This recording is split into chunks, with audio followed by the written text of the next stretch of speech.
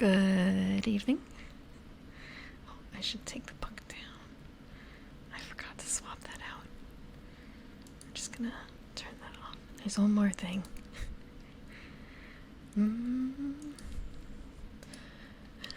Hello, Sailing Saturn. You really did make me panic for a second there. Hello, Legend. Good evening, how's your shot? Chicks. Chicks. I hope they're doing well, Carmen. Hello, Cliff. Hello, maybe not. It would be a good time for a drink. Just, you can probably hear in the background. It's still going on. It's still going on. Hello, Hayden. Hello, Wonder Wasmer. Wonder Asmer. Thank you for the head pat. Go Ganon, no dragon. That was, so, my garden is kind of in a busy area, and it is summer. That means people are more active during the day, and the day is longer than it used to be. We're another 10 days or so it's going to start receding, but the traffic is going to be just as bad. Wonder Asmer. Sorry, Wonder Asmer. Touching grass? Not exactly. Just, actually, well, I mean, I guess that's what other people are doing. Thank you for the Usama has your shot. Yeah, torches, climbing gear, 10-foot poles, all that fun stuff. How much weight does a 10-foot pole take up? What is the value of it? I'm trying to remember how much new adventurers get in money. How much can they afford? Hold on for a second. I need to do something real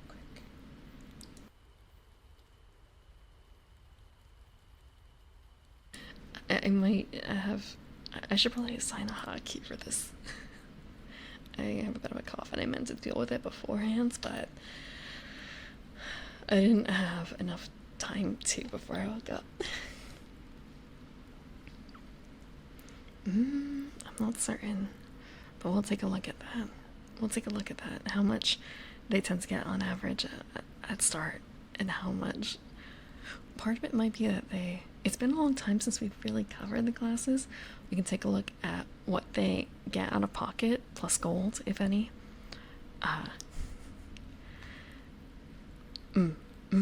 Or if it's a, like, pick your own sort of thing. But yeah, I'm in a somewhat... There's a reason why I say garden and not, like, forest or anything like that. A garden is manicured. It's in a somewhat populous area. So, there are people passing by.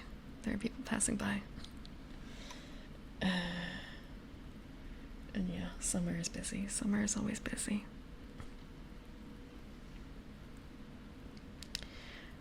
Like, if a torch lasts an hour and if you light 10, does that mean 10 hours of light? Do you light all 10 at the same time? That's the question.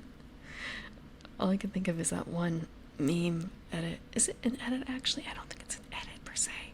The spy from Team Fortress 2 smoking like 20 cigarettes at once, all just stuffed in his mouth. Gentlemen. Yeah. That should last all day, but no, it's just going to last an hour still, yeah. No. Unless you could probably do something like that in terms of candles if you were to like stack the candles on top of each other and like tie the wicks together depending on how they're made. I've made a candle once I made a candle. It was for not Easter, exactly, what is I think it was Imbolc, maybe? I went to an Imbolc party and the hostess had candle making supplies, so we made candles using wax and a stone for the base, sort of, and proper like waxed string, and we made it out of mandarins or oranges or something like that. Like that was what held the wax. No, it was scented like orange because of that. I think I finally, after a couple of years, did give her back the stone because they're not. It's a reusable stone for the bottom part. Yeah, it was basically the kind of thing where you take the wax string for the wick, you tie it onto a ring of stone, and you kind of lay that in the bottom, and you hold the string, I guess, like at the top, and then you fill the orange skin that the stone and the wick is in with wax to make a candle. I don't know where she got that, but it was fun. It was interesting smelling when it wasn't like a little bit burny orange oil. Hello, Gold Sunge. Cultured. There's a lot of things on the internet to see. And a lot of things I've missed. I think we also made, the only reason I think that it was like a replacement of Easter is that I think that we made St. Bridget's crosses too, but I don't know if they always have that name. I know them as St. Bridget's cross.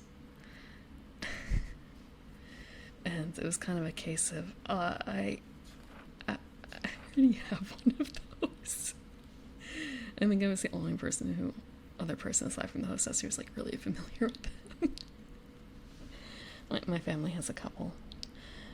I think it was also a bit of a difference between like the material she was able to gather for making them versus what they're more traditionally made of, but I think that's maybe a regional thing. Okay, if I could find a St. Bridget's cross. Yeah.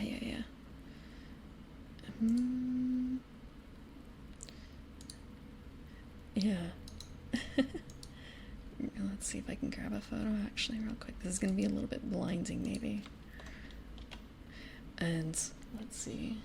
Part of this might also be, this is more like a fresh one as far as I know. Let me grab it up. Okay, like this. This is a St. Bridget's cross. I think it's made out of straw or something like that. Reeds maybe.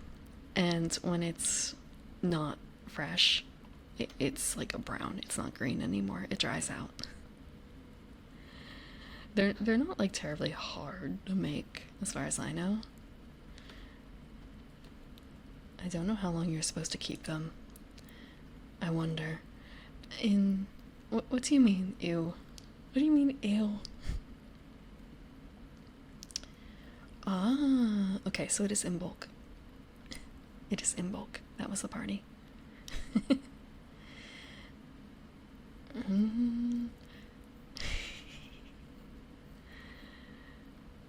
But I never made one before the party. I just had seen them frequently, like they weren't out of the ordinary to me. Okay, so it looks like they're straw or rushes. Either which way. I don't know. I don't remember which. We probably used straw now that I think about it for the party. The one that I know the best is probably made out of rush, to be honest.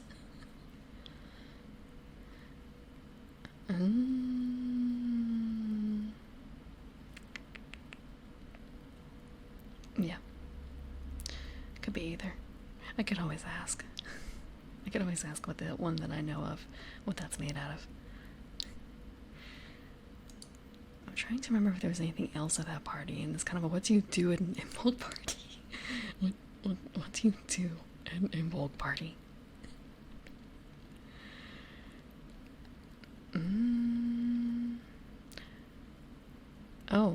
apparently another thing that they do is, I guess, like, this kind of looks like a Wicker Man type thing. What is this? Yeah, that looks like a Wicker Man. I'm pretty certain we did not do this. Actually, is this a... I'm just gonna grab up the photo itself. Like, this is from the Wikipedia page for Imbolc. I don't think that we had, like, a masked bonfire thing. Also, it was, like, in February, so it's kind of a... Well, one, I guess that... oh, I took the photo down. I'm gonna zoom in, too. Practice improv and small talk? An Imbolc party? I suppose so.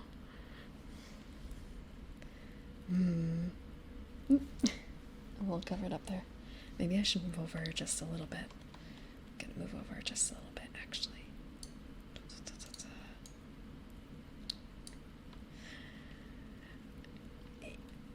It's...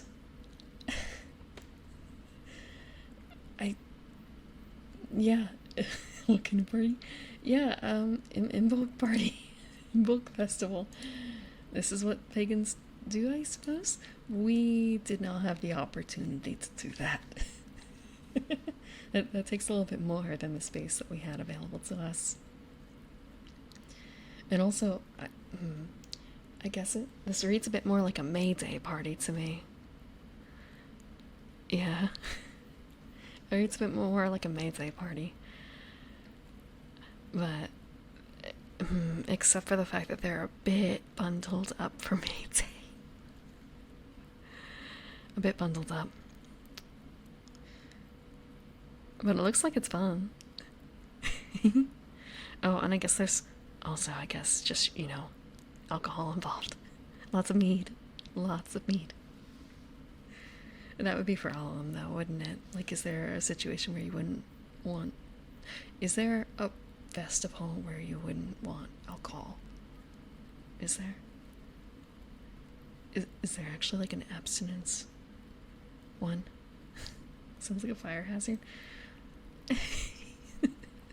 Is it a pagan festival if there isn't, you know, a chance of lighting the entire place up?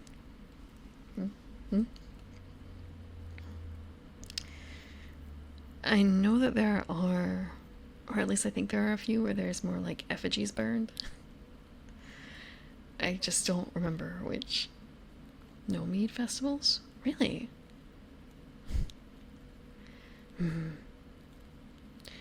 I'm thinking about the different events I know, and it's kind of a... there's no reason not to drink. There's no reason not to drink.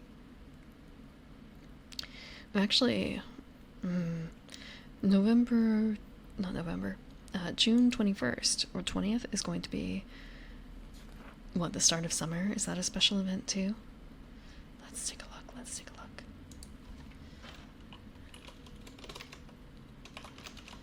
And there's also like a couple different ways to count the start of seasons, so depending on how you do it, if the May is the start of summer, then June 21st is the halfway point, right? But if there's two terms for the way of division of the seasons.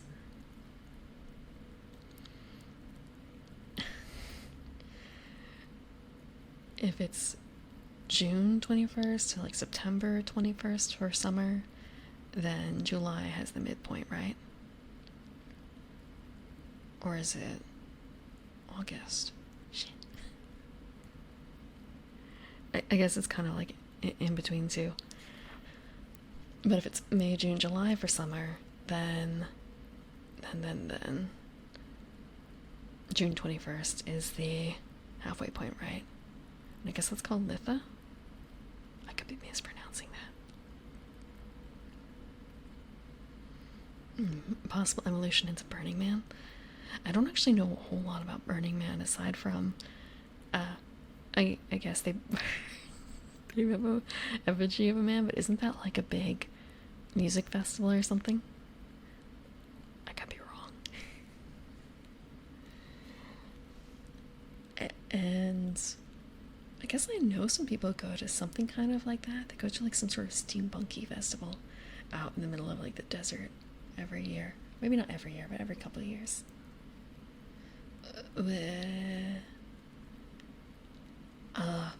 Okay. That could be. I can understand why there would be like abstinence taken festivals to prevent. I don't want to say degeneracy necessarily, but like if you're someone who's recovering from that sort of thing, it's easier to like ask for an avoidance of all of that than dealing with like, okay, I'm recovering from like alcohol addiction and I'm going to a festival or attending like a religious festival that has a lot of that and a lot of other things that are related that could be a problem. But I feel like those might be potentially more the exception than the rule. So yeah. So summer solstice with a and then there's Llamas for later, Mabon, and Samhain, something like that.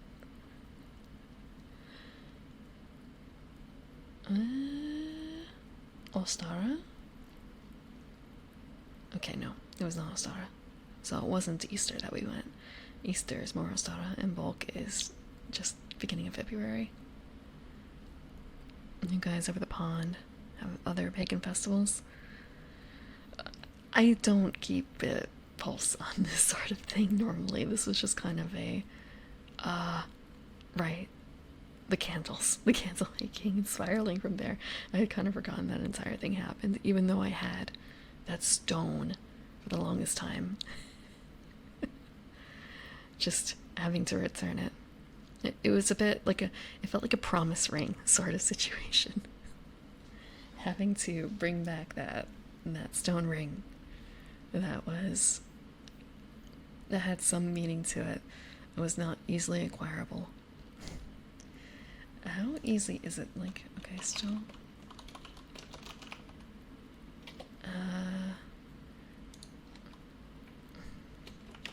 How easy is it to get those? I don't honestly know, like, where you can get that particular type of thing.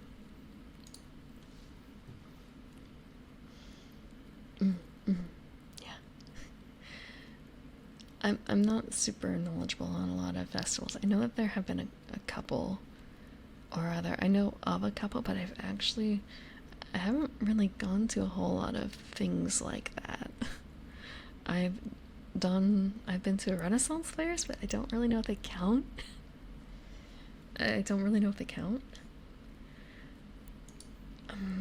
feel like that's a lot less involved than going to a lot of the other festivals. And also, like, European festivals feel like they're on a completely different level than what I know of the festivals in the US. But part of that might be how the US deals with that sort of thing. I feel like part of it is the very nature of the US with space and cars and such.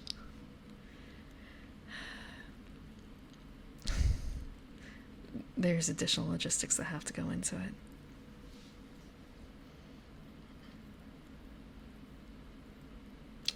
Also makes me think of Beck.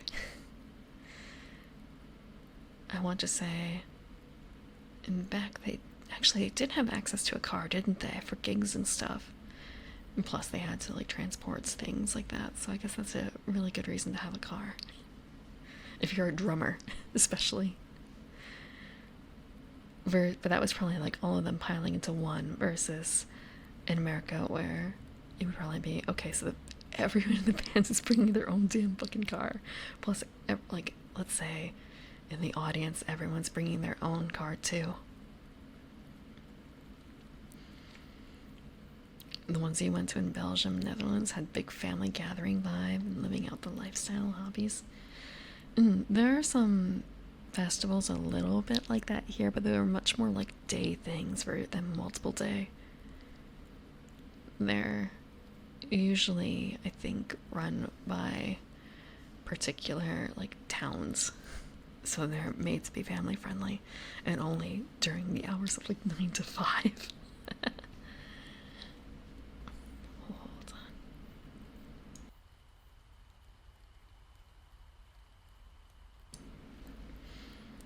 on.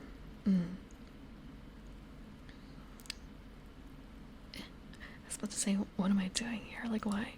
I kind of forgot that this picture is up, and it kind of matches my decor. I kind of forgot I had this picture up. It blends in a bit too well with the background, with the lights, the orange glow, and the flowers in the background. You might not be able to see it. I'm gonna zoom in a little more, but yeah, there's like, I don't know what that is. Are those things to light on fire in the backyard or back area? I'm not certain. But they kind of do look like anime masks. Like, I could see them being used in Naruto for ninjas. Even though they look like they're supposed to be, like, one of them looks like a fox mask, another one looks like a more of a skull demon mask, and then the one on the far left again looks kind of like anime fox mask. Another demon mask, perhaps. And these ones are wearing capes, I guess. Camoed. Yeah. I wonder why that is. Eh? Sorry, I heard a ticking noise. It's kind of a, what could that be?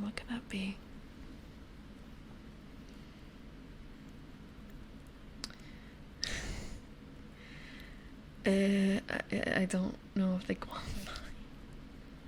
But I guess they all have the same red cape thing going on. Maybe they are the Akatsuki. Also, I read that a little bit wrong, that statement. I read that, like, something about me dating the IRL Akatsuki, and it's kind of an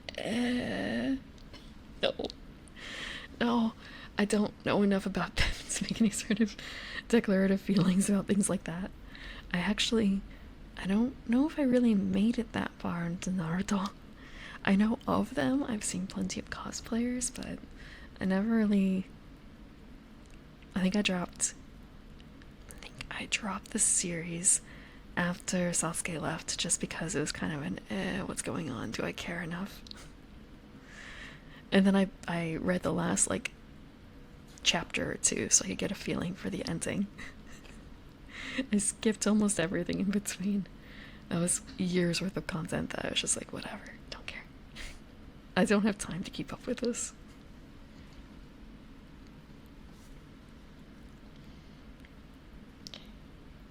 Okay, one more thing. Chunin exams.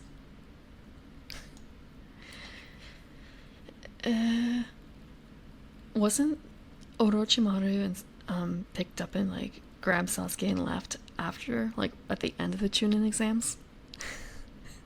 Something like that? Isn't that pretty much it?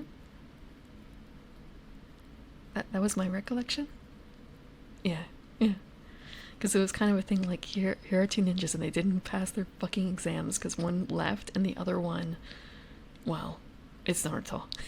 I don't know why he didn't. I don't remember exactly why he didn't pass, but it may have had something to do with all that business, you know? I think, like, one of the only ones who passed was what?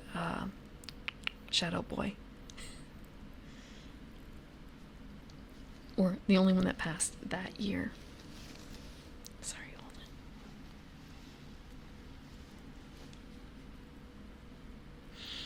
Yeah, I haven't kept up with most of them, but I mean, how to put it? I dropped Bleach. I don't remember when.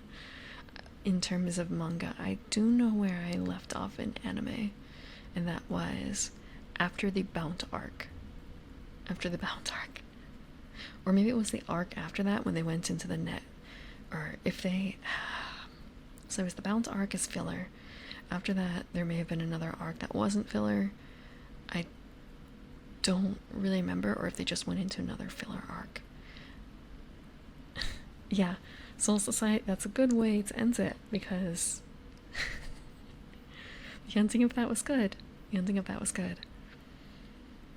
When it comes to the manga, I think I dropped sometime in the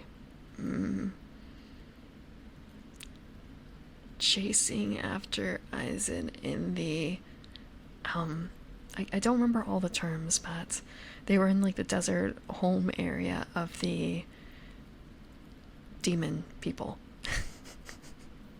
The soulless, I don't remember the names. There's the girl with the green hair, who could change with the skull headpiece. She was involved, and it was one of the fight scenes in there, and it's like I cannot care anymore about these fight scenes. When they were trying to save Orihime, when it was another Rescue the Maiden story, and Orihime had god powers, of course. What else was there? That wasn't the last arc, was it?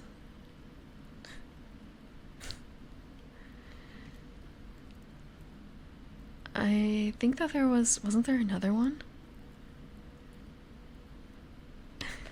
Because the whole thing was like, God is dead, right? And God's son killed him. And that was like years.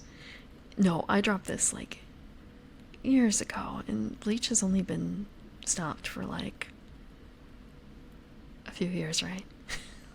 Fuck. I don't remember. It's been so long.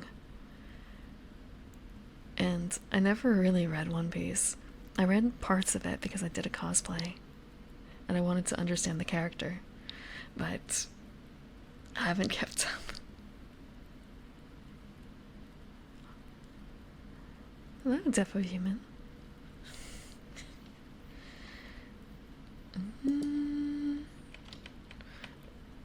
Let's see. Okay, this is good. There we go. But yeah, so hold on one second. Bleach. But I don't want that. I hit the wrong button. Which story arcs? Manga? What were the story arcs?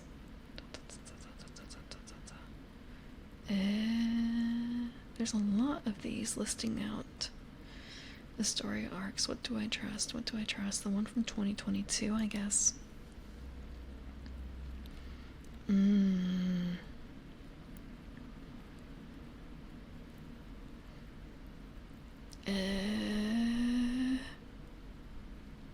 I think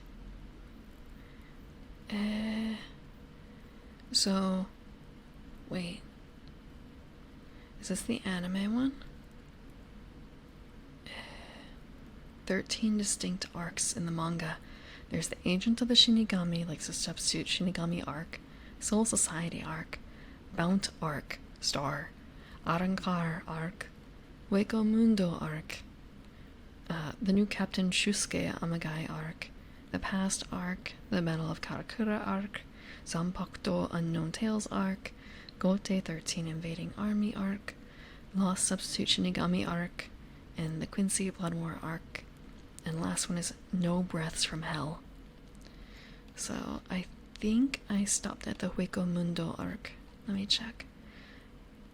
Yeah, the Bount arc was anime only. Arrancar.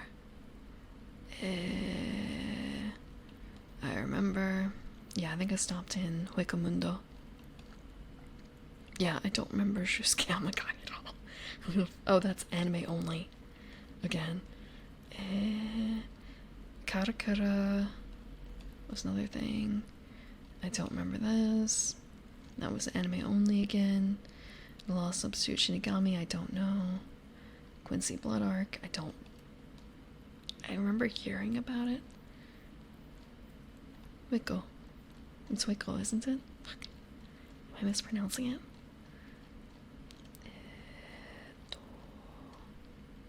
Hueco.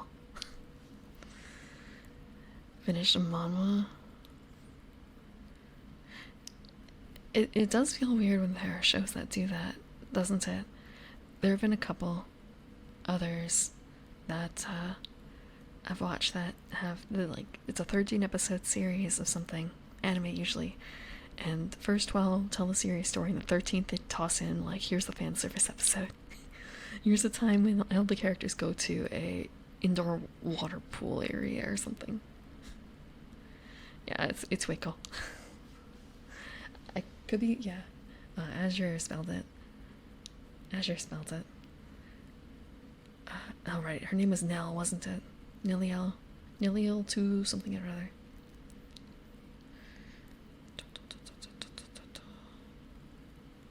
Yeah. it's a lot to remember. But yeah, I gave up. I gave up. I try to keep it to shorter series. Try. No. I don't think I've really started anything long in a very long time. Although there are ones that have light novels, I suppose, and go for like season 2. They're just not long running, constant running ones. I say that as I think, oh wait, I have watched My Hero Academia. I've watched My Hero Academia. I've not really read it, unfortunately. Just whenever a new season comes out, like popping in, maybe binging the series and then popping back out.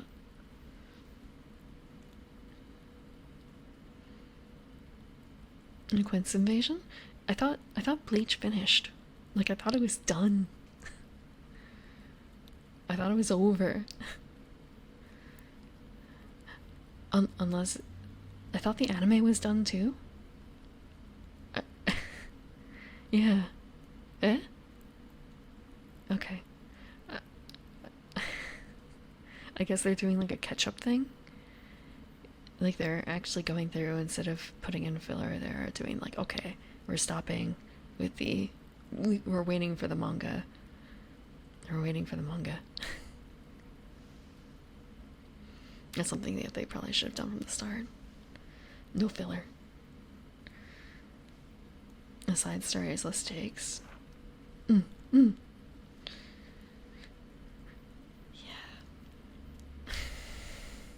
Yeah. What I'm thinking of for that is Sankareya. They did the same thing, but it was, again, anime. Which I guess kind of helps with the whole issue I have of not wanting to finish series. And not watching the last episode of things, that problem. Because I didn't realize that I was already watching the last until it was over, and then seeing the preview for the next episode, and it was kind of an this is where you're going from here. The main story is done. So you're gonna bring the zombie girl to like a fucking pool. I think that's what they did with her anyway. Well, this was a different series. Okay.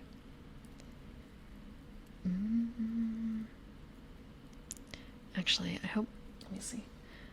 Okay, realizing this should be good for direction. I realize it might be a little weird with the 3DO and like perspective, so I'm removing that for now. I'm removing that from now. Okay. And also, I made a slight improvement in the PDF in that I don't need to, there will be no more flashbangs. It is statically black with gray text. It's enough.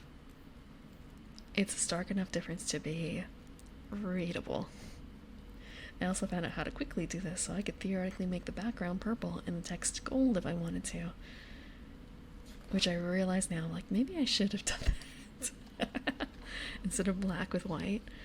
Make it a little bit more personalized, but it's fine. It's fine the way it is. Probably. Now that I think about it. Yeah. I'd want to make sure it passes accessibility a bit, but that could be done. Just like a very, very dark purple. Very dark.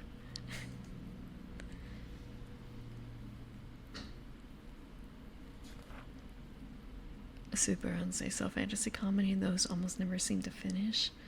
To change genres. What book is this? What mama is this?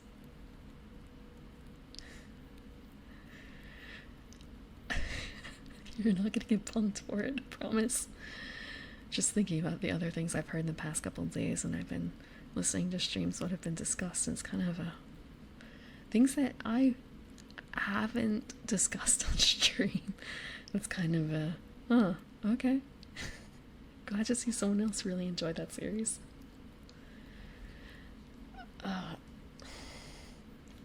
Wouldn't have expected it necessarily from what? Yeah, sure. If you don't attach to your name in public. Yes, I very much enjoyed interspecies reviewers. I actually haven't seen it before, but I've seen at least 2 people extolling its virtues in world building, so it's kind of like a maybe I should watch it after all. Maybe I should watch it after all. Interspecies reviewers. That's what I've heard. That's what I've heard. No, I think you may have been one of the people. You may have been one of the people, but another one was an actual streamer talking about it, so.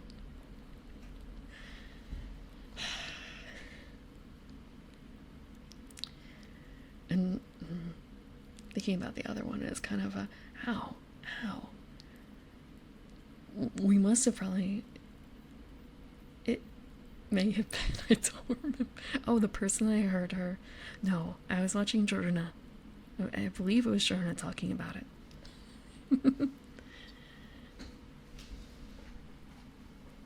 I believe. I could be wrong.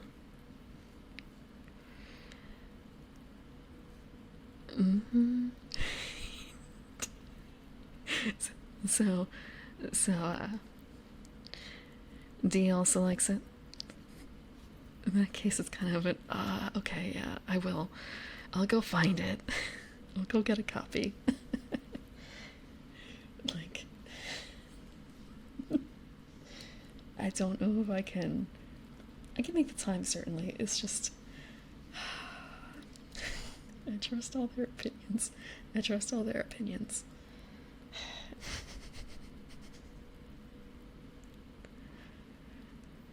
Okay. I just have to find the time. It might be a little tough this upcoming week, depending. I'm actually not going to be putting out a schedule this week because of my cat. He is going to probably need some, depending on how his biopsy result comes back, there might be some decisions that need to be made, and I would like to be available for that, and I don't know when that's going to be. Thank you, Gold Sunch. I'll try to be quiet. I'll try not to drop anything, and I'll try not to unplug anything. I've been very good about not unplugging for the past few weeks. The dropping things and forgetting to mute, though, I'm still working on.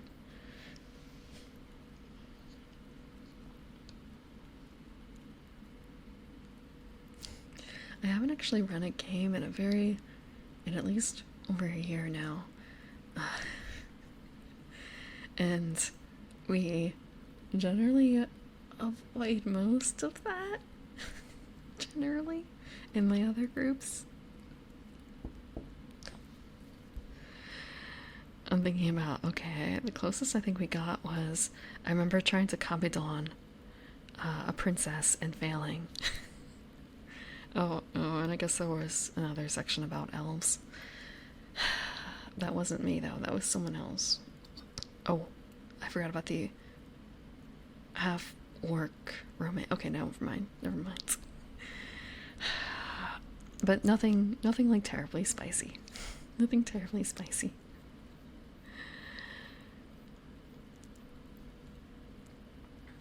Nothing too bad. Oh, speak of not dropping, that was me, like, knocking on the table.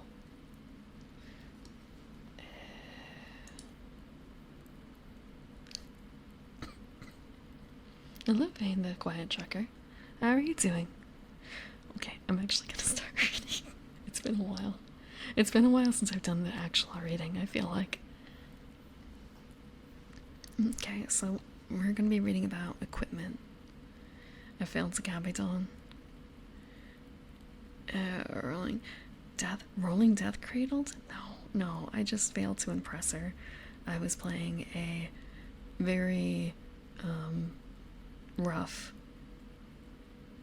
fighter lady, and this was a Greek world, sort of. And I was trying to, I don't remember why exactly, but I was trying to basically romance the princess of the island we were visiting. And my character was very bad at social roles, incredibly bad. So, and given her particular angle of things, like the easiest thing was like, I'm gonna Kabidon, like play the rough dom girl against this princess, and that failed. And then one of my teammates swooped in to be like the basically he white knighted her away from me. and yeah, treated her like a pillow princess essentially. And that got her interest a lot more. He was also way better socially, that character in general, versus mine. No. Look, she wasn't okay. She was actually kind of a grappler. Shut up. She was a grappling character, but not like primarily. But she was definitely the intimidating muscle of the group. Like, oh, you don't believe you can deal with a Cyclops? And then just point over my character flexing in the corner.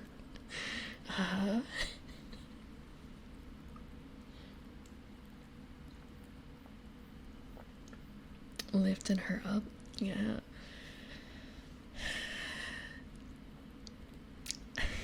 That probably would have gotten the guards called on me. I think it was kind of a hair's breadth away from that in the first place. Marisa from SF6 Street Fighter. I don't know that. Actually, this is an online game. For my token, what I used was, my image initially was more so, I don't remember her name. In Fate Grand Order, there is not Atalanta. There's a berserker who does not want to be called beautiful. She's got white hair. I believe she has red eyes. She's a Greek berserker, I believe. That doesn't really narrow it down. There's a ton of them. And I basically used her as like my token. But I used the chibi version because it was more like angry than the other ones. Not Attila. And not Atalanta. That's what I was thinking of.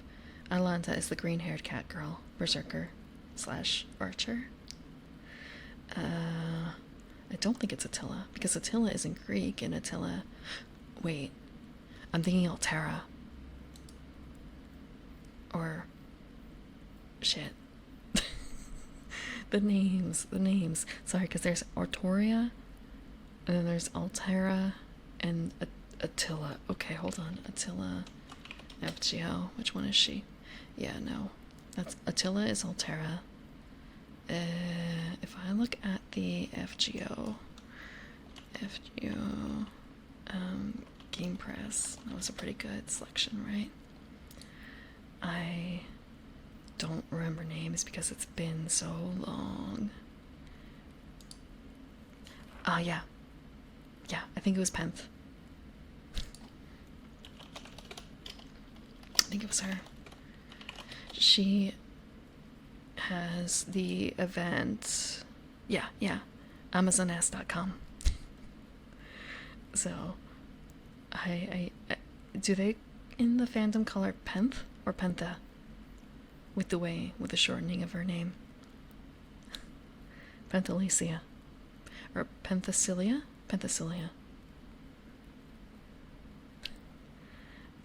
I can grab up an image of her real quick. Okay. I found the exact image I used for the token base. Okay.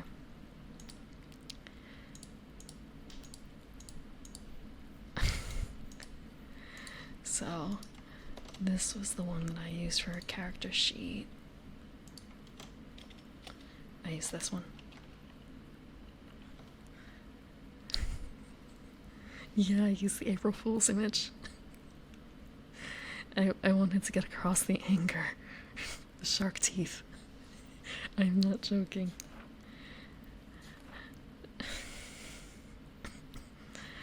It was more of a case of designing the character and then trying to find art afterwards, and this was the closest I could find at the time. I would think I wanted to use something that was a little less like chibi, more serious, but at the same time the smileys. But I think I had trouble finding art that showed that anger and rage somehow. That also didn't look a bit strange. Oh, Lavos. Hope you're having a good day.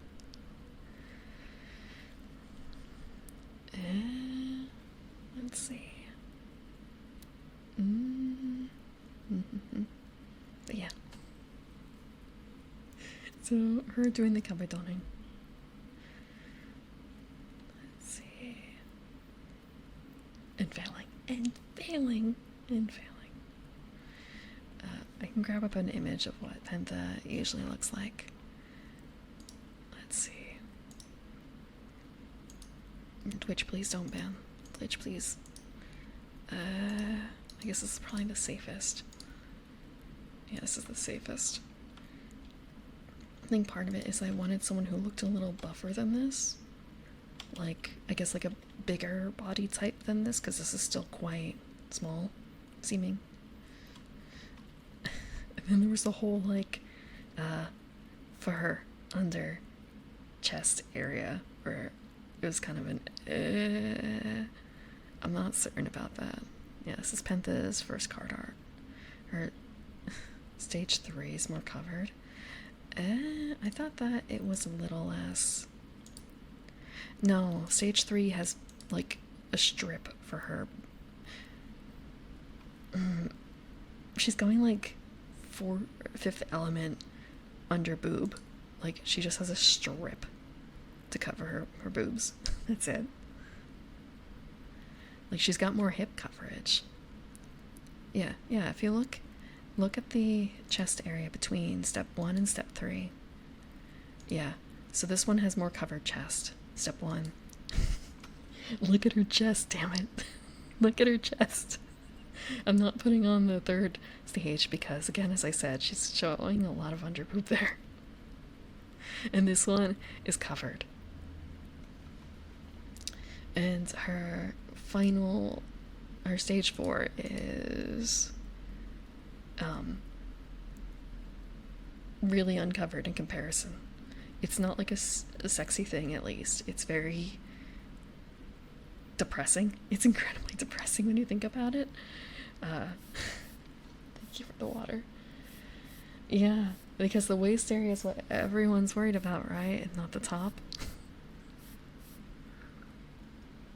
Thank you for the water.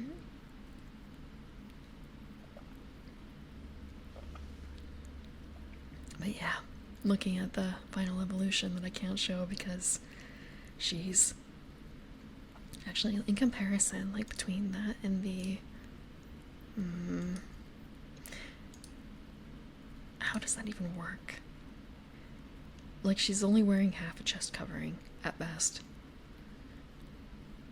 and there's someone's foot in the background, and it's kind of a case of I feel like I should know whose foot that is. I feel like I should know.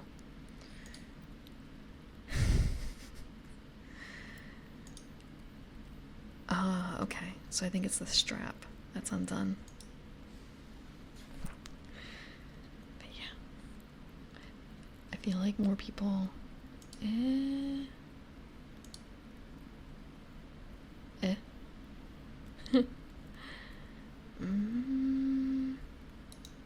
me copy this? What is this? What is this? If you actually right, are you sure it's just not her boot? I don't know for certain. I'm going to guess not her boot because we have the full model and I don't know what the full model looks like. I'm sure people have art of it.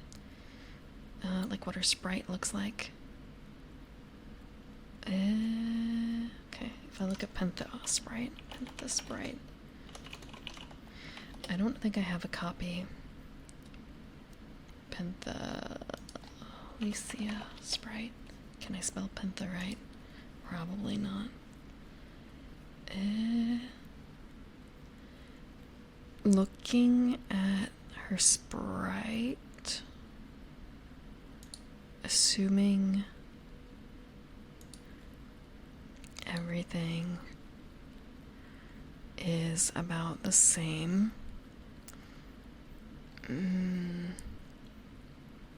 I don't think it can be her foot because all the full body art I'm seeing has her having silver with really spiky black tips for the feet and not red at all.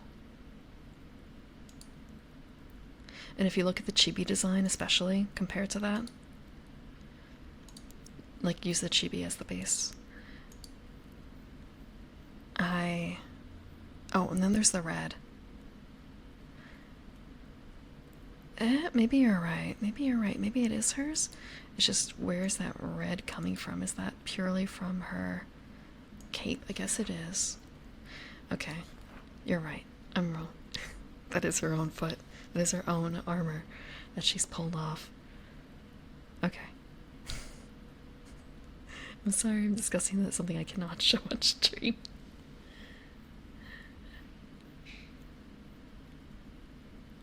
Man. Yeah, Fate pushes it a lot. Fate pushes a lot. They have some really good character designs mixed in there. And then they have some kind of strange ones too. Some of them... I'm trying to think of my favorite Fate character design just on the design alone. Let me take a look real quick. If I look at this characters... Okay, I like Hokusai. I like Hokusai. Does she count?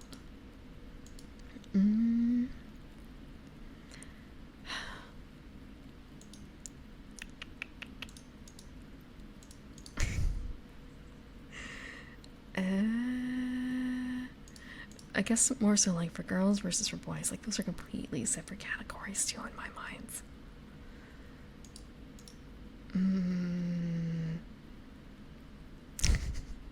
I like adult Ultria too. That form factor.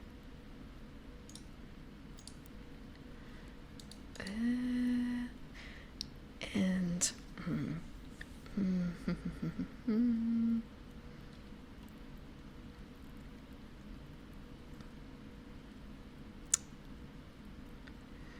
I guess I kind of want to like Brynhild, but I don't know. There's just something about it that I don't like. Oh, I like Morgan too. Don't make it more grim than it is. I feel like it might have to do with the story, like the story of her existence. I feel like it's a bit deeper than that. Oh, I also like Carmilla, and Leonardo. I like Leonardo, but I don't know what I should count her as.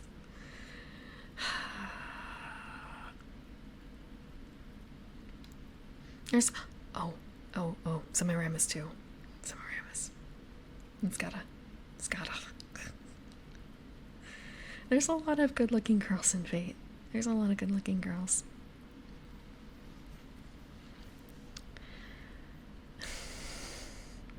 Which I guess like Medusa. Yeah, Medusa feels like it's cheating. God damn. Like that's. Is that humanly possible? And I guess it's not. She's not a human. She's essentially a snake lady. Unless you mean like Lancer Medusa, I'm thinking of, oh, I guess I'm thinking Gorgon, actually. It's Gorgon, right? With big snake lady. Big snake lady.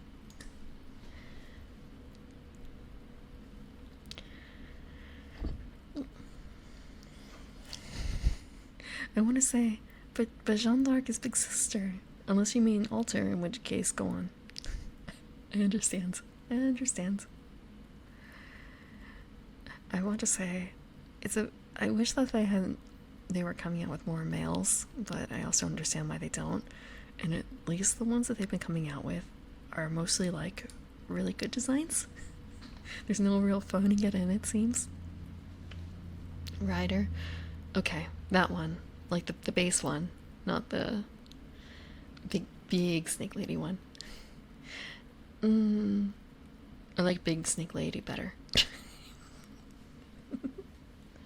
I like the big snake lady better.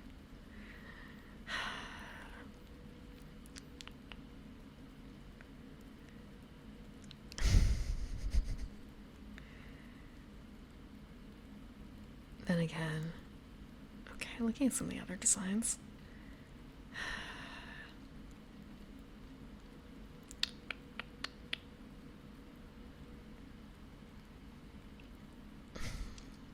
There really haven't been too many men coming out. The riders.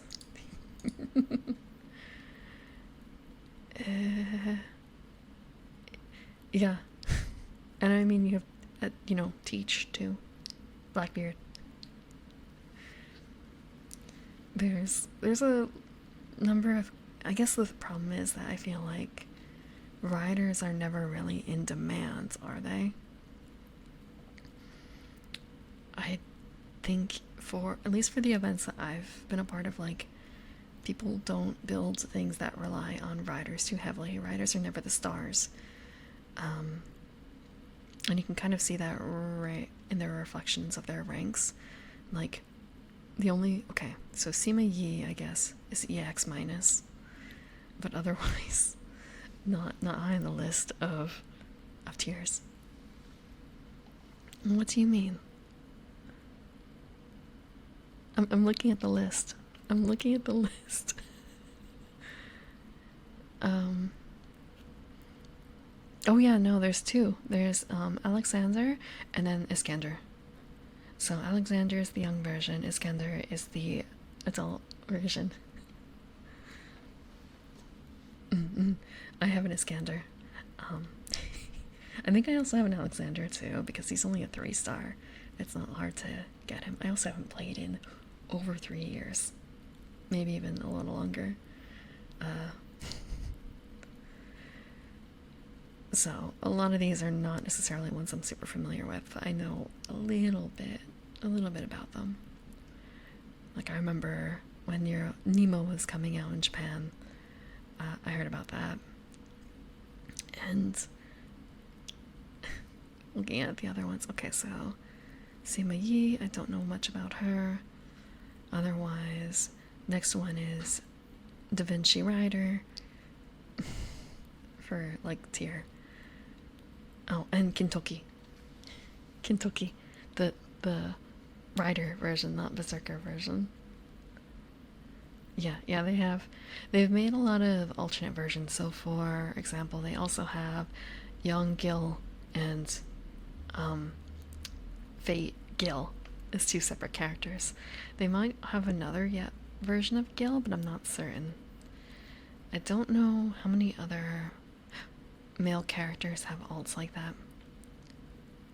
Yeah, there's Artor, Lily, Saber Lily. And then there's Medusa Lily. There's a couple other lilies. I do know for the English game, there was recently an event that had basically all the young male characters as like enemies, as a group, as an idol team. So it was kind of like, wait, how many do they have? And I think it was just like a scant 5 or so. There was Gil, Alex, Alex. There's Voyager. There's like, do you count the Rider I can't remember his name. Hans. Do you count Hans? Because, like, in appearance, yes. In voice, no. And I think that there was like one more, but I don't remember who. And I don't remember if it was like an alt version or not. Like Iskander Alexander. I don't know if there's like a young Aussie, for instance. Fate Stay.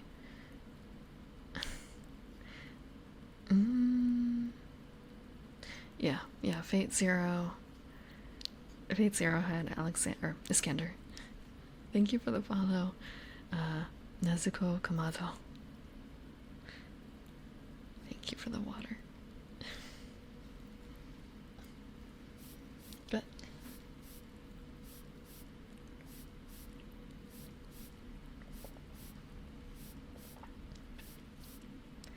I know that there's like a fan, Maeve Lily, but I don't think that's real.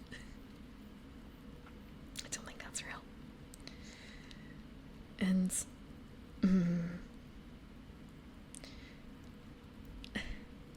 there's some other characters that are like visually kind of Lily versions of other characters, but aren't really. Like, I know there's that whole mother figure who does not look like a mother. I think there was another one too. And then there's the, relationship between Carmilla and Elizabeth. Like, what does that count as? What does that count as?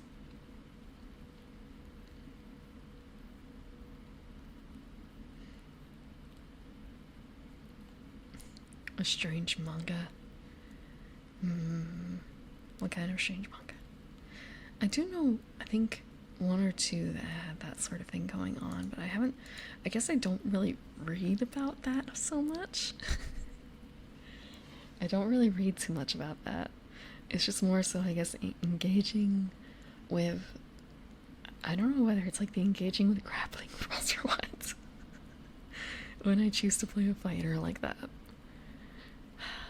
Maybe it's not having to rely on equipment so much, rely on outer sources. Marie Antoinette as muscle woman? That's a bit... Alright, posture check. Okay, hold on. Okay. Posture is a little better. Why not monk? Well, for some of them, monk doesn't exist. For some of them, monk did not exist, and in other cases, yes, I made a monk.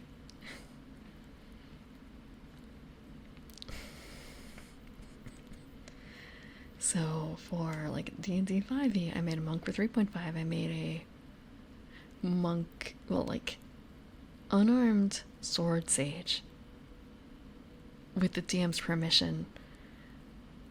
Basically was a monk. It was a better monk.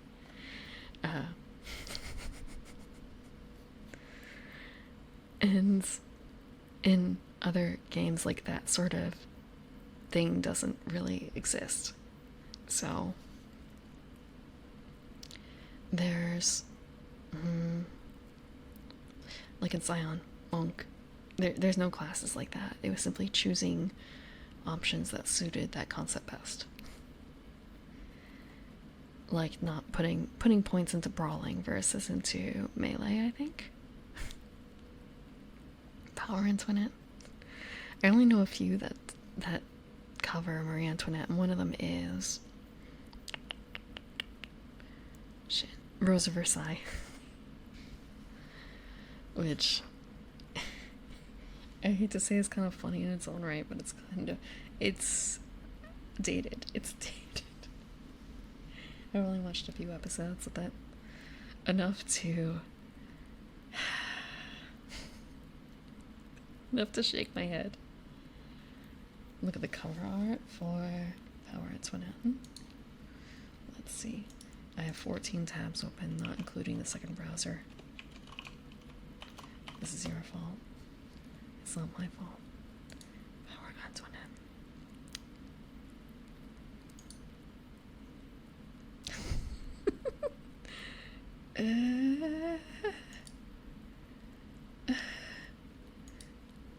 Okay.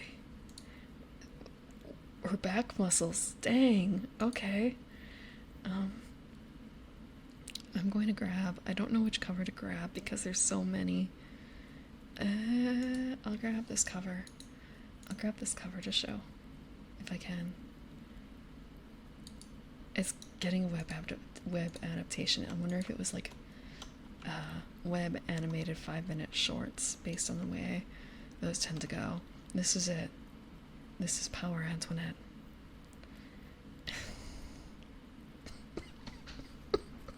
Hold on, I need to go die for a second. I'm gonna laugh and I'm gonna cough.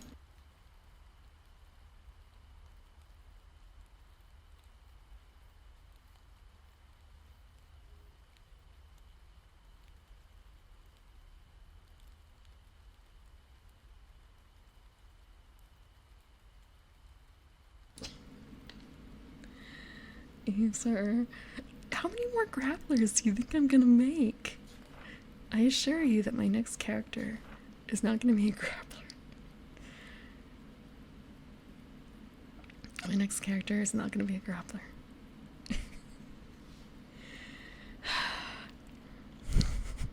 Unless I totally remake the character, in which case it's not my fault. It's not my fault if I make a grappler.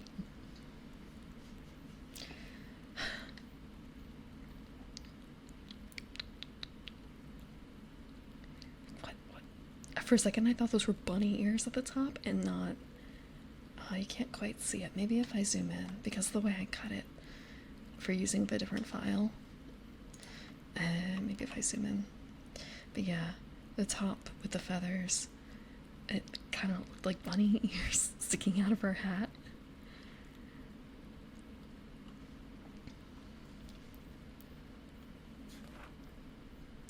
Hello, little honey bunny. Hope you're having a good day. Sorry, we're supposed to be talking about equipment, not looking at... How would you describe us? Someone who does not need any equipment. It looks like a... It looks like a light novel based on the story and illustration point, doesn't it? It's not even the art you were looking at. Were you looking at... Let me see.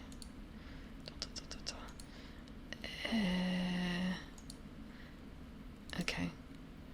I don't know if this is a deviant... This is a deviant art piece, so I'm not certain if it's...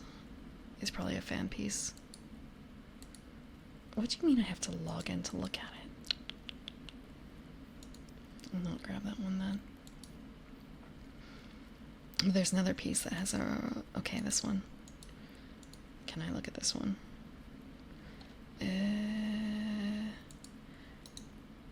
Okay. I'm gonna show this one real quick. Okay, that's really zoomed out. But yeah, this, where it's kind of that's a lot of work. That's a lot of detail. That's a lot of looking at bodybuilding competition. Like just having that playing in the background as you're sketching. Yeah. This is one you definitely need reference art for understanding.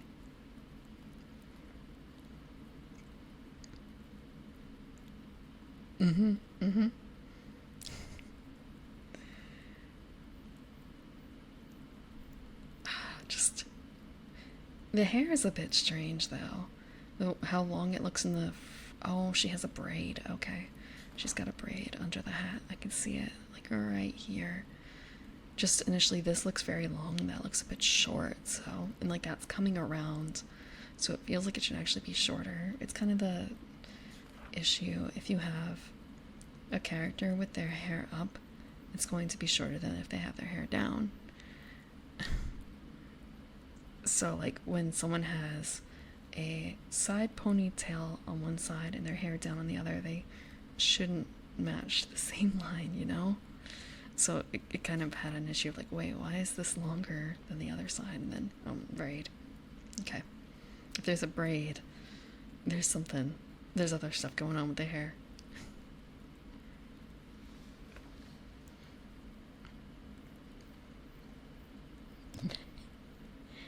It's, what is it? Good civilization? It's good civilization. Okay.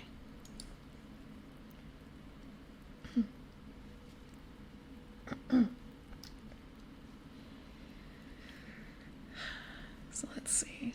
Dungeon World, Dungeon World.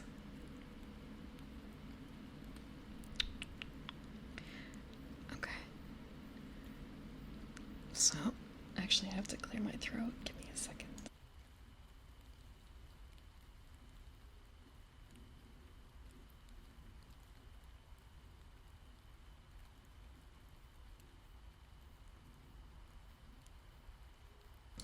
Okay, a little better. I really should have done the thing before stream. Gotcha is bad civilization. Yeah, you're not wrong. You're not wrong.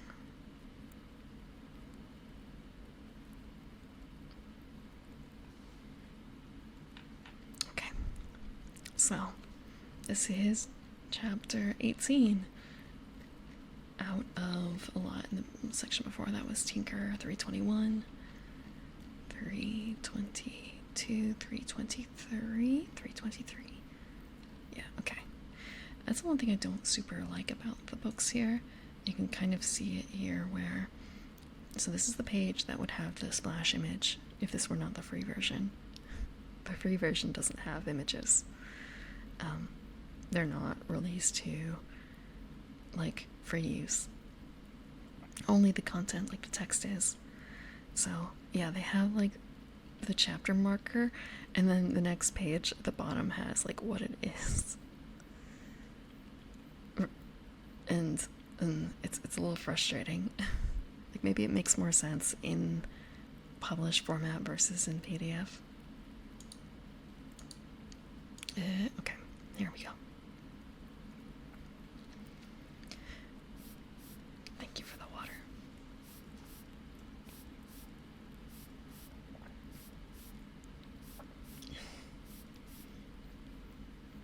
It's not a path. Although, okay, so you guys know, do you know how to properly water a plant? Do you know how to properly water a plant? You shouldn't be watering from the top, you should be watering close to the roots. Especially during the day. So it's just kind of a, if it were accurate, you'd be watering my feet, essentially. I don't think that's Twitch safe, though. I don't think Twitch would like that. For free.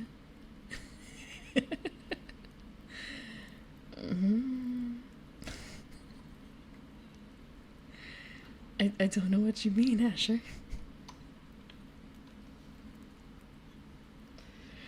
But really, if you are watering plants, you're not supposed to water during the day because they can burn from the water,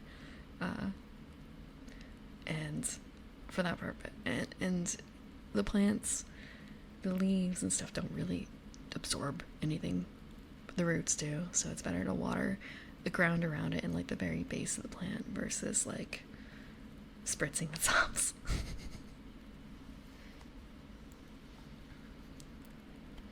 Just the sound of running water going into my footpath.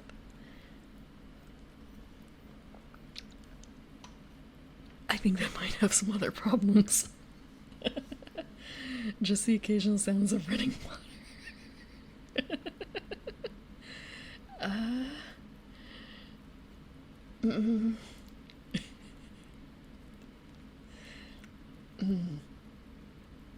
I don't know if I can make that work on Twitch. Maybe I shouldn't have brought this up. I just wanted to educate you on plants.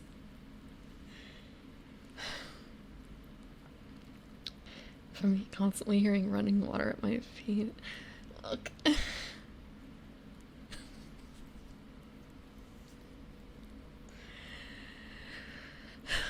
Pretend I didn't say anything. Pretend I didn't say anything. No. There's no running water noise. I mean, there's the rain. The rain is different. Lorraine is different.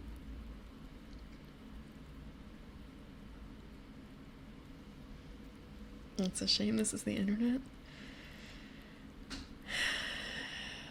Yeah, I guess it is. No, no, no, no.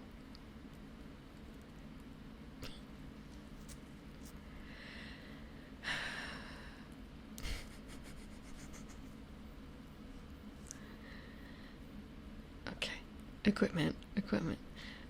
No. Yeah, that's fair. I've got the bunk up.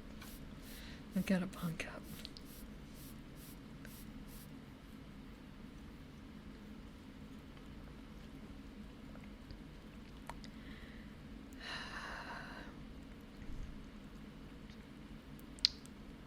The musty tomes and forgotten treasure troves of the world are filled with useful items. The fighter can find a sharp new sword, or the thief might stumble across a deadly poison. Most items are mundane, not magical or intrinsically unique in any way. Any item that is magical or one of a kind is not mundane for the purposes of moves. The fighter's signature weapon is never mundane.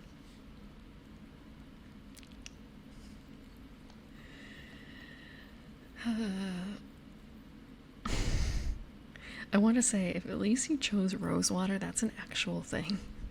Rosewater is an actual thing, not me with primroses. And also, I'm not a primrose exactly. I'm an evening primrose. It's different.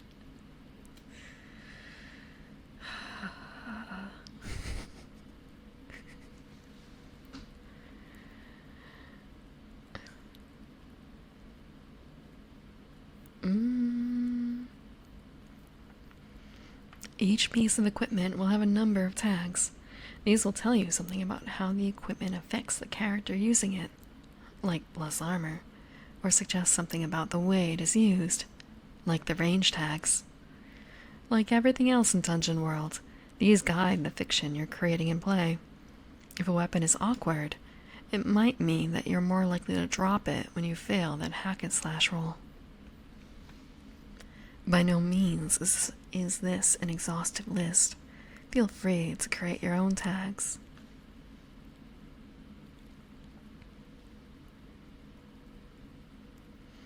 There might be something to do with that in the fighter area. I haven't studied it.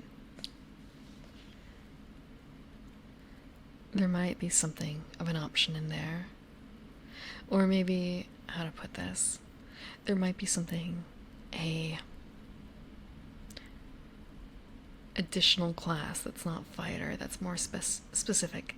I wouldn't be surprised if someone made a third-party class that covers that need. Although I feel like mages are more common in third-party classes.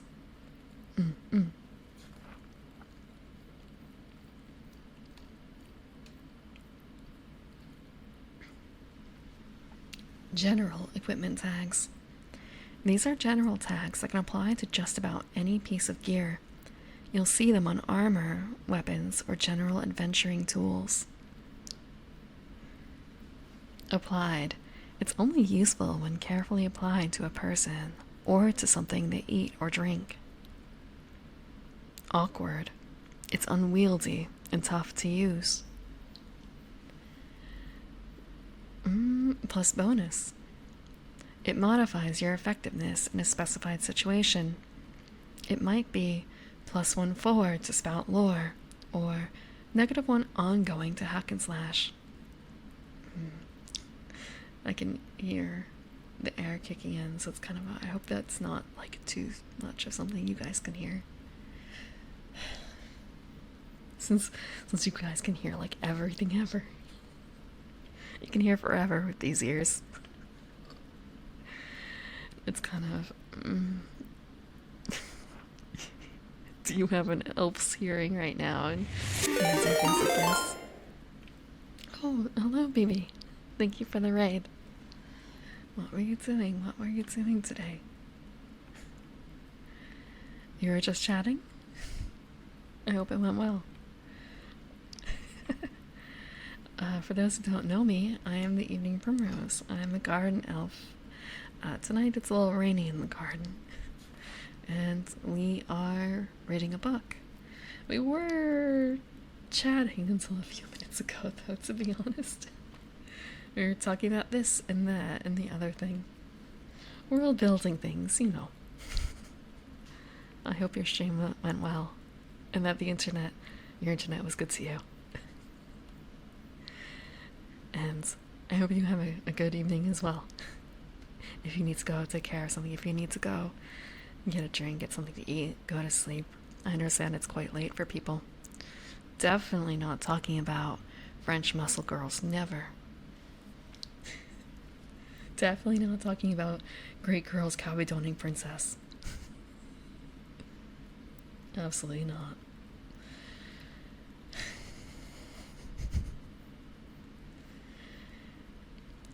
Talking about equipment. And muscle girls amongst don't need equipment.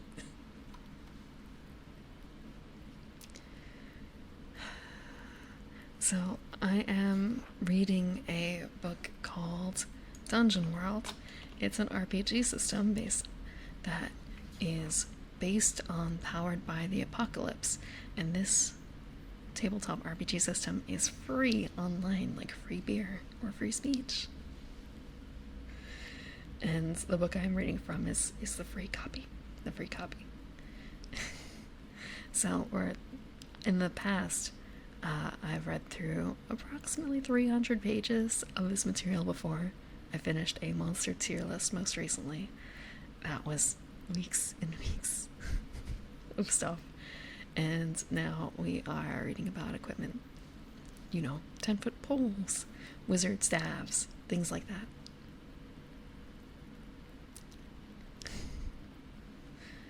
Let's see. So, we just finished plus bonus. Next up is N coins for tags of the equipment. So, N coins, how much it costs to buy normally. If the cost includes minus charisma, a little negotiation subtracts the haggler's charisma score, not modifier, from the price. That's neat. The fact that they actually calculate like what you can haggle for and what you can't. I guess elastic goods versus inelastic goods. Is that what it would be like? I don't know if I've come across that in a setting before, where it's built into the item cost like that. Most of the rest, it's flat fee, and the character, I shouldn't say it's always a flat fee, but there's usually like not a mini game, but like a social role to try and haggle, I feel like. Or in some cases, you might have a boon or something that allows you to basically bypass paying for things. Like forget about counting about money, like that's too mundane. You just know a guy if you have this thing. Is it tough? I can make I can make it bigger.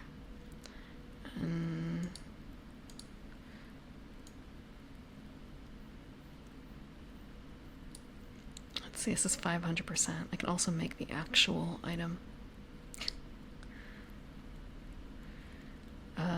Let's see.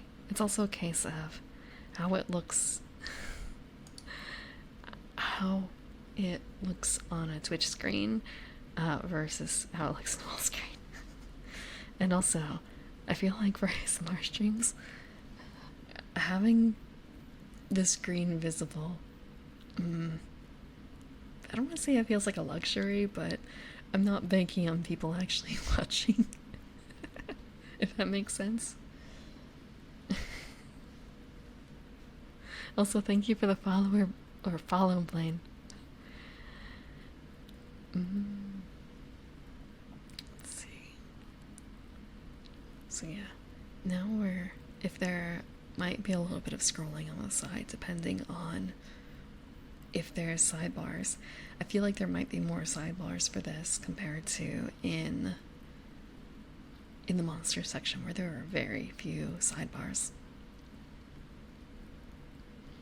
And realizing, right, the references are going to be from 2012 or so, and thinking, oh, it's not that, it's a decade ago. It's a decade ago. References are a decade old at least. Okay. Next tag is dangerous. It's easy to get in trouble with it. If you interact with it without proper precautions, the GM may freely invoke the consequences of your foolish actions. So long ago. Yeah, just realizing, things that happened a decade ago or so. Counting by decades. And there was something that came up. I think I saw one of those, like, what do you mean, this generation of things is retro? Retro is for, like, GameCube and N64, right? And all I could think of is, GameCube and N64 are retro? Fuck. And along with that, I suppose it was a case of, like, things that it was a game shop store, or a game store's description of things that you could trade in that were considered retro, and it was kind of an that's all stuff I want to play. Those are all on systems I want to play. No, especially not the PS3. Yeah, PS3.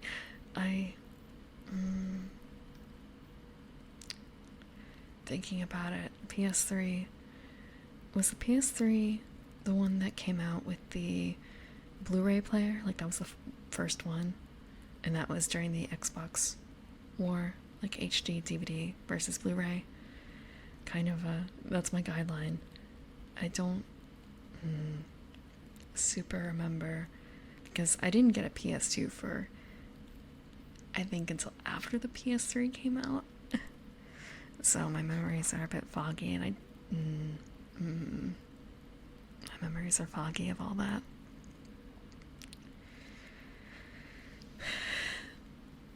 So I don't really have a concept of what's properly retro, I guess, in terms of system names necessarily.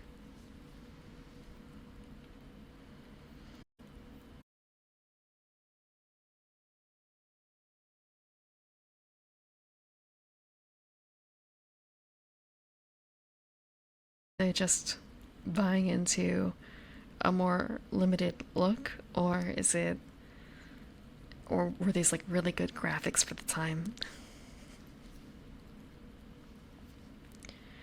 And now I'm wondering, I remember being very scared of Silent Hill 4, The Room, when it came out. And kind of a case of, I was watching someone play a bit of Silent Hill 1 the other day, thinking, this is supposed to be scary, right? I'm going to watch it and prepare to, like, record screens of mine.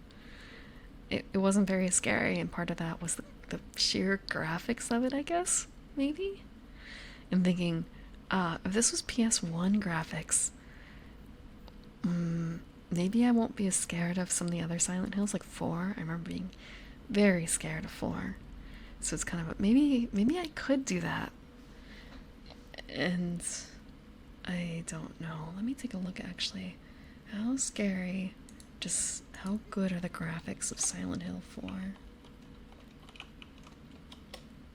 And what did it come out on? It was 2004. That's almost 2 decades ago. It's almost 2 decades ago. It was for PlayStation 2 and 3 and Xbox and stuff. It was something. Yeah, I remember very specifically, like, I only watched probably like 3 or 4 hours of it being played back in the day. And I think actually I might still be afraid looking at the graphics. Unless they did a re-release. Unless they did a re-release, I think the graphics are still good enough for me to get freaked out. Yeah. I wonder what my cutoff would be for, like, the graphics make it less intimidating. I feel like 3 might be pushing it too.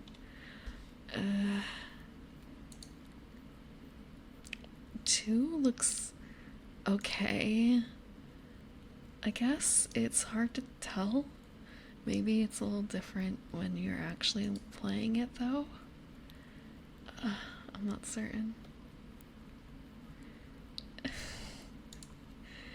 Someone is holding a Scream competition. Or I shouldn't say competition. They're doing a Scream tier list. And it's kind of I can scream. I can scream. That's something I can do. And now it's just, I tried recording screams in my basement. It did not. It lacked that liveliness, you know. I didn't want to do like a full on scream because I didn't want to worry my neighbors. So I didn't do like a full scream. And I think the next best thing would be either to delve into VODs where I screamed, but part of that is that I didn't have great audio settings for them. So they're a little. They're kind of warped. They sound. People said that they kind of sounded like Chihuahua barks. I don't sound like that when I'm screaming, I assure you. It's just how the audio compressed. And so I want to re-record. I just have to find something that would cause me to scream. Which shouldn't be hard. It's just that I have to.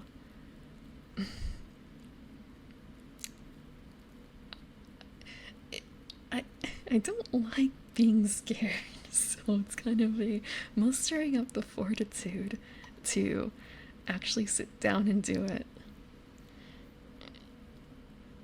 Shit, you're right. Yeah, I should check the gnome one.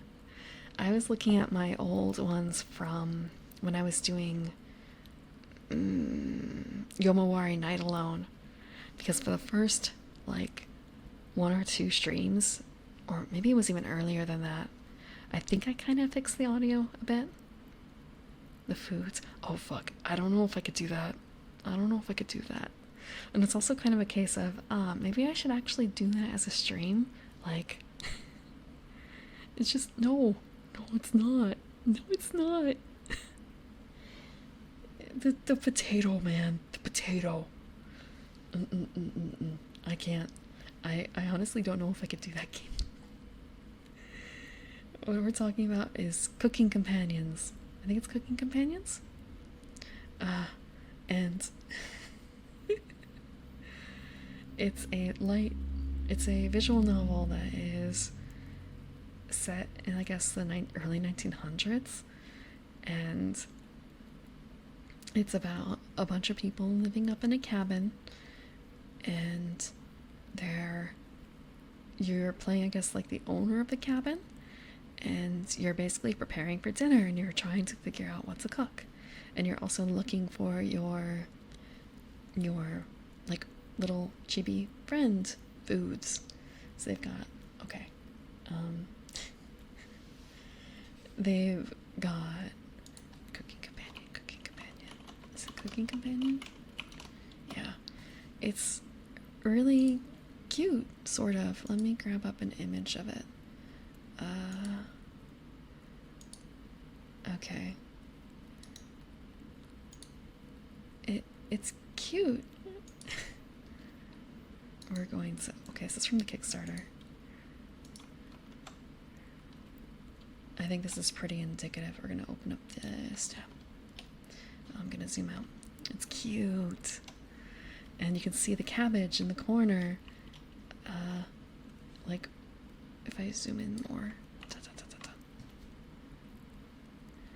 So there's like a cabbage and a tomato, and they're all like the really cute voiced, cute looking chatting things.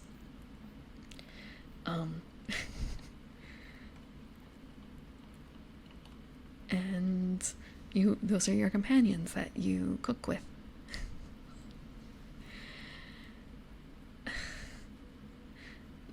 No, don't think there's anything about Baba Yaga in here.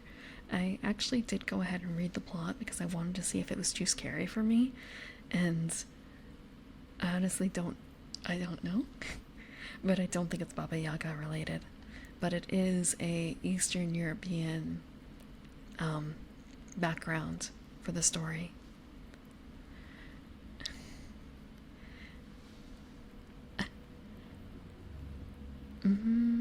But yeah, there's a cabbage, there's potato, and I don't remember any of the other foods, to be honest, because potato was like the last one you found, and people were like, do we have to find potato?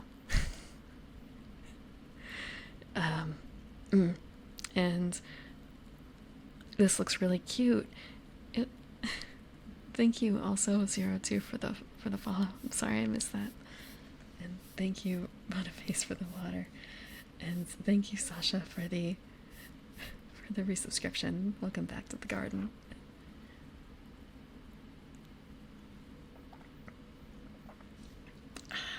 It looks really cute. It is a horror story. It is a horror story.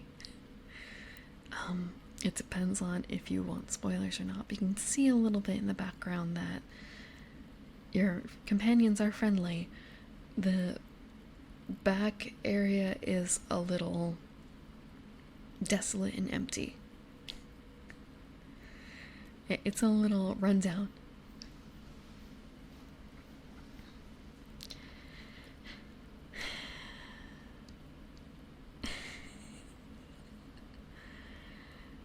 And they have a free appetizer edition that's available on Steam. I don't own the full game. All I have is the free appetizer edition. And that is all I needed to know. That I cannot. It's kind of making you hungry. Go get a snack. Go get some food.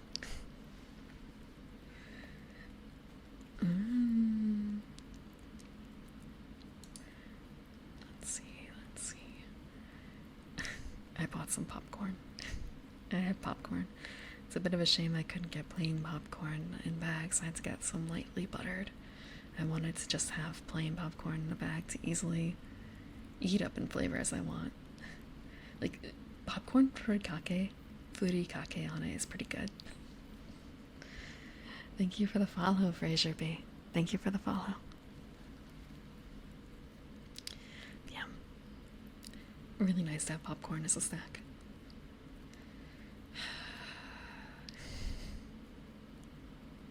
But it's kind of weird to have like buttered furikake popcorn.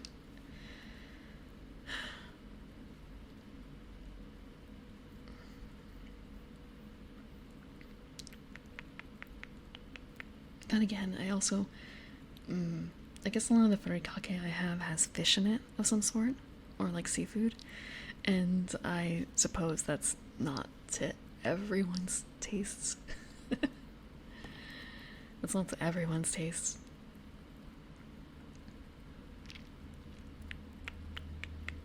Oh, here we go. The next thing in our equipment tag list is the ration. It's edible, more or less. It's kind of so all I can think of is, so your companions can count as rations? Is that what it is? Can you bring along an NPC and have them tagged as a ration? You never know how desperate you're going to get out in the field.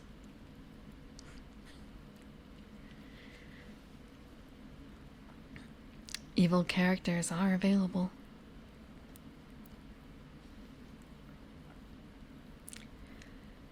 Requires is the next tag. It's only useful to certain people.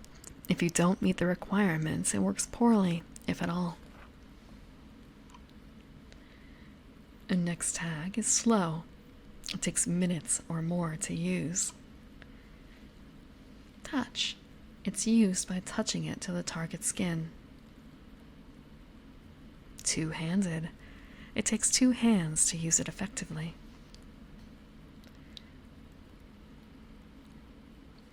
Okay, next is N weight. Count the listed amount against your load.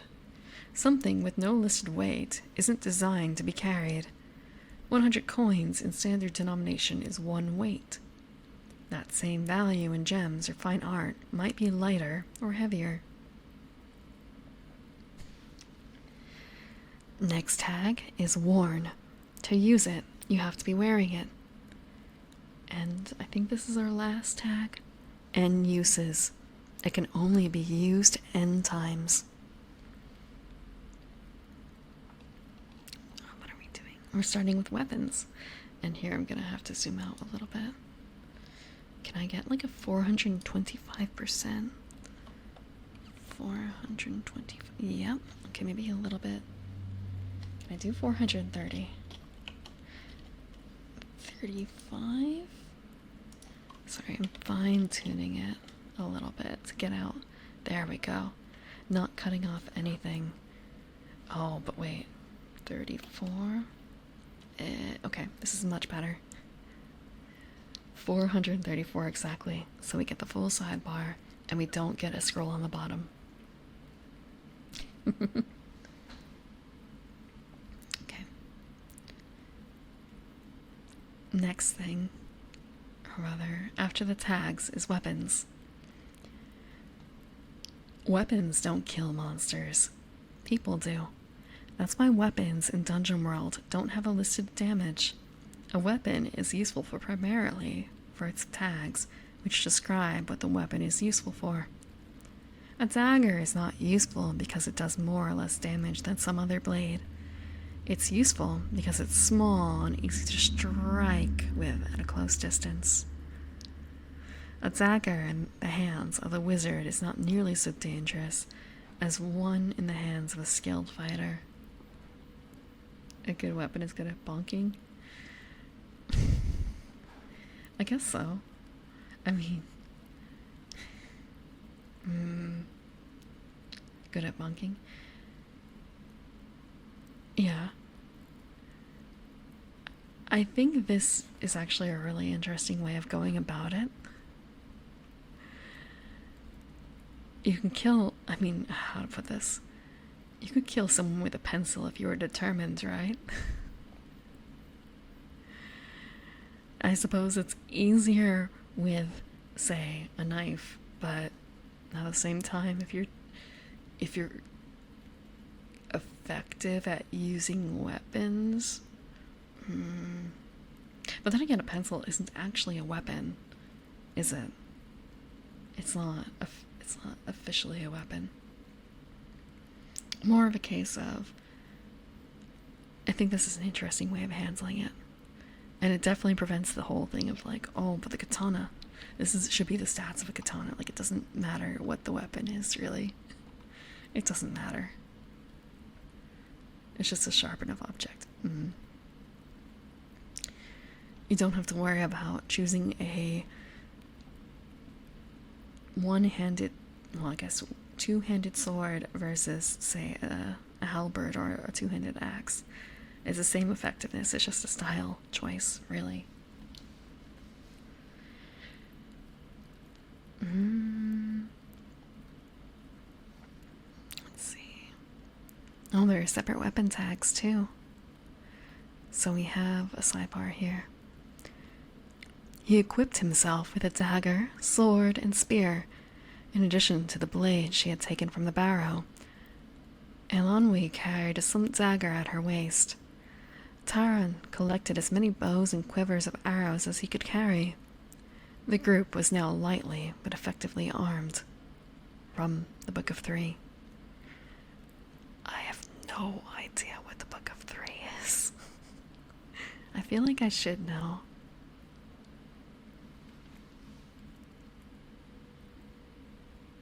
Farming implements?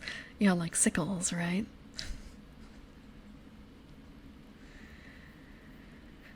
And just having a fucking staff, a walking stick, a shillelagh.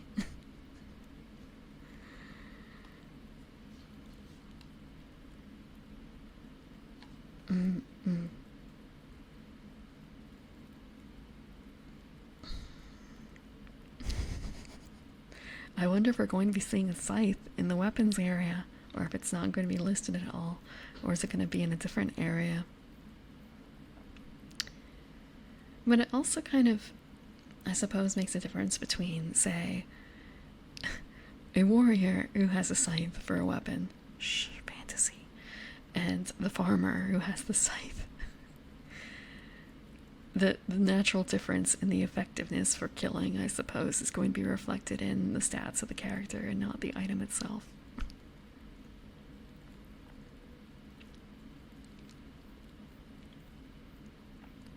I suppose that also plays just in general to the fantasy aspect.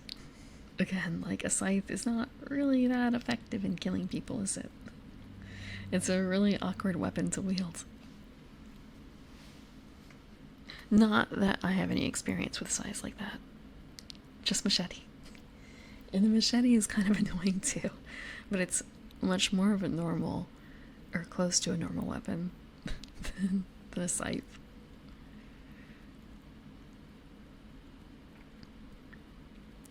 Okay. Weapon tags. Weapons may have tags that are primarily there to help you describe them, like rusty or glowing, but these tags have a specific mechanical effect.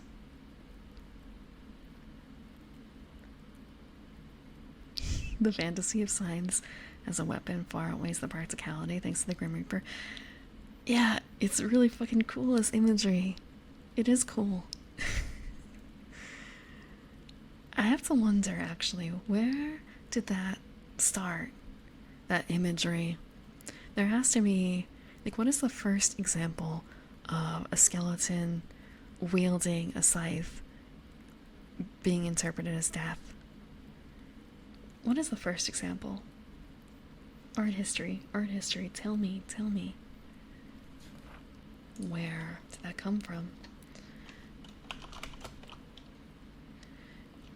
Isn't that far, or I shouldn't say that far back, but like, is it not potentially even further back? Grim Reaper imagery. History?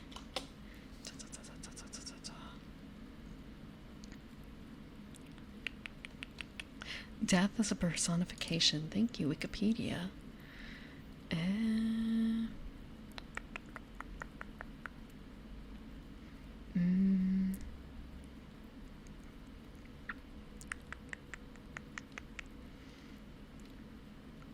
Let's see, the 15th century. This one is at the Cathedral of Trier, which is oldest church in Germany, and that is from... Okay. Depends on which version, but I'm gonna guess the 12,035 and not the 270 AD. It might also be a different thing depending on like when exactly that was built, because like you can start building it, but it may not be finished for like a century. Europe. Should I even count it as Europe though, because it might not be from Europe?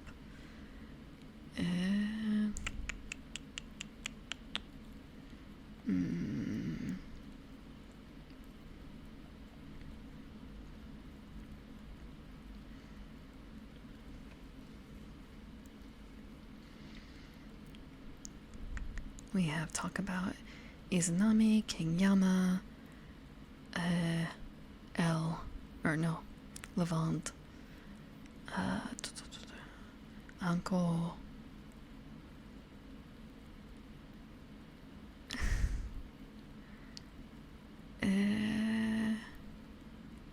Dullahans, Banshees, Thanatos,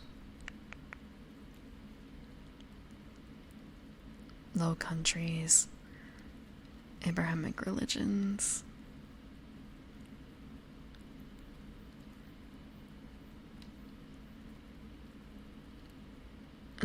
Mm.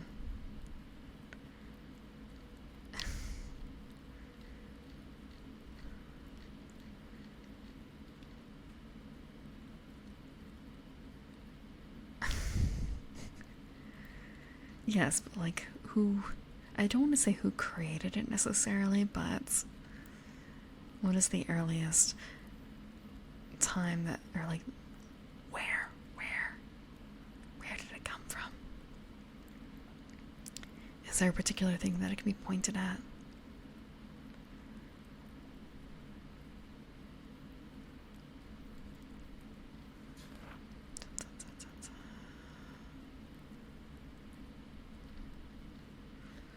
With this scythe especially. Because they do talk about, there's one section in here where it says, Scandinavians later adopted the Grim Reaper with a scythe and black robe. It's kind of a great. Where did they take that from? Where did that come from?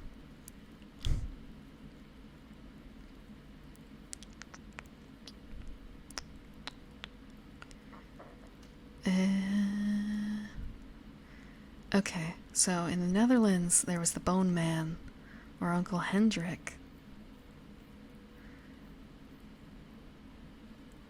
So, Mager Hein, Tin Hein, or Morpis de Dud, Peter the Deaf. And the concept of Magere Hein, I'm probably pronouncing that really wrong, predates Christianity, but was Christianized and likely gained its modern name and features, scythe, skeleton, black robe, etc., during the Middle Ages.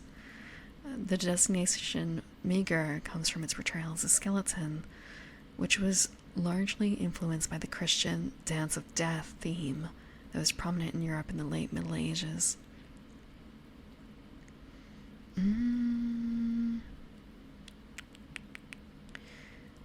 Western Europe, death was an animated skeleton since the Middle Ages.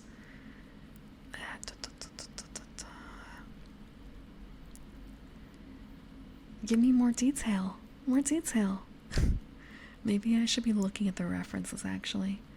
Yes, I should be looking at the references. It's kind of a, now I have a list of books to find. Encyclopedia of the End, Mysterious Death and Fact, Fancy, Folklore, and more. Fuck. Then there's The Gender of Death, Cultural History and Art and Literature.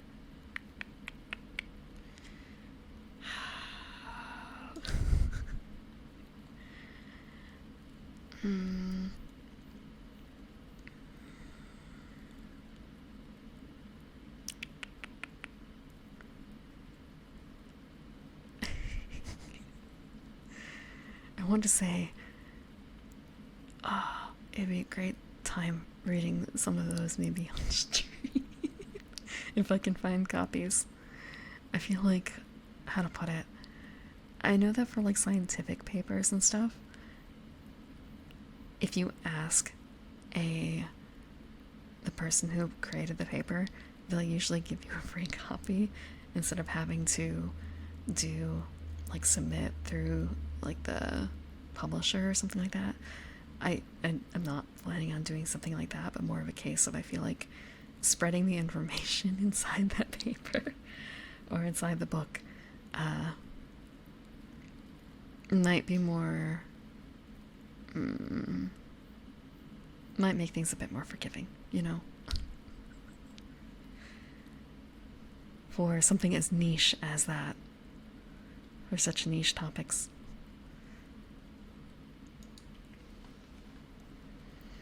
Okay, sorry about that. Wanted to check. You'd be surprised at what can and can't be traced.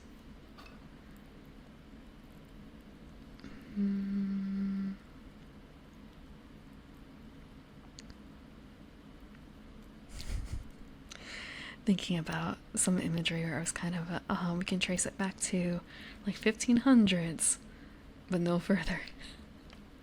Or like there's references as if people should know what this is in the 1500s, which means that it should be around earlier, but how much earlier we don't know.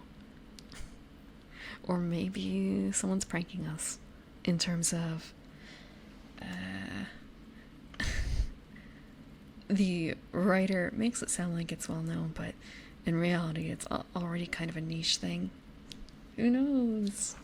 Who knows when you get that far back?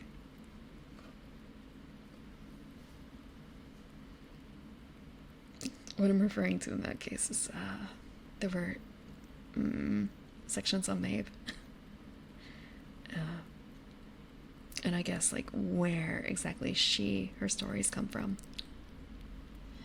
And like one of the earliest references is kind of a toss away somewhere, as if you should already understand her story, but they don't explain it in that particular book.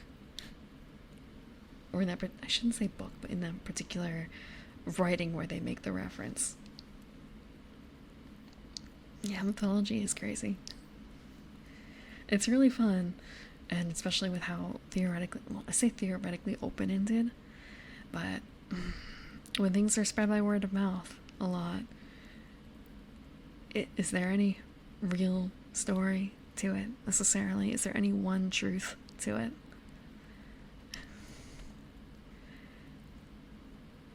And that might be the problem here too, honestly, with the concept of trying to find where is this personification of death from.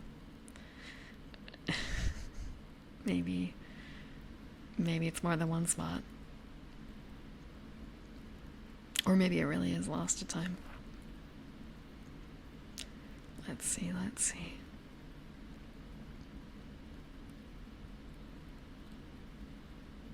VTuber's mythology.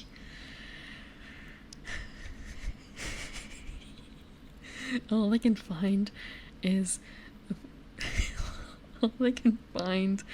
Gargura's debut video. The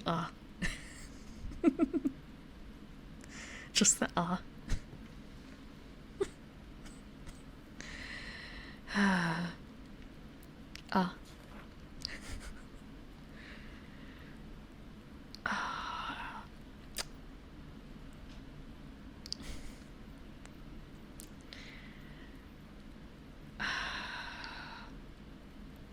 Thinking about what VTuber is most likely to have, things that are going to persist through time, essentially. Basically, physical goods made of long-lasting materials. I wonder who that would be. Like, has anyone done like a stone etching or anything like that of a particular VTuber? Has someone made a stone effigy of like Aki Rosenthal or something? I don't know. That is her name, right?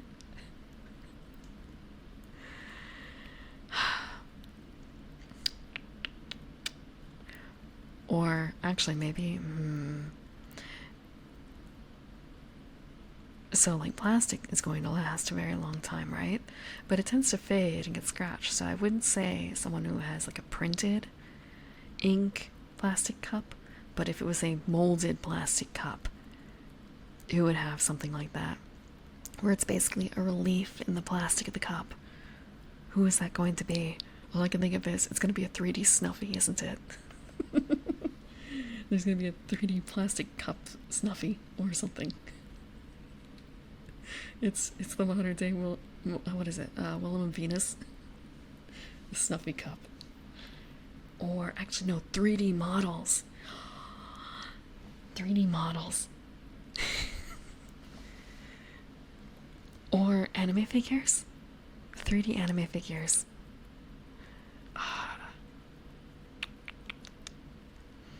I don't know who has the most. I think that the like resin ones are not necessarily as sturdy. I say resin. There's like a polystone, and I don't think that's as sturdy as like plastic. And then there's metal too, but I don't know if anyone has a metal figure that's out, a cast metal, unless it's a one-off, which could very well be. That would be like a priced thing, I would imagine. So then, so many idols of this. Yeah, look at all. Wait, does she have a Figma? Does Coco have a Figma? I know that's Rishi had a Figma, right? Or has a Figma? Does Coco have figures? Does Coco show up on? Okay, Coco Kiryu. Coco Kiryu. Figure. Okay, yeah. Yeah, there would definitely be. Looking at these, I want to say it's some of them are it's going so you know the whole thing with like Greek statues and how they're white marble and they look so solemn. In reality, when they were created they were usually painted brightly, but the paint wears off. So all I can think of is you have to basically strip the Coco Kiryu of color, and also I would say you have to remove the delicate extremities. I think that her ankle, for instance, is a weak point. Over time, that figure is going to lean. If it's not a case of like years, it's in the case of centuries, I would imagine. It's going to lean, it's probably going to break off or something. So, the head, I think, is going to stay on. I'm going to. But her horn tips might break off. Delicate bits of the hair may or may not break off. Just imagining what a weathered Coco Kiryu figurine that is hundreds or thousands of years old, how that would look.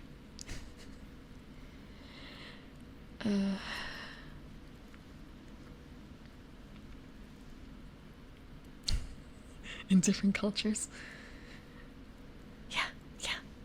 Witness the transformation of a goddess. Witness her. But yeah, I think otherwise her design will probably hold up pretty well.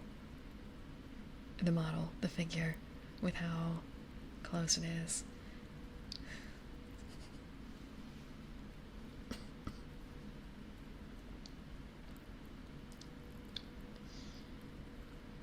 Oh, someone made a life-size figure of her. What the fuck? Is this real? Someone made a life-size Coco? They did? Question mark? This has to be like a.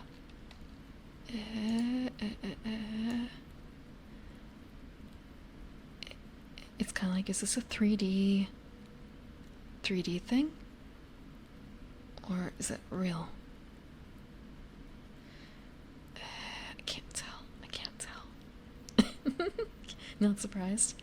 I will say, honestly, the proportions tend to be of anime girl figures when they're pulled. If they're larger than like third scale, they tend to look kind of weird. There's something about the proportions that look weird when you make them too big. I guess it's the flatness of the face usually, and like the style of nose looks very strange when you make it too big. Body proportions tend to look fine. I might as well bring this up then to show off the life size. Maybe you can tell me if it's real or not. Okay. But yeah, let's zoom in a bit. What do you mean I can't like zoom in?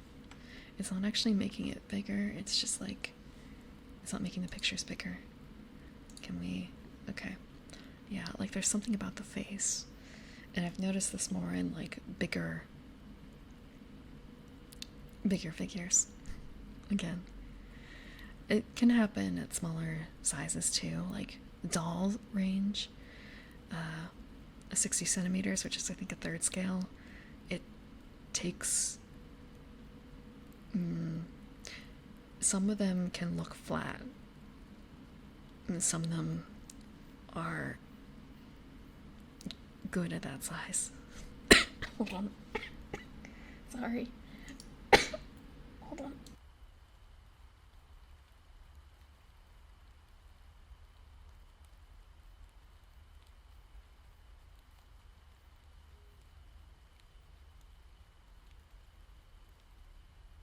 Sorry about that. Cough attack. Yeah. Yeah, I need to take care of that. Yeah, let's see. can I back out of this real quick? No, I can't. Okay, Kiryu.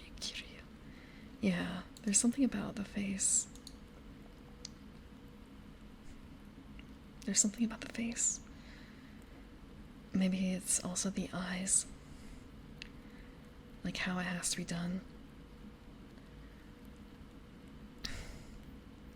But it's more difficult at this size.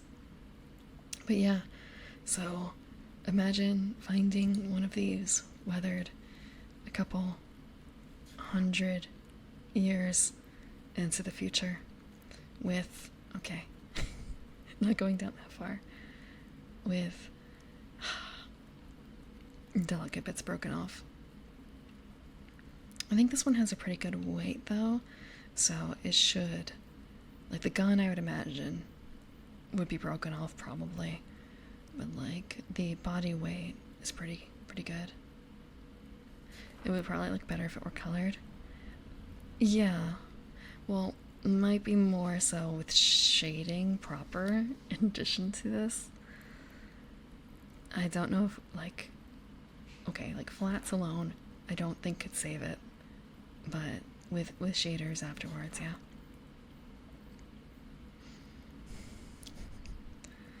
How has stream been? It's been good. I've had a few coughing fits, but most of the time I'm able to mute before I get to the coughing. I'm sorry about that one. We're reading about equipment. A little bit. Yeah. Also talking a little bit about, I guess, historical art.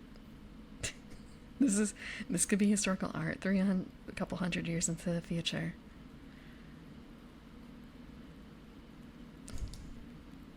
A couple 100 years into the future.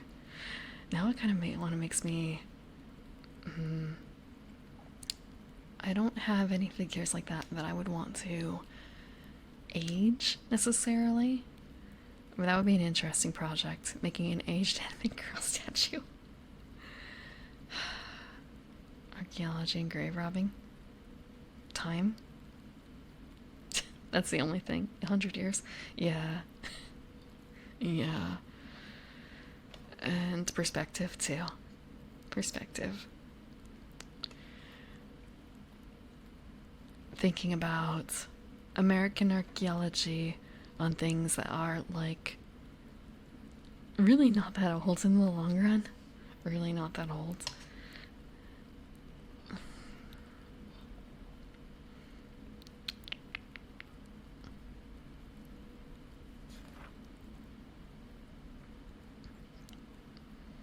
Dealing with finding like, or like dating things by a glass and stuff that's buried in the ground in the US is kind of an well, I mean, kind of a case of it's at the oldest, what, like, okay, 400 years old at the very oldest, but probably not even.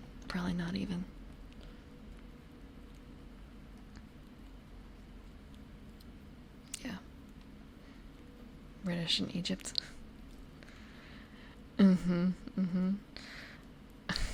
I know someone who did some archaeology work, and I remember helping her a bit with it, and she was actually dealing with a dig site that had already been dealt with.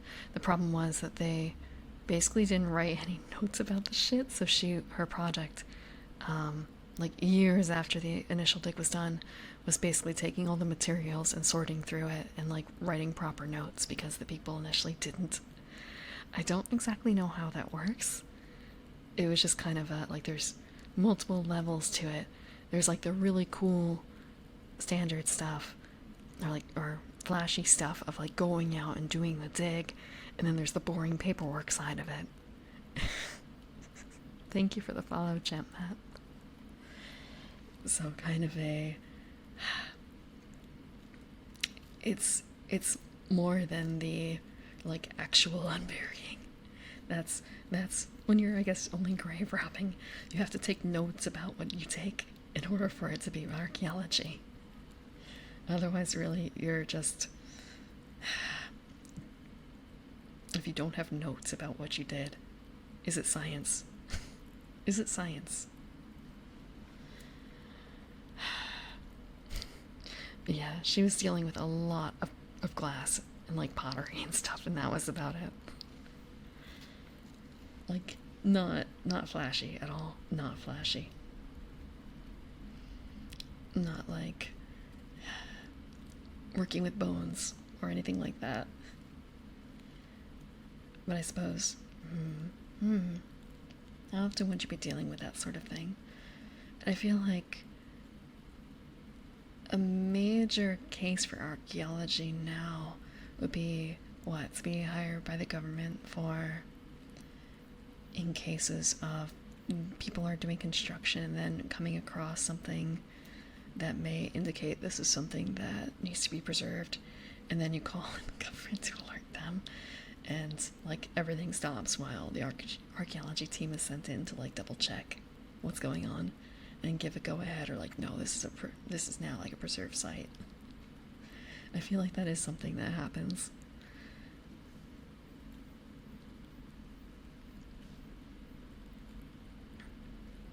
In mostly intact ankylosaurs. That's a thing. I remember reading something about a mammoth tusk being found in the north, like Canada somewhere.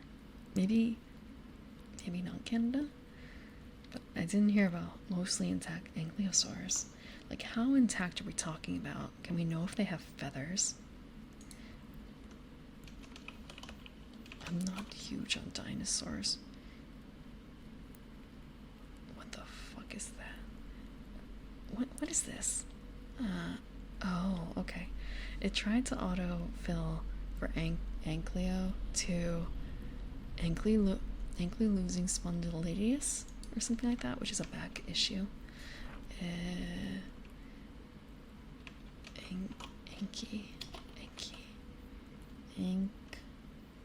Ankylosaur.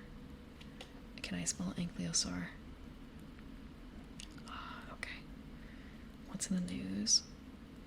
Second most complete compared to Sue. Sue is like a T-Rex, isn't she?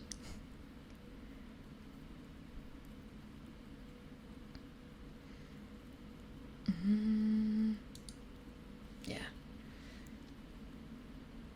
So they found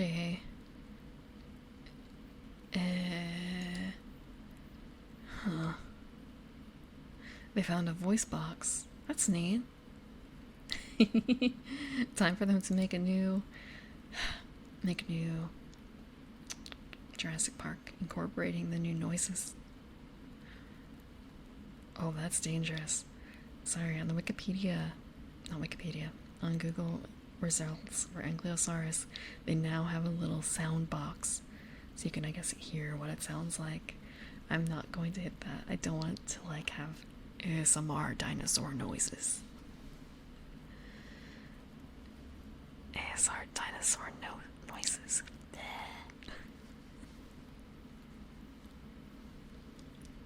Okay.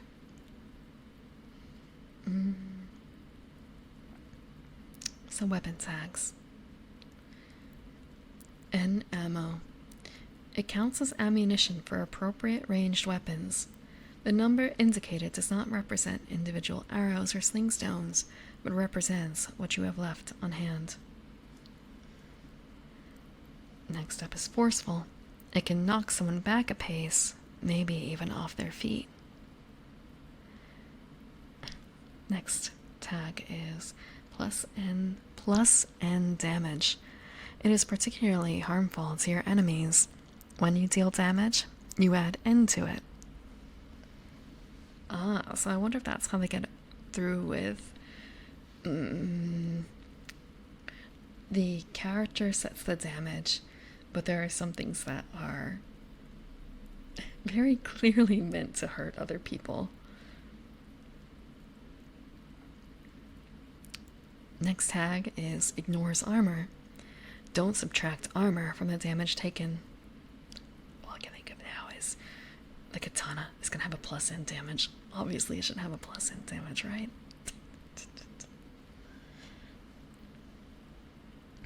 Fighter just gets outright bonus damage. Hello, Six Horn Taurus. Thank you for the glasses. I made the text larger too. It's gonna help. I hope you're having a good day. Now I want to go back to the fighter and take a look at their stats. What they got. It's been so long since I looked. Next one for weapon tags is Messy. It does damage in a particularly destructive way, ripping people and things apart. One after that is End Piercing. It goes right through armor. When you deal damage with End Piercing, you subtract N from the enemy's armor for that attack.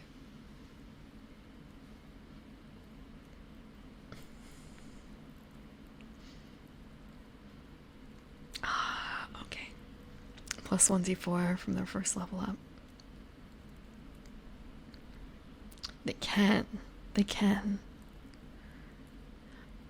Is that an option? Is that an advanced move? Well, I shouldn't say advanced move. Is that one of the moves, or is that just a flat thing? Because there are a number of options available for each class to make them a bit different. A second conditional 1d4. Okay. Actually, I haven't seen someone play a fighter in here.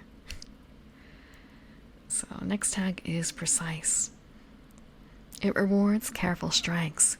You use dex to hack and slash with this weapon, not strength. Next one is Reload. After you attack with it, it takes more than a moment to reset for another attack. Tag after that is Stun. When you attack with it, it does stun damage instead of normal damage. And it seems like the last tag for weapon tags. Thrown. Throw it at someone to hurt them. If you volley with this weapon, you can't choose to mark off ammo on a 7 through 9. Once you throw it, it's gone until you can recover it.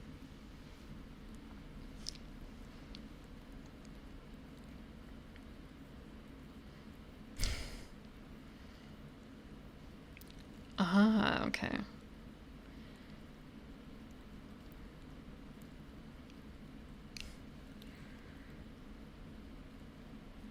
I'll have to take a look. We'll have to flip back after. Actually, I guess I'll flip back right before the weapons list to look at some of the fighter stuff. Not that you have to be a fighter to use weapons, of course, but if there's one class that's attached to weapons the most, I'd imagine it'd be the fighter, you know?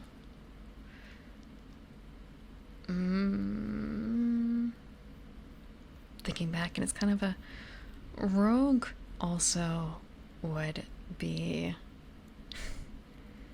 Paladin has an option for spell casting. And same thing with cleric. You could theoretically do very heavy in spell casting.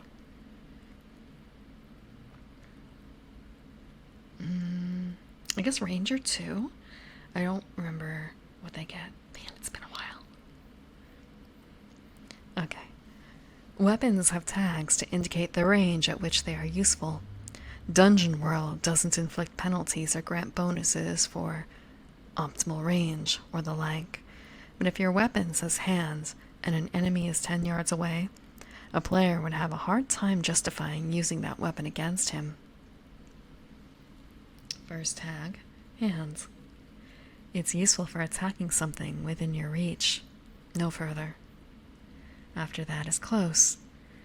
It's useful for attacking something at arm's reach plus a foot or two. Okay, there's 5 tags. Next one is reach. It's useful for attacking something that's several feet away, maybe as far as 10. Then we have near. It's useful for attacking if you can see the whites of their eyes.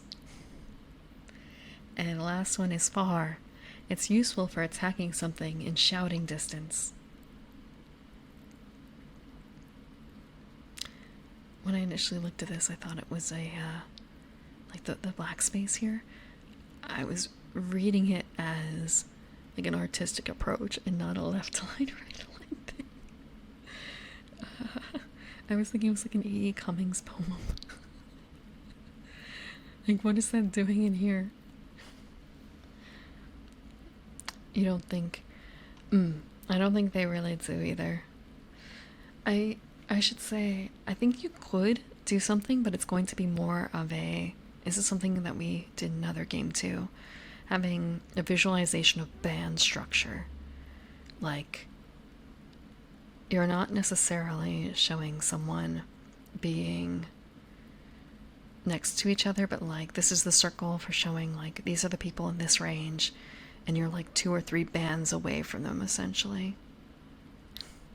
It does have a loose initiative too. Yeah, you can change who goes first.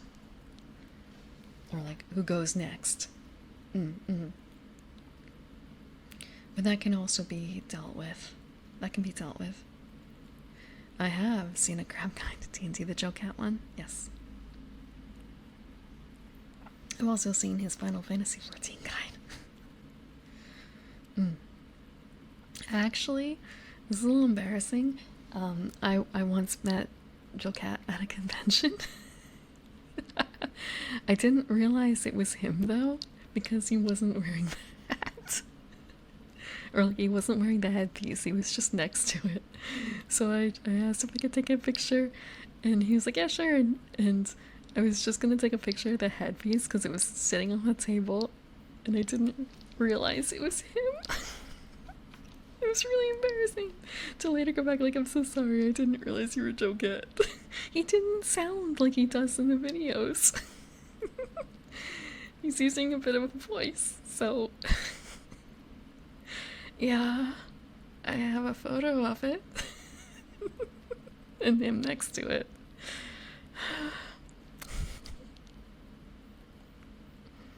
And that was right around when one of his videos came out, with, I guess, did he always do a song? That's fair. Yeah. Yeah. Is my voice okay to do a song? I don't know if I'd want to sing in, like, ASMR. But if you have a suggestion for something I should learn to sing, I'm willing to hear it. I've taken suggestions for that in the past. I'm still learning one of them. Yeah, one of his videos had just come out like that very day during the convention, and people were singing it in the halls too. I think I did mention that to him as well, like hearing it and like, oh, congrats on the video, it seems to be doing really well. This was years and years ago though. God, it had a rap.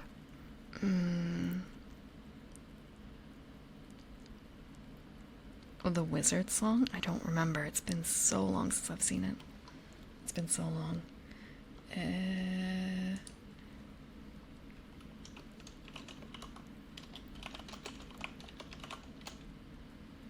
It was not the I Like Girls. It was not. It was actually one of the D&D ones. Let's see. How many years ago was it?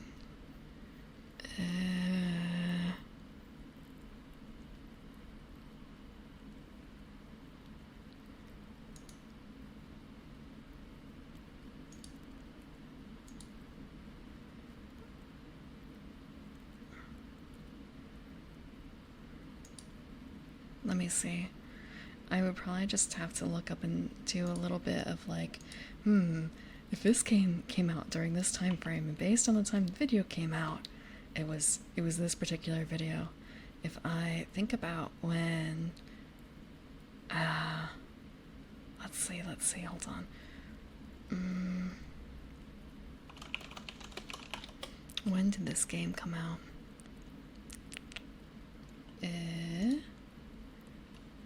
How many times did he sing?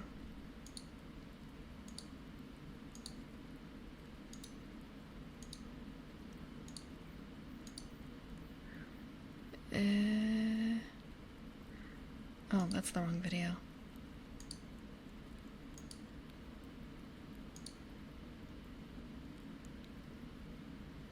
When did this come out?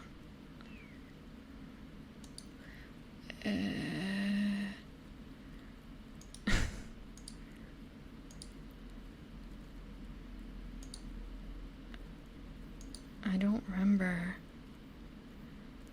what year was it. Maybe it was Bard.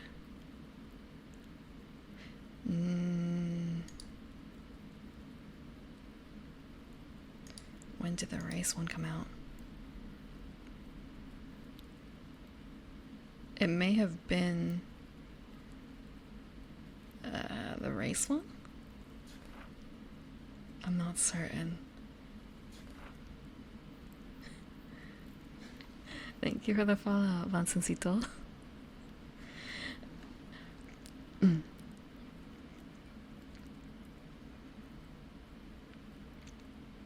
I feel like it may have been. It may have been the race one, because that's the only one that's like entirely a song, right? Unless.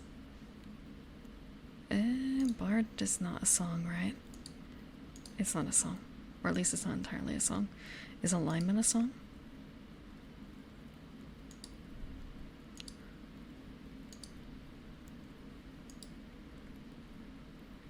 Unless the character sheet is one?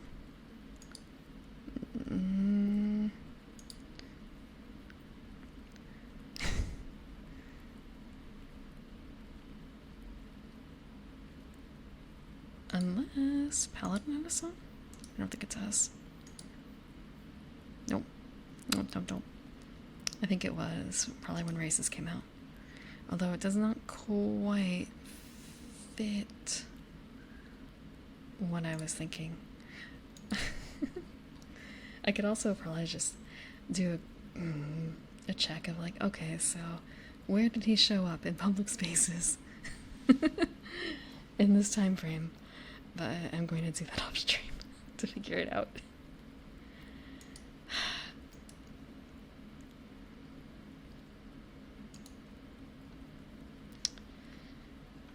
Yeah.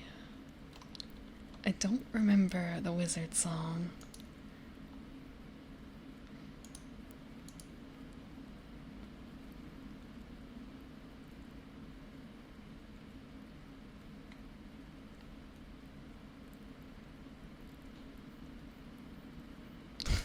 Yeah, I don't think I could do that. I could try and record it off stream, but not necessarily on ASMR stream. Singing in this style is kind of difficult as it is. I think there's only like a few songs I know of that I could get away with doing here, and those are the ones that are like low and slow. And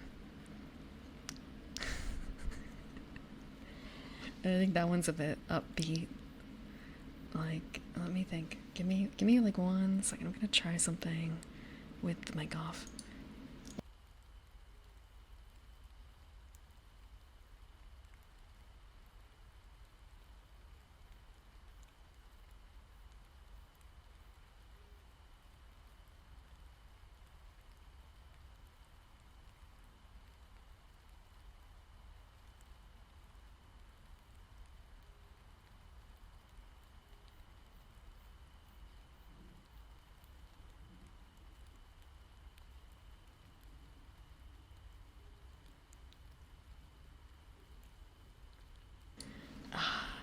It's a bit difficult for me. That's fair. That's fair. I can try and record it this week, especially since I have no planned schedule coming up due to other considerations. I should be doing some recording anyway.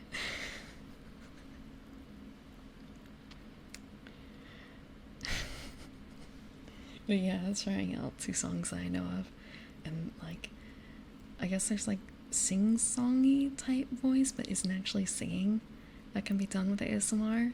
And then there's like a thing that you're supposed to do, like raise your soft palate when you're singing, and it's kind of I don't know if I can do that and do ASMR style at the same time.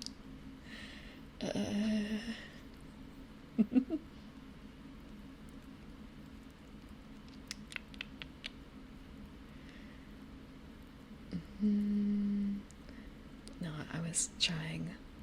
Oh, what is it?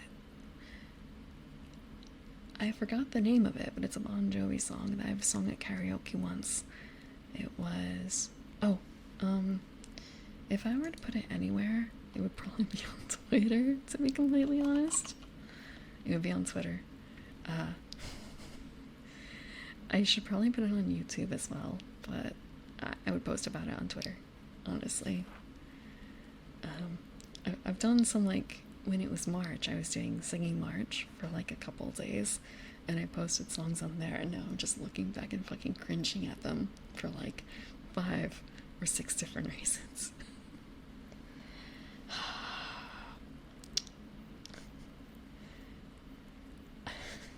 It was a bad idea to try, but it was good to try, I suppose. Singing March. Yeah. What is the song? It's Angel Smile, or Angel Smiles by what you sell. Promise me heaven and you put me through hell. What is the name of it?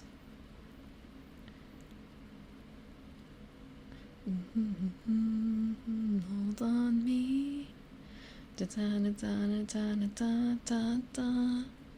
Oh oh, you're a loaded gun.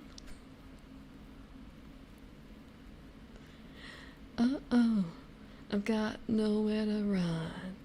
No one's gonna save me now, the damage is done. Shot through the heart, and you're to blame, baby. Give love a bad name. Love a bad name, that's the name of it.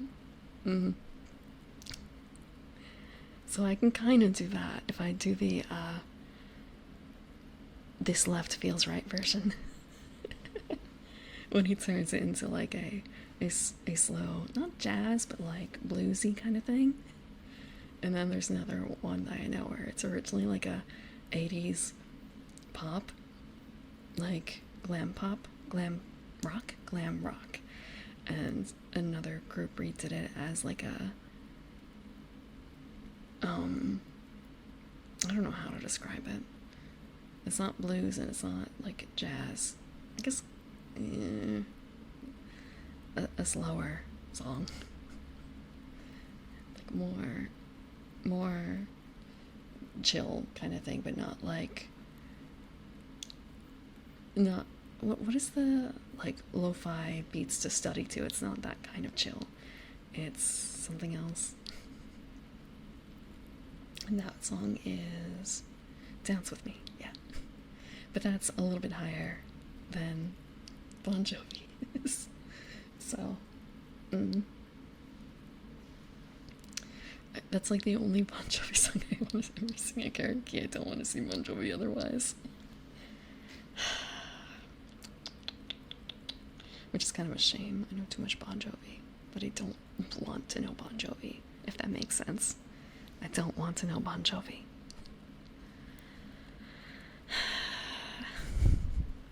Okay, wait, I was going to check real quick at the fighter. Let's jump to the fighter real quick. We're going to go to starting moves. No.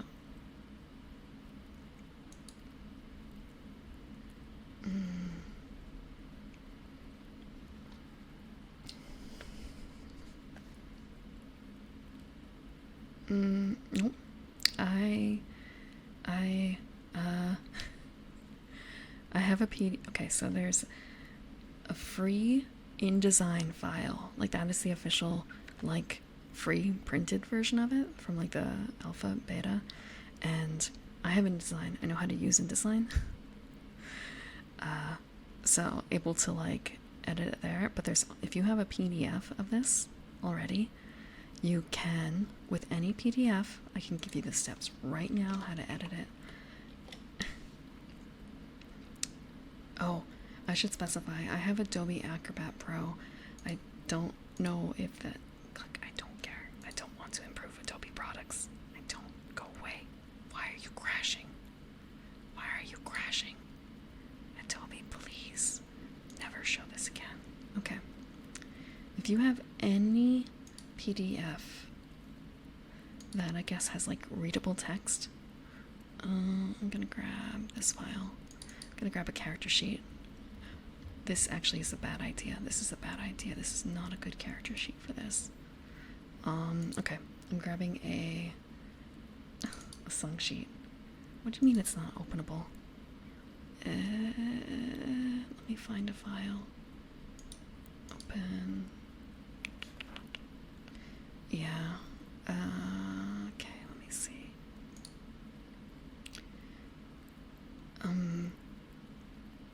I don't know how in browsers to do it, but I'm sure there is a way to modify your browser to try and change basic colors, like make dark mode. The problem is, of course, web pages are crazy. Like CSS is abysmal. It's like beautiful. It's a beautiful yet ugly thing, CSS. So it's a bit hard to deal with. Okay, sheet music. If you happen to have Adobe Acrobat Pro, this might also work for Reader. You can go into Edit, Preferences, and there's a category Accessibility, and you can replace document colors. You can replace custom colors. You can tell it to set the page background to black and the document text to gray or white. That could be like to any color. You give it a hex value, it'll do it. It works best, of course, with like simple designs. So actually, I just did this for I can actually save it real quick for something that I'm learning, a song, and I'm actually going to save this because this is good. Like, it's awful to print, but for looking at, it's pretty easy. Although, at the same time, it's not like a great idea. We're going to choose this, and we're going to set it to dark mode. We're going to name it dark mode. There's no reason it's not. But yeah, I wouldn't want to print this. I don't know if it's possible. If I open the file, open with, okay. Why is it not saved as dark? It's supposed to be dark. Oh, is it still automatically changing? Okay. If I swap back, okay, this might be a photobomb. Okay, it's not. Is it really not a photobomb, or is it? I'm not certain if it's using the like actual thing that I just made or what.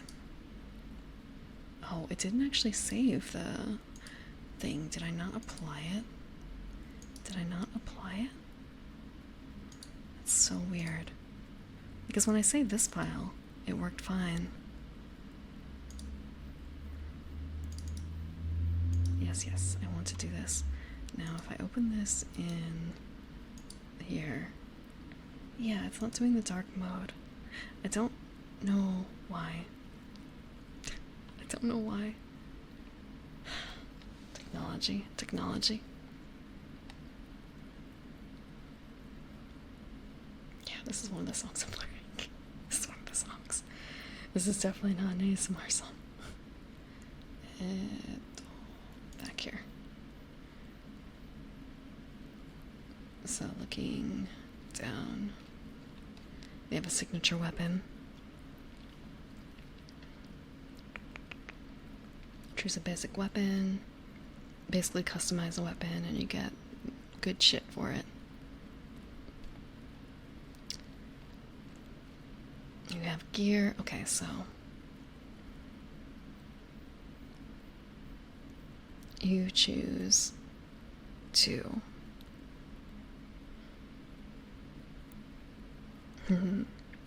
So it counts the 22 coins as the same value as the shield or 2 healing potions and these 3 items.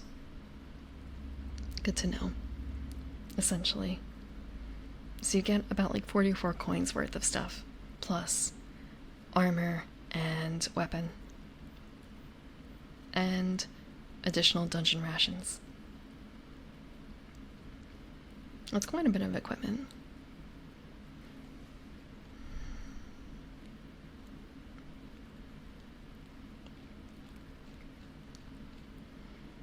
advanced moves, the plus 1d4 for Merciless.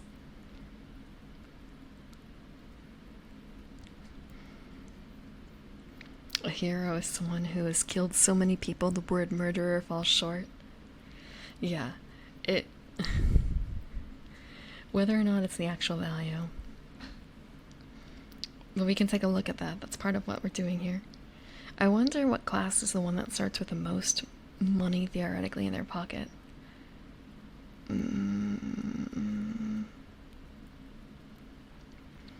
Good question. I have forgotten to.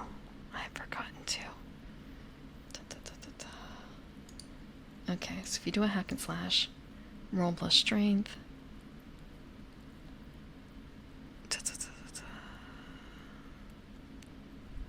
To the damage roll. Did I talk about the damage roll?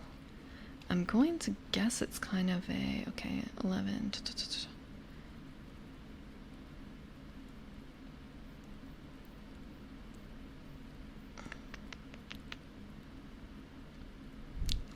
Yeah, I don't think it's adding strength. I think that it's just whether or not the attack lands.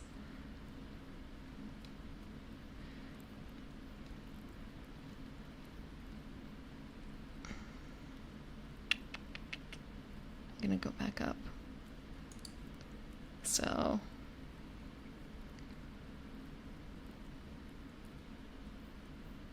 they don't actually specify. Okay. You deal your damage. Okay, let's go back up real quick. Harm and healing. Hit points. Yeah. When a character takes damage, damage is determined by the attacker. According to class, weapon used, and the move they've made. Okay. They roll their class's damage dice plus any bonuses or penalties from moves, weapons, or effects. So not plus strength. Not plus strength. I want to say I don't remember this. It's been a long time since I played it. It's been not a year since we last read this, but it's been quite some time. And monsters play by different rules.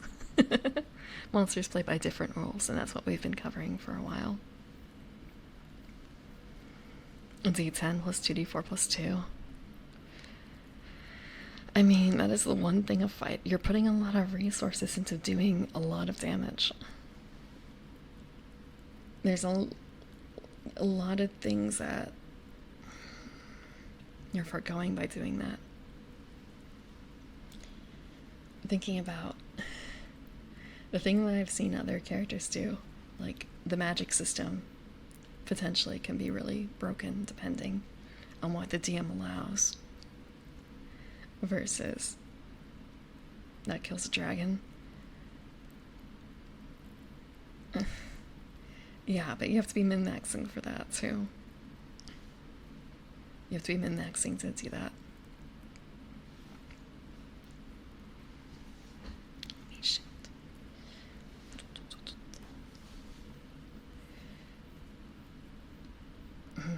I'm not gonna say. Okay, I have actually seen someone who tends to min-max play this game. They did not go for fighter, I can tell you that. They did not go for fighter. Everything else is whatever you want.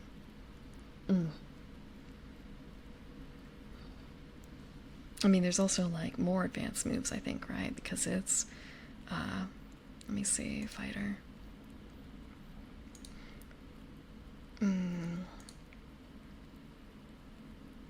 Let me check. I could have sworn that there's like 2 to 5, and then there's like 5 to 10. There's different stuff they can do or pick from that builds upon it. Unless it's a little different for... Okay, no. I could have sworn that there was something different for higher levels. Like usually, yeah. From 6 to 10, choose a different move. You could do Bloodthirsty. After a certain point. After when you are level 6. When you become level 6, you can add another d8 to it.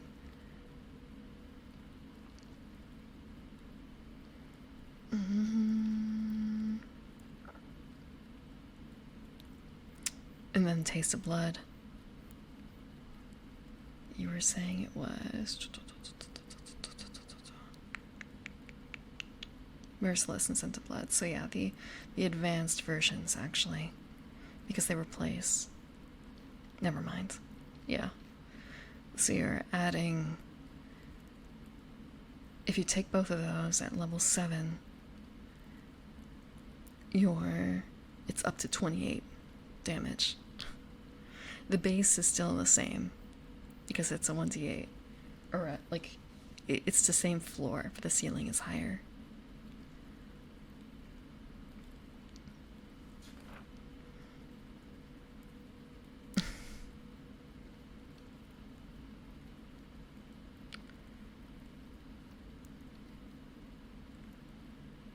Could a 28 one-hit kill if you have a perfect roll? Let's take a look. Where is it? It is a lower... Apocalypse Dragon is a lower depths creature. Yeah, you could one-shot. If the max is 28, you could one-shot an Apocalypse Dragon with your level 7 fighter alone, if you get really fucking lucky. You don't... Okay, ignoring armor. Yeah, okay, that's the problem, I suppose, huh? You have to ignore armor. Or piercing 3.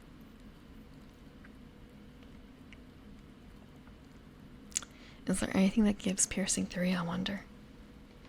Is there anything that gives it? I wonder if there are tags for that.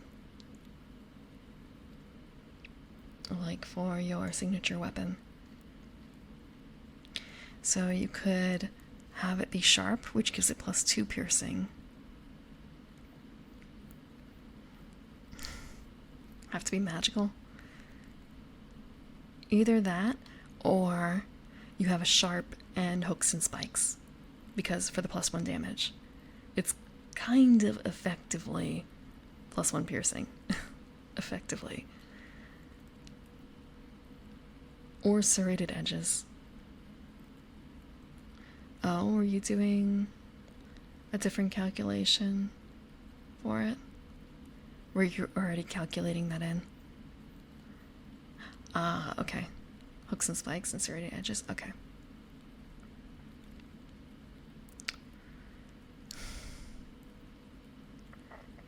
So... yeah. Let's see, what are the tags available for weapons? Or rather, piercing, precise. Hello, corpse. Welcome. Thank you for the raid. Welcome, raiders.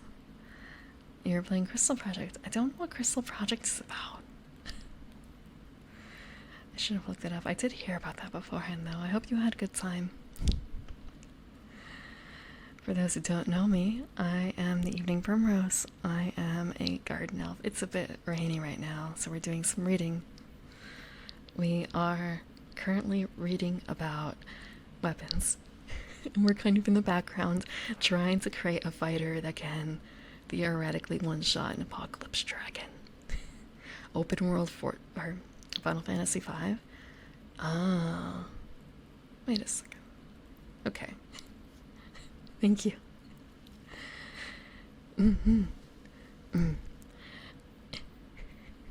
I am about like 327 pages into a 410-page book. It's been a number of streams of work reading through this. And thank you, the Critic of Innocence, for the follow.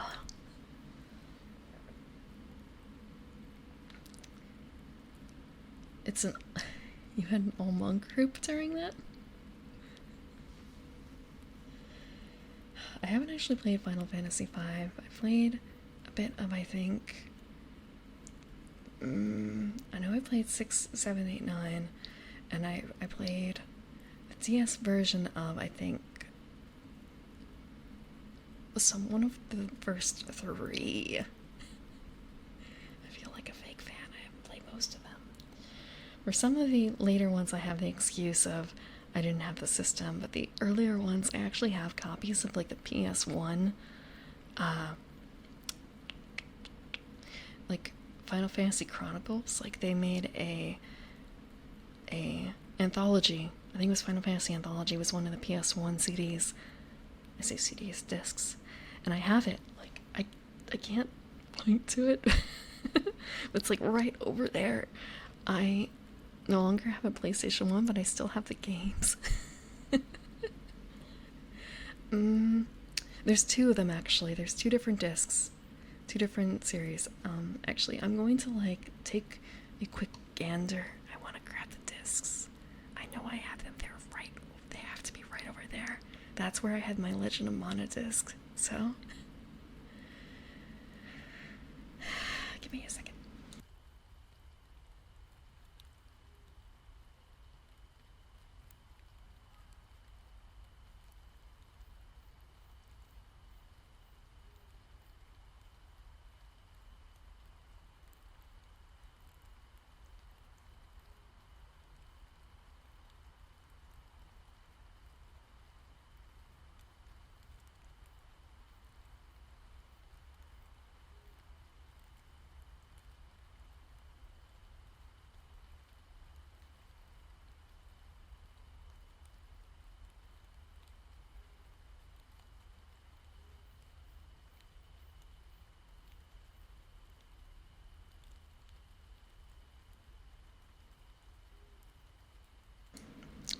I didn't find it. I did find my copy of Final Fantasy 3, which is the one that I remember playing on ZS. It had a really cute 3D style. And it's kind of a case of this is actually Final Fantasy 3, right? And not like the weird naming scheming that they did.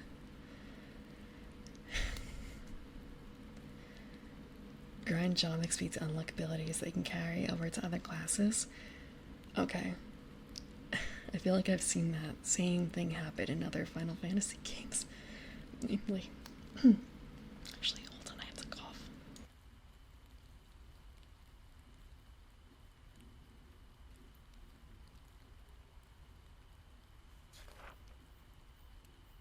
Sorry, the dust kind of kicked up on the game.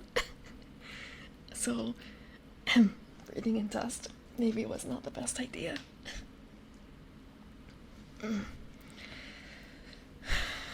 It has long load times. That's one of the things that I'm not worried about. Like, I do want to hook up my... I have a capture card, and I do want to play some older games on older systems, and part of it is then I have to deal with a lot of the original loading times. Excellent. And dealing with potentially corrupted save files too. Like I still have a memory card for some of these things. It's well, memory cards can be finicky things. Memory cards can be finicky things. Click, click. Click, click. I don't actually have a PSP. I don't actually know if I have a game. I don't think I have a Game Boy Advance. I think I skipped that. I went from Game Boy Color to a Nintendo DS. I got a pink Nintendo DS when it came out because that was the color that was easy to get. It was not exactly my choice, but no wait. The Pixel remasters? I think I heard about that whole thing. It was... Well, I mean, how to put it?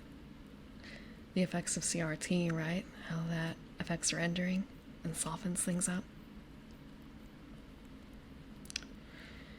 It's actually I've been playing through Legend of Mana on Wednesdays, and when I first played the game, way closer to when the game came out. I'm not gonna say I played it like within a year of it coming out, but I definitely played it within 5 years of it coming out. I honestly thought that it was already like a remaster of something, an older game, because like a port, because of the way the art is handled a little bit.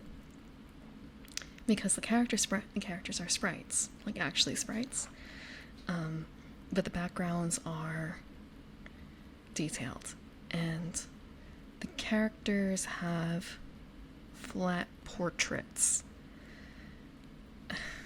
when they talk, like in text boxes. So I already thought that it was like a remaster. I'm only now learning in the second playthrough that, no, this is the original. This is the style that they were going for in the end. The remaster has been really neat. At the same time, it's a little strange because some of the backgrounds do actually have seams. Some of the backgrounds have seams. But it is rather nice hearing the audio remaster. They did new arrangements of the songs, and the soundtrack is gorgeous. I love the music. I have a few of the bits still as tones, ringtones. Let's play the organ.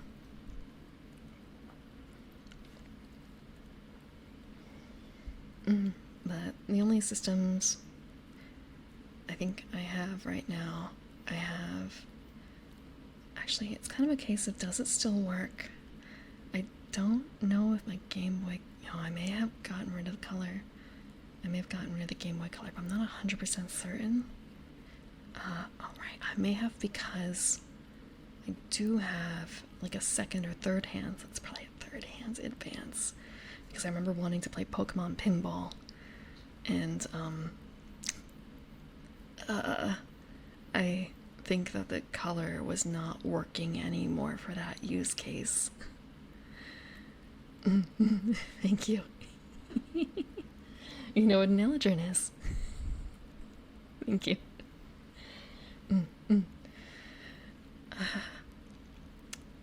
Yeah. I might have a Game Boy Advance laying around after all, now that I think about it, just for Pokemon Pinball. Which is, I remember it being really fun, but now it's a bit of a case of there's no way to really play that on stream. Like, you need the rumble. Although, I guess controllers rumble too, right?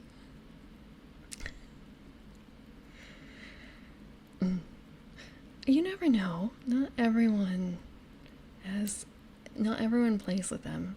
Not everyone plays with them.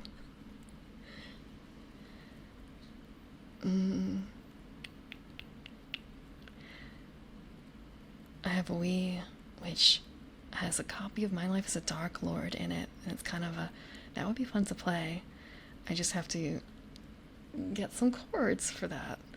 And it's kind of maybe I can just rebuy it on the Switch, and the answer is no. My Life as a Dark Lord is not available that way. I would actually have to play it on the Wii. I did not pick up My Life as a Hero. It is called that, right?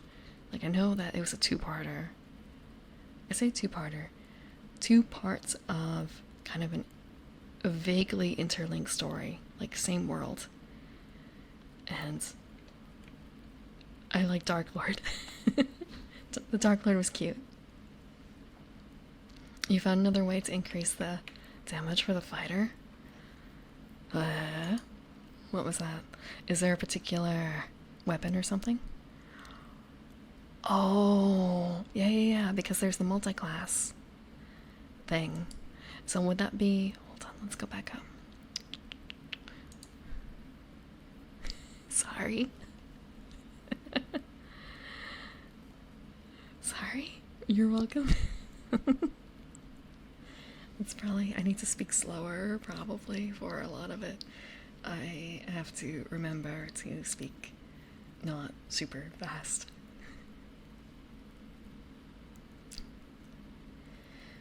Let's see. There was something here about... Okay, we have Scent of Blood, and that was the plus 1d4. So is there a base one that allows you to take something My Life as a Demon Lord.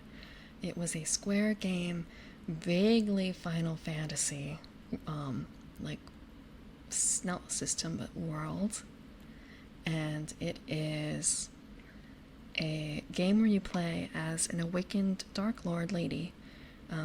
She is of the, like, she's the daughter of the Dark Lord essentially, and it's a tower defense game where you put out monsters who are supposed to defeat the heroes who are trying to make their way to the top of the tower to destroy you. That is my remembrance of the game. She had a cute, like, pipsqueaky kind of voice. Like, I don't want to say necessarily like tsundere, but like that was kind of the vibe you get from her. I don't remember her name though. Okay, it's Final Fantasy Crystal Chronicles: My Life as a Dark Lord. It was available as a Wii game, but not in a physical format. It was only a digital game. It was through WiiWare download service. Oh, thank you. Also, I'm sorry I missed this. I don't have audio cues right now for my follow, so I missed this earlier. Thank you here, Chris, for the follow. And thank you, the Critic of Innocence, for the community sub. Sumi, welcome. Welcome to the garden.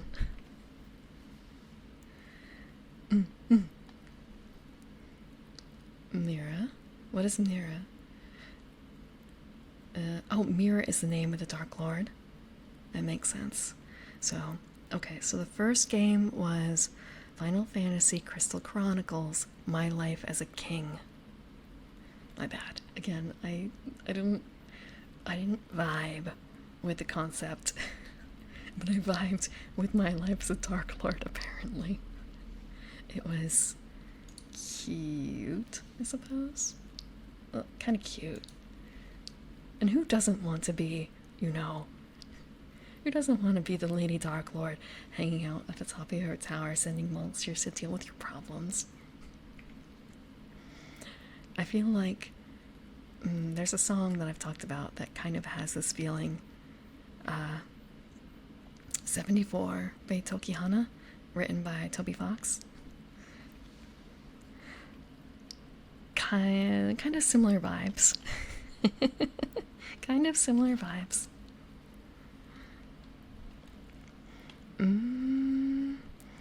So I guess, let's see. Yep, Dark Lord's daughter Mira.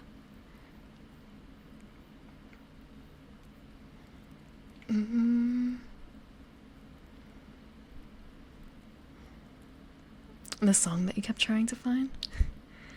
I did play it on stream once. It's an interesting concept song, and apparently part of its motif is used in another Toby Fox song that is in not Undertale. What is the other one that he did more recently than Undertale? I actually haven't played Undertale, and I haven't played the other game either. Deltarune, yes. So part of the motif for 74 is used in Deltarune.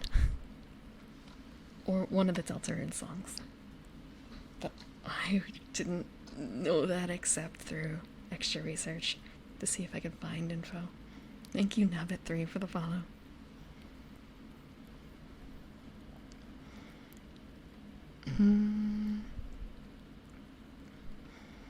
The original Crystal Chronicle was meant to be a test case for multiplayer with GBA link cable to the GameCube.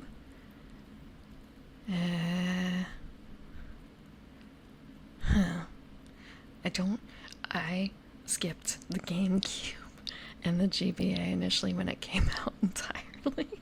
So I missed all that. I do remember playing with Game Boy Color, there was a cable you could use for connecting for like trading Pokemon, but there was also the another way without wires. If you lined them up just right, I don't remember what they called it. There was another linking system that was just, I guess, non-wire based. My first Game Boy Color game, Pokemon Red. Literally, I got it for Christmas, and I remember begging for it, and I was able to open normally one present on Christmas Eve. I begged to be able to open two. It was the kind of case like you knew it was coming. There's two boxes there that are the right shape, and I distinctly remember being, I've told this before, unable to open the plastic container that Red came in. My father tried to. I still have it. It has gouges in it from trying to open it initially. My mother figured it out though, because it's basically like a makeup case, like a compact case apparently. But when I was that young, I didn't know about that. I didn't know the whole like push it to open thing. Yeah, Pokemon Red. I had a neighbor who had blue. And I think that she had a Game Boy Color too.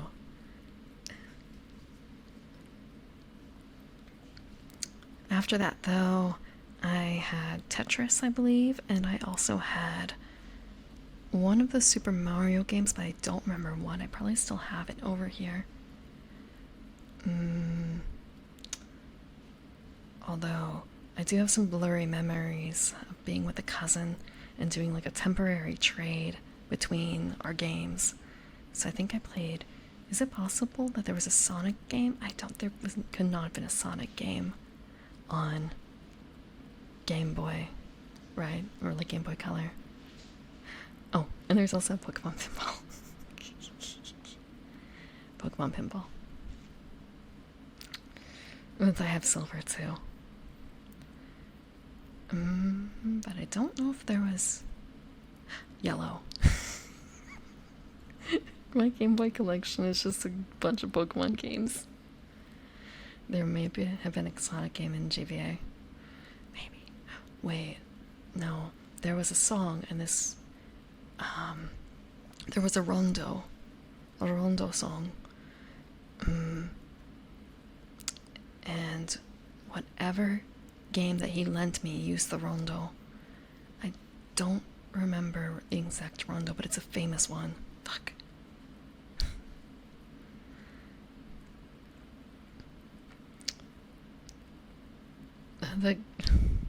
The card Game Boy was way too easy. I think it was Super Mario Land, but I could be wrong. Again, like, I have my games actually split up in a couple locations. Like, I have all my board games in a library. I have all my... okay. The books are split into two libraries. The RPG books are split into two sections of a library. The games are split in a few places in my home. Some of them are here in the garden because I wanted quick references, and some of them are like in a more dedicated library space. I don't know if I ever played the card game GBA game. I feel like I did, but I don't think I owned it, so it's kind of did I borrow it from someone back in the day? Did I trade?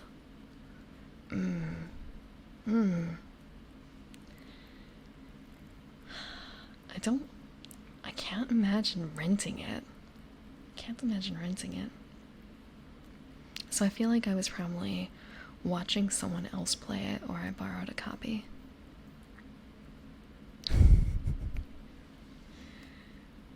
That would have been way cheaper than getting involved in the Pokemon cards though, wouldn't it? I still have that part of that old collection. Although, I remember having, like, my first collection actually got stolen from me. I don't think I got most of those cards back in terms of, like, trying to recreate it. Yeah, that's what happens when you're young and dumb. That's what happens. But it's been so long.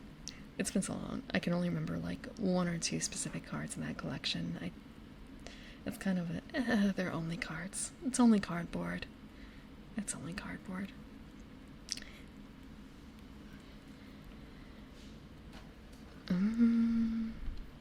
stretch. Okay, give me a second. I have to take off something for that. Sorry. I don't want to stretch with the headphones on because they kind of are a bit limiting.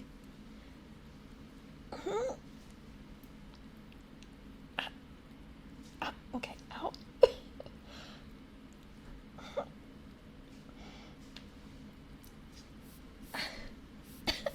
Ow.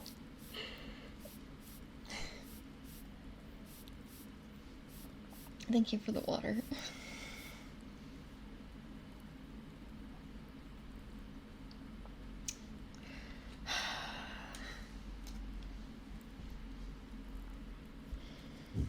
Man, old days of the internet were wild. I remember ordering a RK9. I believe it was a shiny rocket RK9 off of Yahoo auctions back in the day and not receiving it for like literal years.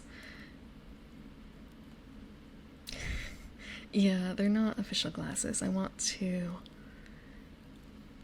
do a model update and give myself like proper custom glasses as well as a bunch of other things, but I want to get a design done first. So I'm in line for a design. Yeah, dial-up noise. Thankfully I didn't have that for a huge amount of time. My family was very interested in the internet. So I believe like by the time I was expressed interest in the internet, we had our own line for it. Like I didn't have to worry about being interrupted because someone was making a call or doing a call. I did do dial-up for a bit, but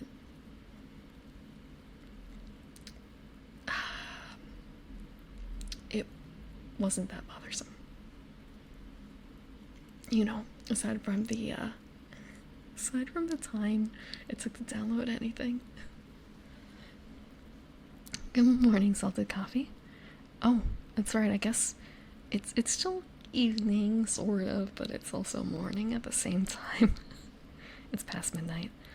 I'm not used to doing these streams at this time. Normally I do them at 5 p.m. EST, but because of summer sound pollution, essentially, I had to push it back. It was very noticeable, and I feel like it's been fairly quiet. Like it didn't start necessarily quiet, but it's definitely gotten quieter outside. The summer is busy. The summer is busy. Vroom, vroom, vroom, vroom. That was the constant, well, not constant noise, but it's fairly noticeable, and I can't always protect. And even if I do protect, like this, you can still probably kind of hear it through that. And I don't like usually do this, so it's kind of noticeable. I'm trying to cover for something.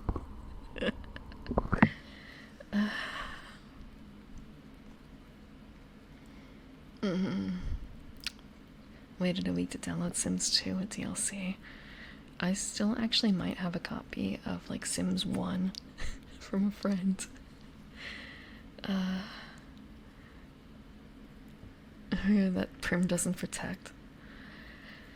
Look, there's only so much I can do. There's only so much I can do. And okay, when the cat is out, I do try to protect. Oh, here we go. Protect. Speak of the devil. Something came down the road that I could hear.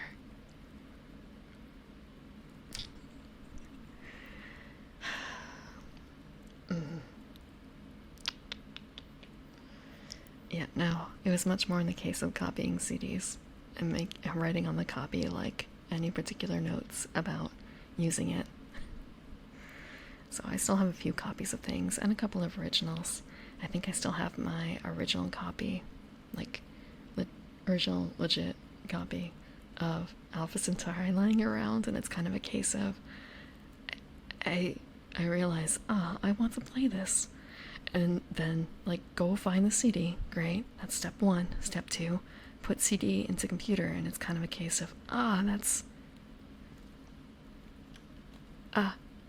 don't have a CD reader in it anymore. What am I supposed to do?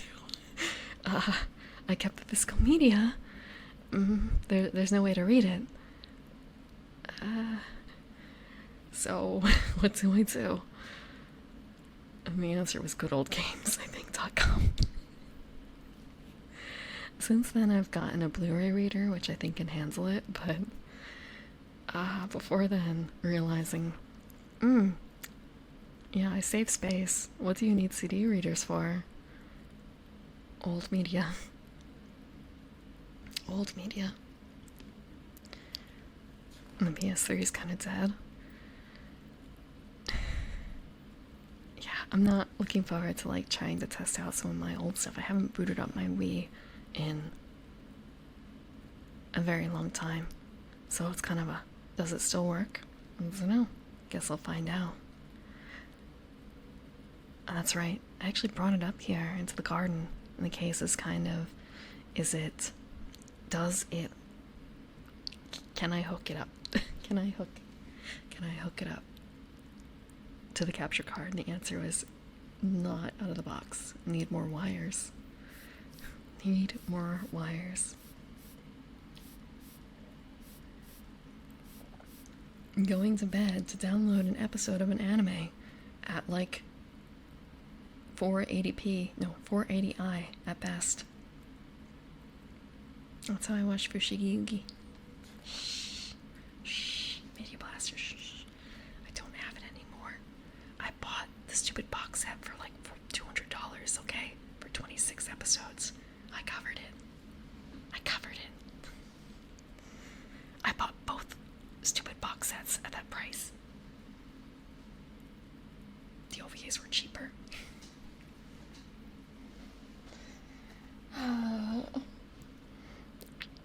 In my defense, that's the only way to get the music videos. That is the only way to get the official music videos. And that was why I bought them. I say official music videos, the original company that put out Fushigi Yugi in the US made music videos for a bunch of the character songs, and I'm pretty certain it's not the Japanese company that made them. And like the only copies I could find online were like real media player versions. Awful stuff. Old. And this was even back in like 2003 or so, maybe 2002. And the only other way to get them is to get the like $200 or $400 box set. It was 26 episodes for half the series. And some of the music videos. So I have those now, and I have my own proper copies of those music videos, because goddamn. And it's still like, great, this is at 480p. No, 480i. But there's no upscale available, I don't think. I don't think that they ever released a Blu-ray version of it, like an upscale, a good upscale. Maybe one day.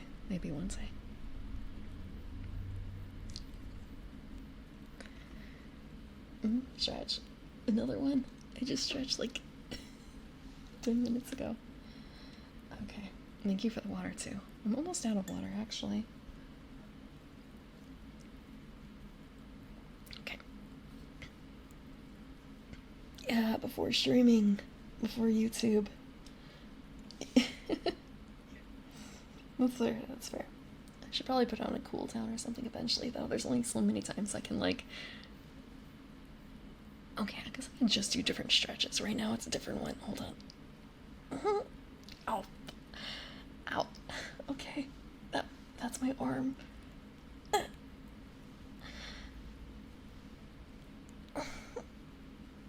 Okay, different arm. Let's see if I can make that other arm like hurt a little bit from the stretch. Like a little bit too far. Let's see. No, that's still the same arm. That's getting messed up. It's not spine. Ow. Okay, that wasn't spine. It's upper arm.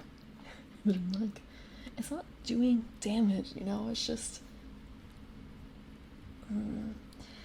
Oh, I can do cracks too. I haven't done cracks in a while.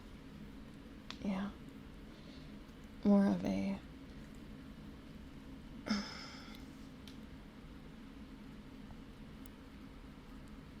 Okay, there we go. I got a bunch of cracks out. Sorry. These old bones are not what they used to be. Let's see.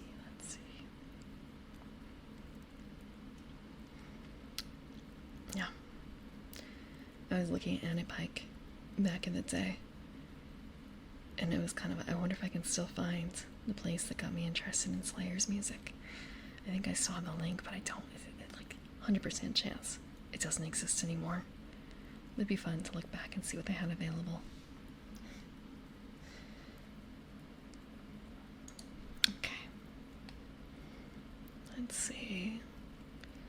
So, yeah, we were looking at, real quick, the other thing you could do, actually, Azure, would be to choose an extra enhancement for your weapon. And if you could do that, to add +2 piercing. But, I mean, you get one of these per level, so at 7th level, okay, 2nd level, you choose Merciless. 3rd level, you choose, what was it, Scent of Blood. 4th level, you choose Improved Weapon to take the +2 piercing.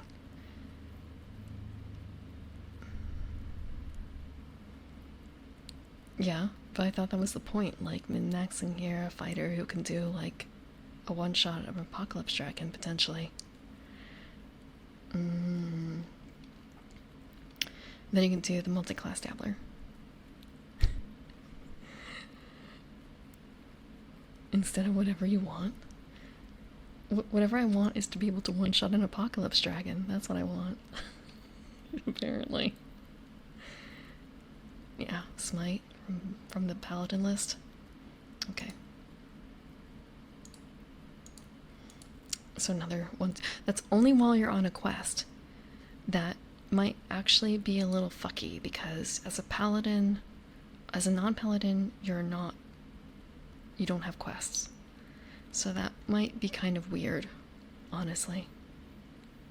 Like, effectively as a paladin, you should always be on a quest. But if you're not a paladin, you just don't have a quest. Yeah, that's the thing. Like, if you're a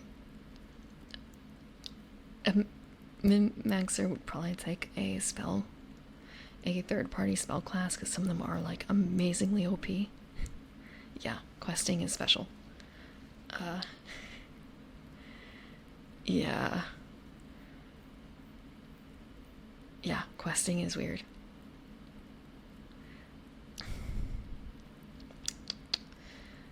Again, like, effectively, you're always on a quest in the game, I would imagine. But it's a specific move that applies, like, through quite a amount of time. So, yeah, to quest, you dedicate yourself to a mission through the prayer and ritual cleansing, stating what you set out to do. You choose 2 boons, up to 2 boons, my bad. And then you have a vow that you're not supposed to break because of that, which the GM tells you what the vows are.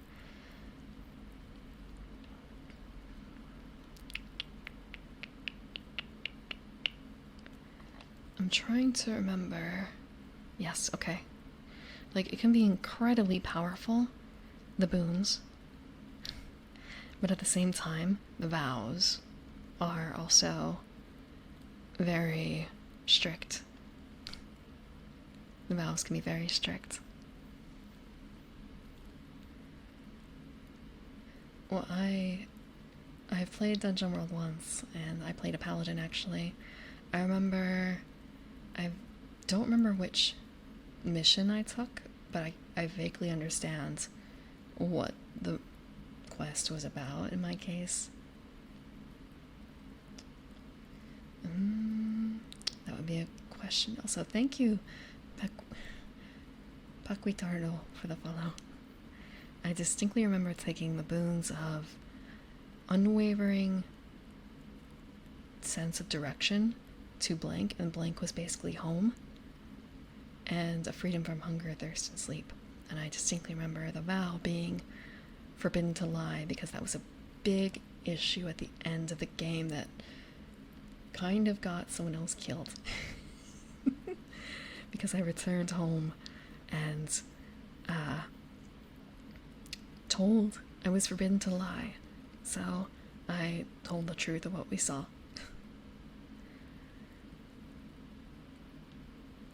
I may have had another one, but I think that was like the big one. And also a point for other things. It was a sticking point for a few other things in the game.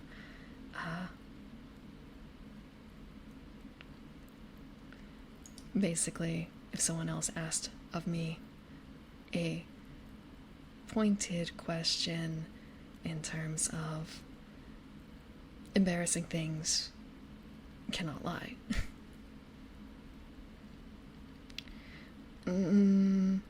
I think I want to say that might be up to like GM discretion, honestly. I vaguely remember there was a thing about my character having a crush on one of the other female characters, and that getting kind of like called out by someone, and it was one of the bonds that we had developed, more specifically, like something that, oh god, the bonds are like not crazy, they are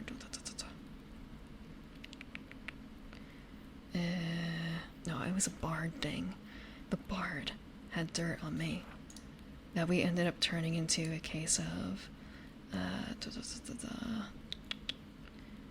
oh, I think it was Blank trusted me with a secret, and I think that was part of it. So I guess like letting my own secret out because of inability to lie.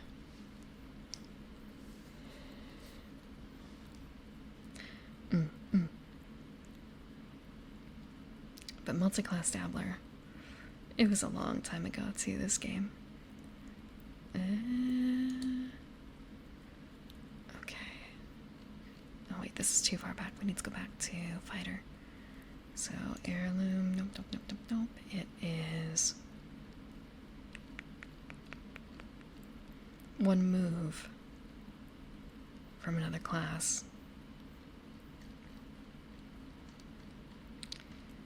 That is a good question. Is it starting move or not? That might be a case of you start with these moves, starting moves.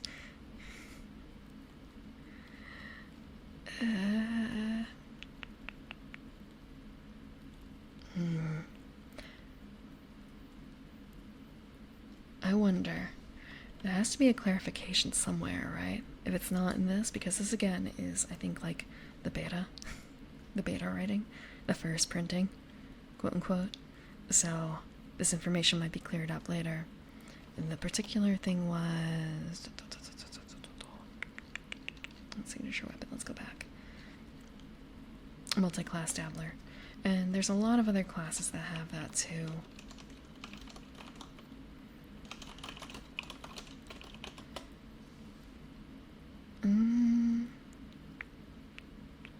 Let's see.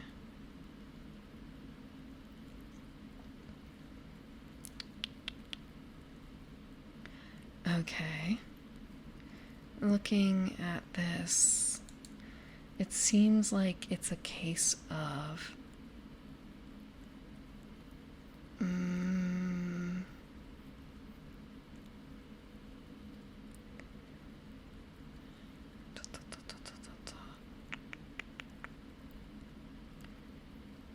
starting moves, it seems like. It seems like it's starting moves. Could be wrong because people are talking about it in relation to cleric spellcasting, and such. So, for instance, there's one thing where it talks about getting commune and cast a spell.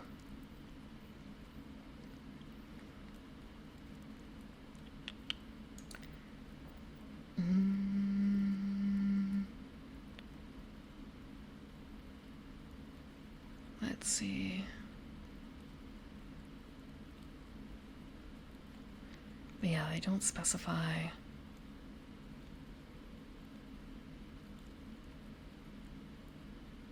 Okay.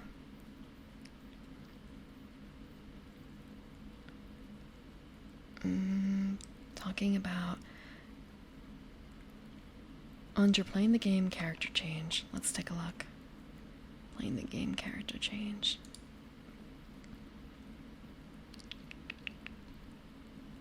Level up. Multi-class moves. Okay, here we go. Multi-class moves. The multi-class moves allow you to gain moves from another class. You get to choose any move of your level or lower. For the purpose of multi-classing, any starting class moves that depend on each other count as one move. The wizards cast a spell, a spellbook, and prepare spells, for example. If a move from another class refers to your level, count your levels from the level where you first gained a move from that class.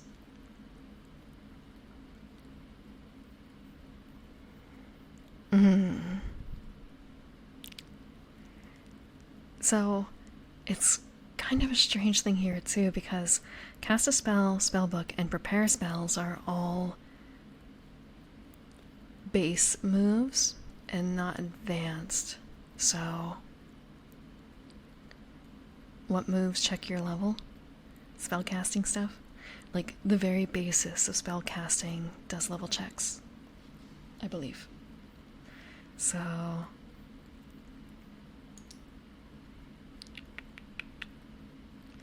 I don't know if there's anything like that in, say, base fighter.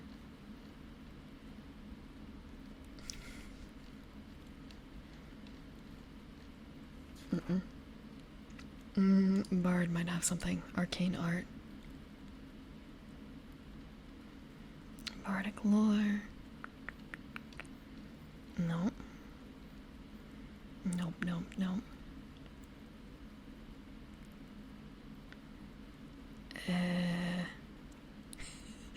Oh, right, the charming and open thing. Bards are dangerous. Bards are dangerous. What do you most desire? Fuck. Let's see.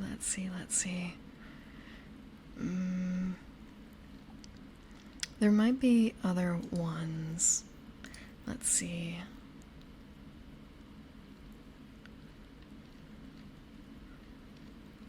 Let me delve into cleric. I probably should be looking at starting moves.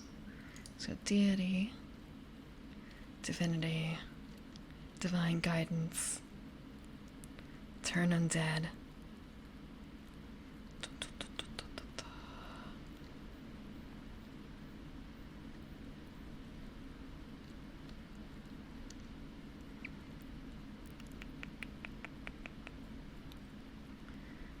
So, yeah, there are in commune. Sorry, commune is a weird word with the like double reading of like a group of people who share everything kind of feeling, and also the whole, I guess, like a singular idea of sitting basically like meditating, sort of, right? On the how can I get you? Yeah, the barn also made use of that. The barn also made use of that. But not necessarily for the reason that you're thinking.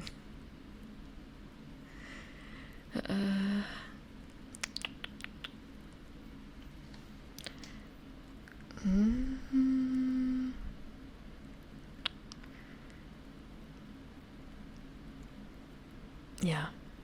So you get new spells of your choice whose total levels don't exceed your own level plus 1. And I think that's the major use case for that call, but there might be others. This is the one that I'm most familiar with. As it would not surprise me if some of the other ones had similar things. I wonder if there's something like that for... I guess not for Animal Companion. No, I guess not. Command. No. No. Nothing. What about for Thief? Does a Thief have one? And not level based. Not level based. Not level based. Not level based? I could just control F level. That would be the smarter thing to do.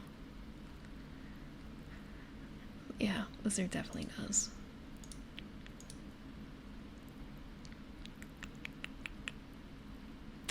Yep, level plus 1. And cast a spell.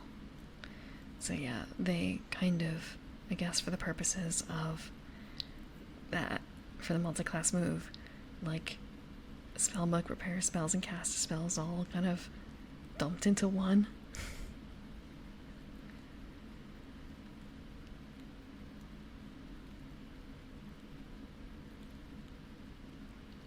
Yeah.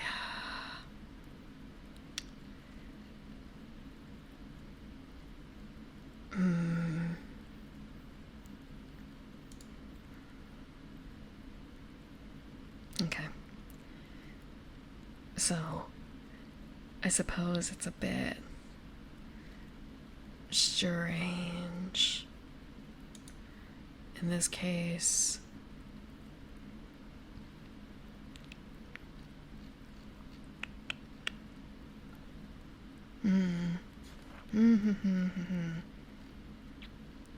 I don't know if there are any base moves that give wait, Cold Shot? Okay. It's kind of a, does Cold Shot get you more damage? Answer is no. No. Hello, abandoned Hello, abandoned bad dragon toy. Also, thank you for the follow, Decimal Heart. So I suppose I'm doing good. I have a bit of a cough today. I'm going to be taking care of it after stream, which it's kind of the plan was to talk equipment, and right now we're trying to figure out how to min-max a fighter to one-shot an Apocalypse Dragon. Backstab from Thief. So, build an assassin, a one-hit assassin. Thank you. I'm not feeling like particularly bad, it's just my cough has kind of lingered. I just need to actually sit down and like take care of it. Maybe over the course of a few days. Oh, I kind of forgot I could make that noise.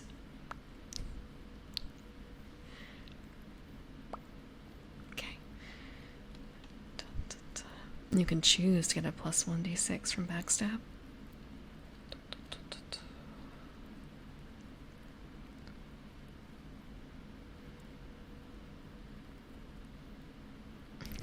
Thinking like Serpent's Tears is neat, but that's not how it works exactly. So, yeah, it's Backstab is it's a potential, but it's not a guaranteed. That's rough. That's rough. Maybe the Barbarian. Now that I think about it, there's a Barbarian, right?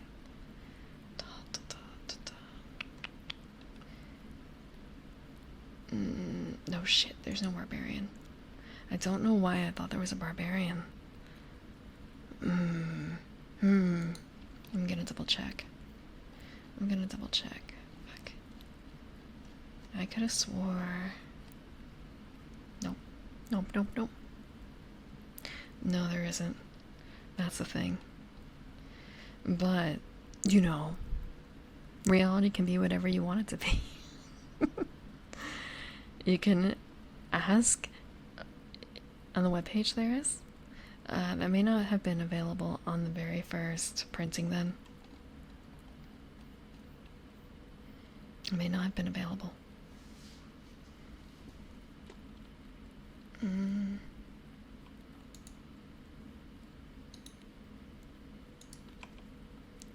Let me take a look. Let me take a look.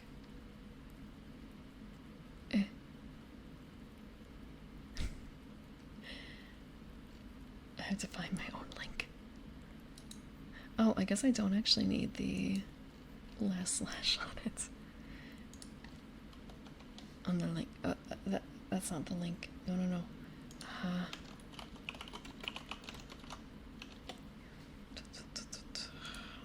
I wonder what other classes. Arcane Duelist also doesn't exist in the base book that I have.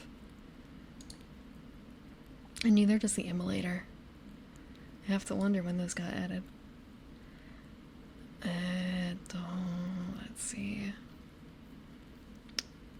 So there is Herculean appetites.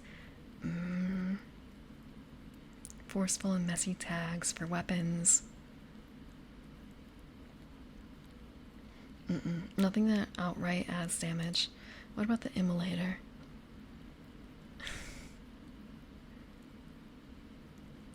Wow. Oh, okay. The Salamander section looks neat. Let's see. Starting moves. Only works if you conjure a weapon with pure flame, so that won't work.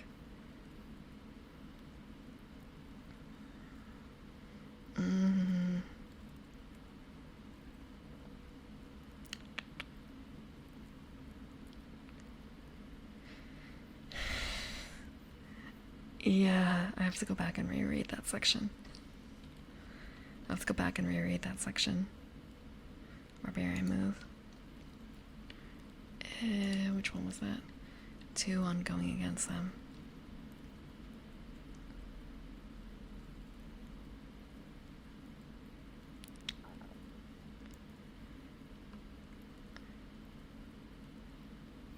Ignore your companions, take +2 damage on going against them. Okay, let's double check.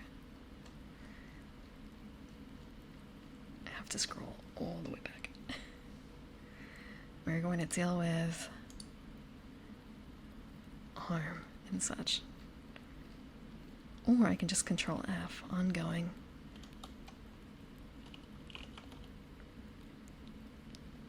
Like, take 1+1 ongoing. Not to damage. Did it specify damage? Okay. So yeah, it's not to damage. It just means that you have an easier time on the initial rolls. What are you laughing about?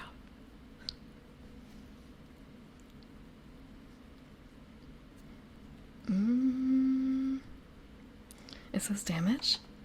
It says +2 damage ongoing against them. Okay, that's fair. It does say damage. So it's damage ongoing.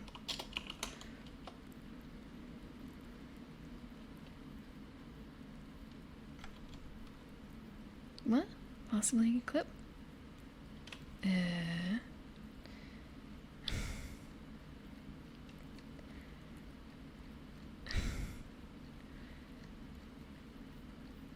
sounds like it, but I'd want to reread the basics first. I'm gonna go actually like search back for ongoing. I'm gonna scroll further up.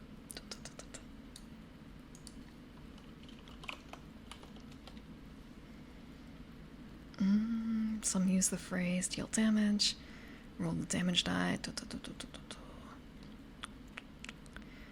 Like +1 forward. Okay. Take +1 ongoing. Okay. Yeah, so it sounds like you add damage. Yeah. Is there an endpoint? Is there an endpoint? There isn't, more specifically because it's probably assumed that you're gonna murder them until they're dead. And it's only against that one character. So yes, it is a case where you have to have a good con to do this, because you only get this on a +10. I'm going to bring this up actually. Although, as you said, the SRD is blinding. So it's kind of maybe I shouldn't show it just because it's a flashbang. I've cleared the other flashbangs, damn it. So the barbarian has a starting move called What Are You Waiting For? When you cry out a challenge to your enemies, roll +con. On a 10+, they treat you as the most obvious threat to be dealt with and ignore your companions. Take +2 damage ongoing against them. On a 7 through 9, only a few, the weakest or most foolhardy among them, fall prey to your taunting. And that is the move. So it requires you to have a strong enough con and to succeed on the roll to get the +2 damage. But also, to your enemies, it's not limited. So it's kind of it works on a crowd. It works on a crowd, which is actually really fucking strong. Like, there's no limit written in. There's no limit written in. So, but again, this is just the concept of you're fighting the dragon, the one apocalypse dragon. You are one-shotting this thing. This is also a move you have to do. So this would be your first move. This is your first move in order to get the bonus, and the dragon has to fall for it.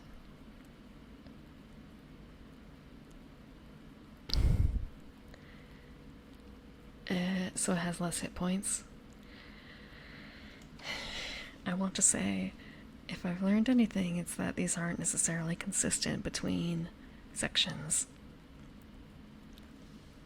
Not necessarily.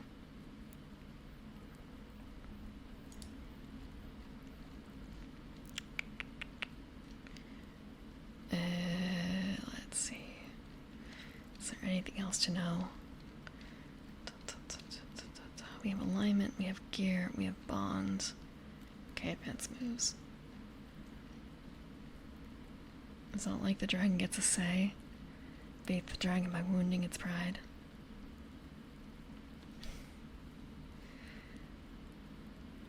There's also a possibility that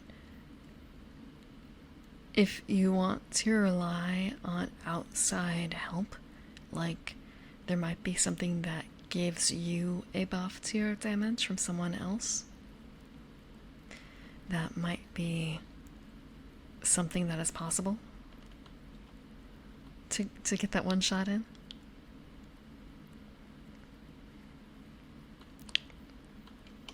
Okay, looking at what else there is. Gears. My load is 8+ strength for the barbarian.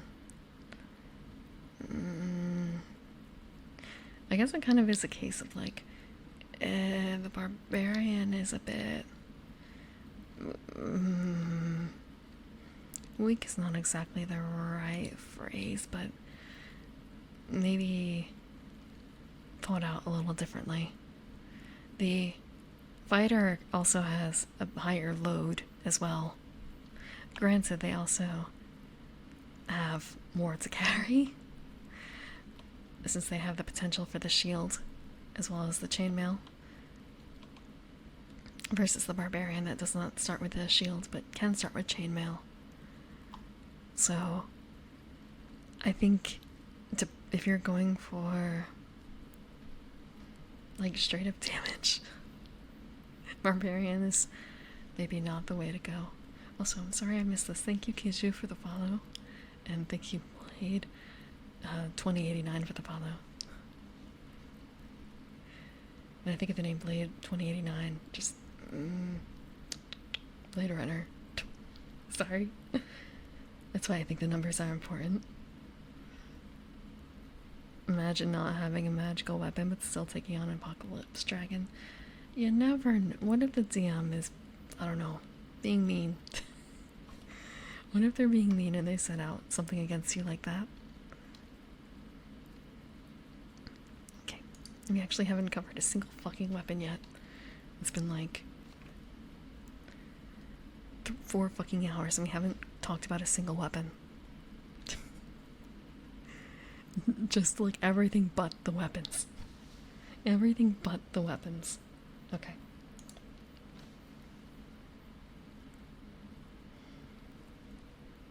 Here I get swallowed, then cascade to the plane of water. Is that even an option though? I don't know. I mean, again, like wizards, spellcasters have a lot of power.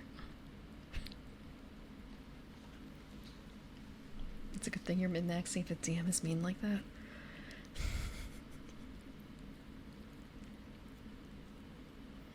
Cause and effect. Cause and effect.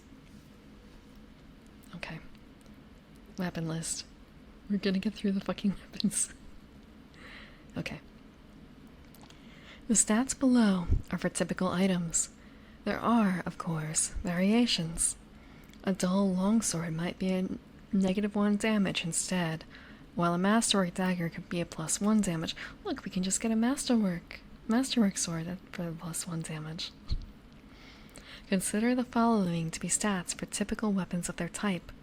A specific weapon could have different tags to represent its features. There's the ragged bow, which is near 15 coins, 2 weight, 1 shunning noise. Yeah. It's called Satsudan. It's called Satsudan. Fuck. I don't really like using that term. I feel it's very it's not something like everyone understands because it's not English. Oh, that was a crack. That was kind of a wait. I can crack my thumb like that. Satsudan.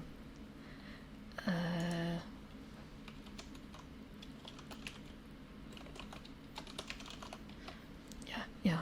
It's basically just chatting. But I know it's a popular way to refer to like just chatting streams in like some circles and some like VTuber groups. Because that's, I suppose, the Japanese term for it that gets used. But like when I suppose I know some VTubers use it, but the ones that I interacted with initially didn't. So it was kind of a what's Satsudan? Yeah, just like idol culture.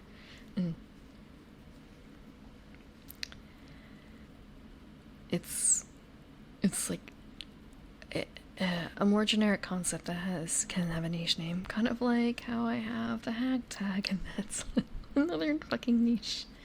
That's another niche.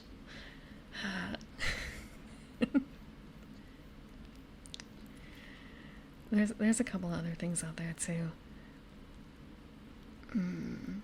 Schadenfreude. I feel like that's a bit more mainstream though. You know that there's a song, a Broadway song, that is called that, right? Fantasy hag.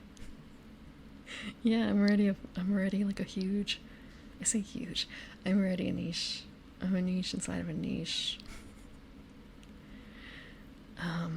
At least I'm pretty certain it's called Schadenfreude. Schadenfreude? Avenue Q has a song that is entirely dedicated to that concept. I'm going to double check.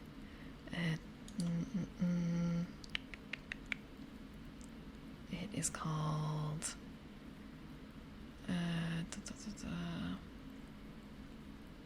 yeah, Schadenfreude is literally the name of the song. Okay, it's Broadway, but it is Muppets. It is Muppets. It's like R-rated Muppets. If you want to see Muppets fucking, watch that play.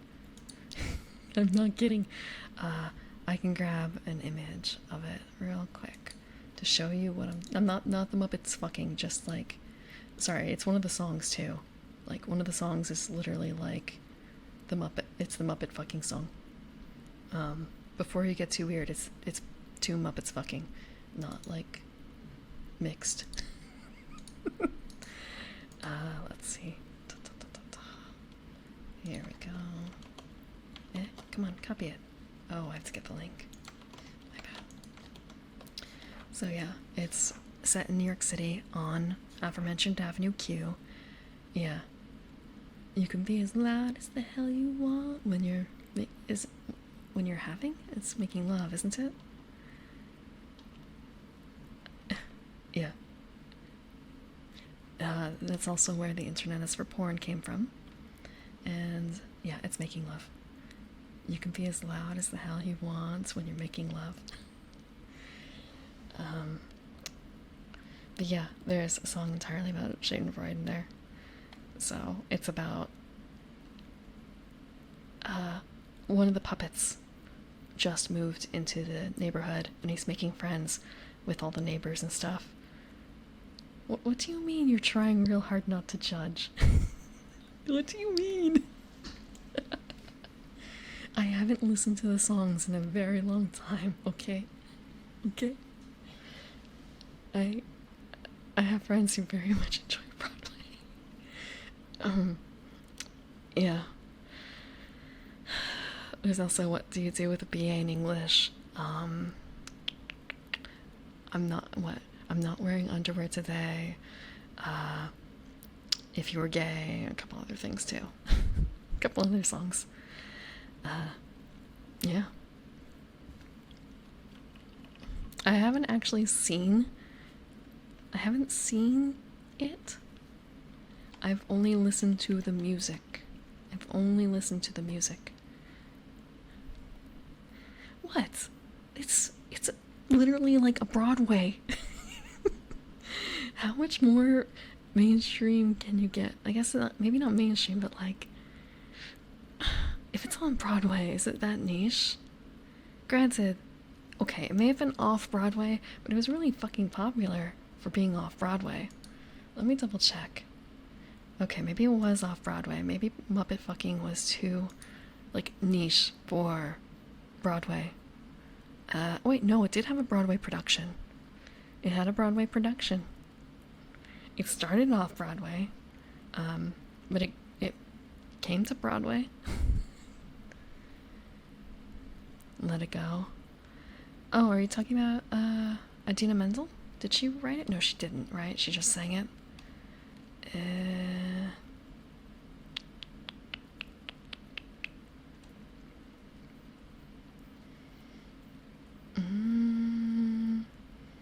Okay. So it's Robert Lopez and Jeff Marks. Book of Mormon. I haven't seen or heard anything from the Book of Mormon. I've seen a bunch of ads for it.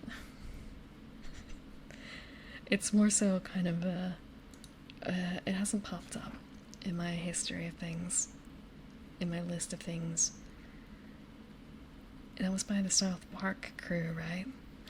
Book of Mormon.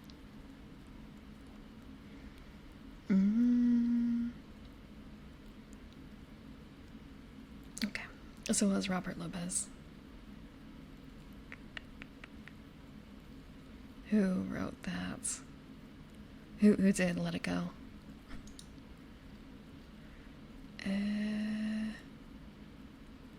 Let's see.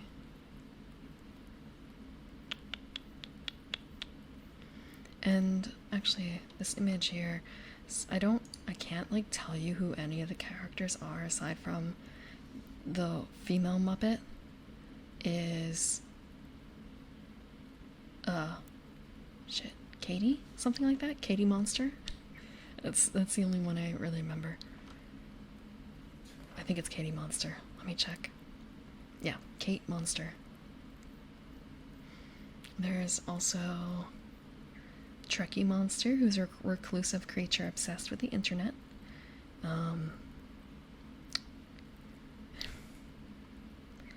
Princeton / Rod. Okay. Lucy the Slut. The Bad Idea Bears.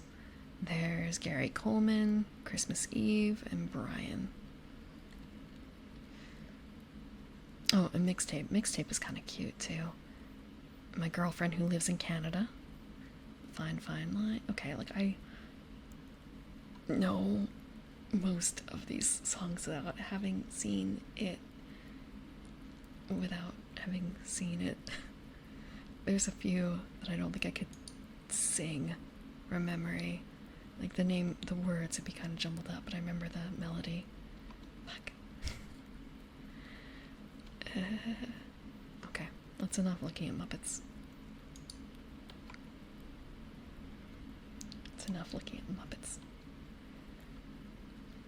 Why were we talking about Muppets? Oh, Shade and Fraud, yes. Shade and Fraud. I don't remember that song very well. Aside from... Let's see. What are the lyrics?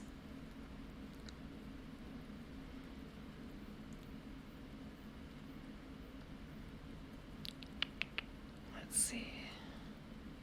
Oh, it's a group song, so it's a bit hard. Right now you are down and out and feeling really crappy. And when I see how sad you are, it sort of makes me happy. Sorry, Nikki, human nature, nothing I can do. Shade and Fraud, making me feel glad that I'm not you. I don't remember the lyrics for this one. Or rather, I don't remember the melody very well.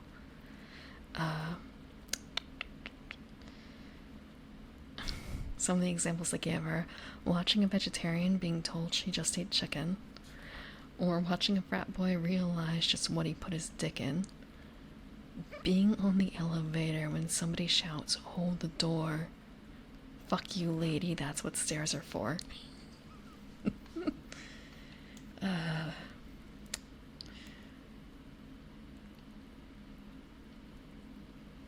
Yeah. That is not one that I remember the lyrics to, or melody to. Unlike the ones.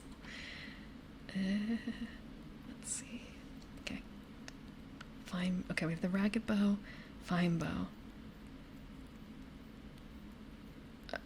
Okay, this puts into a better perspective our fighter who starts with 22 coins. 22 coins. So they can buy a Ragged Bow, but they can't buy a Fine Bow starting out. The Fine Bow is near, far, 60 coins and 2 weight. The Hunter's Bow is near, far, 100 coins and 1 weight. Holy fuck. 100 coins just to shave off 1 weight. Yeah, the fighter does have signature equipment, but what about, other equipment? What about other equipment? I suppose it's also the case of you don't like the descriptors. That's half the weight. Yeah, that is. You have the weight and almost double the price.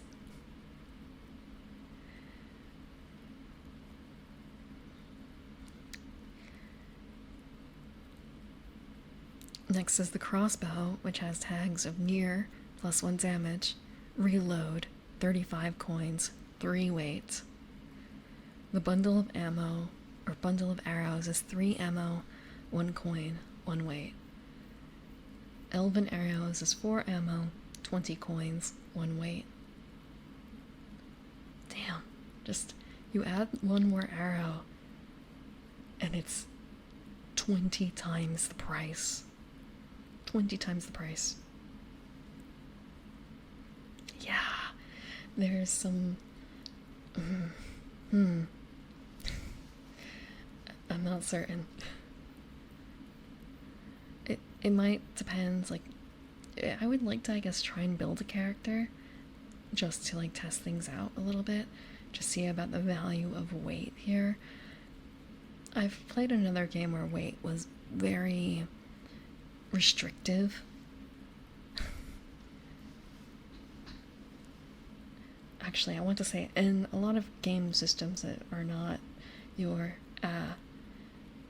average D&D group that ignores the weight system, the weight can be a fairly limiting factor in what you can do. Yeah, but and like if you're playing 5e and actually using weights and your DM doesn't give you a magic bag of holding, essentially, it is actually quite restrictive, but most people ignore it because they think it's dumb. And that kind of like, it kills a lot of the usefulness of strength, to be quite frank.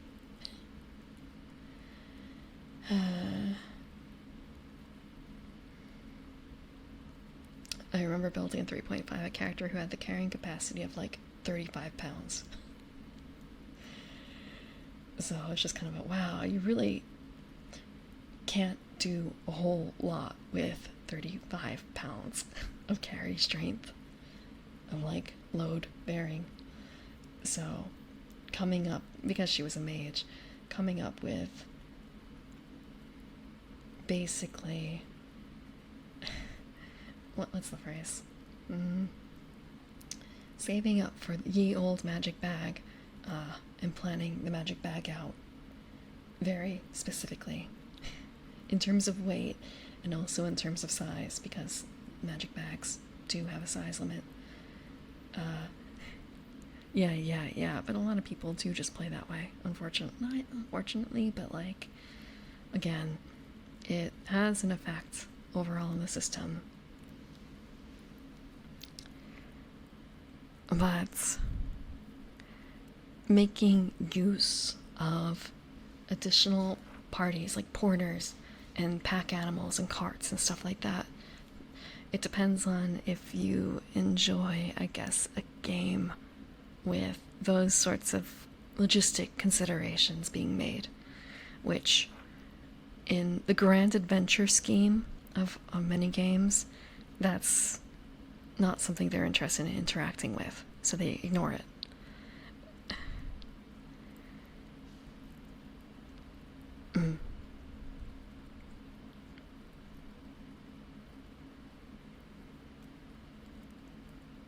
Yeah, it would take a specific group.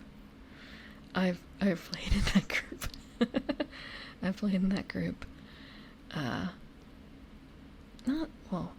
One of them was a. Well, I mean, there was a 3.5, like a stall group, so like very deliberate about everything. And that's what the undead army was partially for, carrying shit. Carrying shit.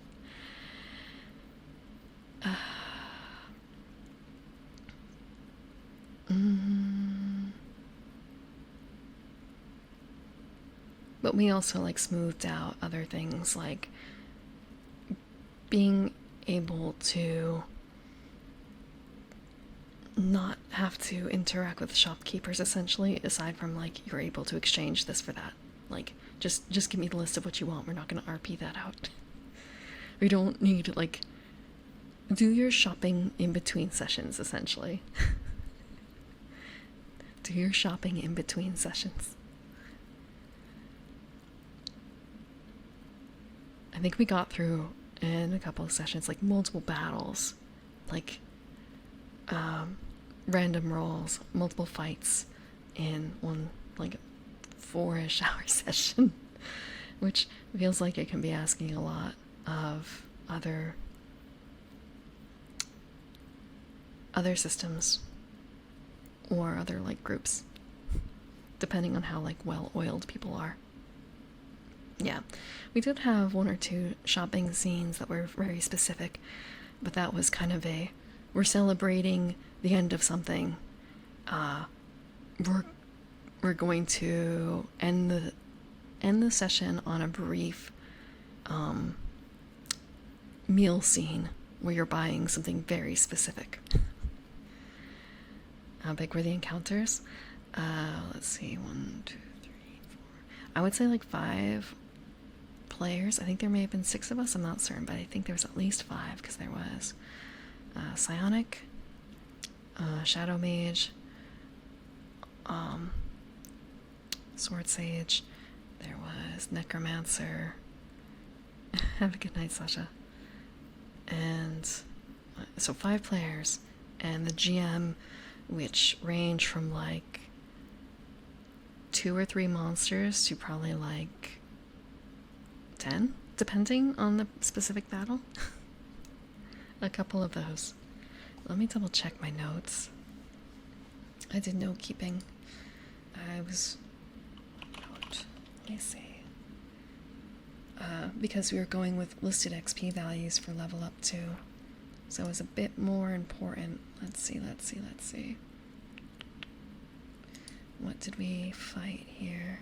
What was one of the sessions where we had a ton of shit to do?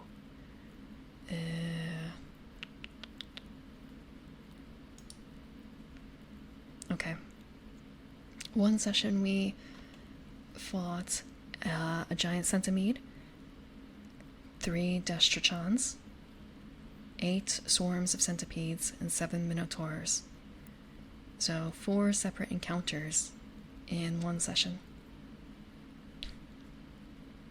through random encounters. So I think that's maybe a bit unusual in terms of what we did. Oh, here's another one. 3 encounters in this one, which was a colossal vermin, 9 smaller vermin, and then 4 like mid-sized vermin. 5 players, 4 to 5 depending on the day.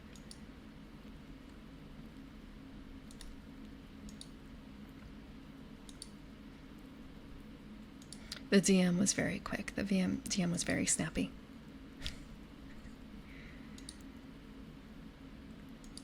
And we also had, again, this was a Gestalt game, so we were very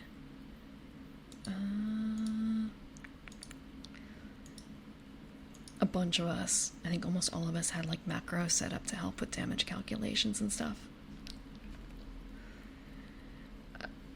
So like once something was decided, it was really quick to figure out what came out of it. 8 swarms of centipedes. This was over the course of 7, the characters were traveling over 7 days, and we were doing random rolls to see about encounters. So, not all encounters necessarily ended in battle, but in this particular session, they all did. Like, all of these were monsters. Yeah, random encounters.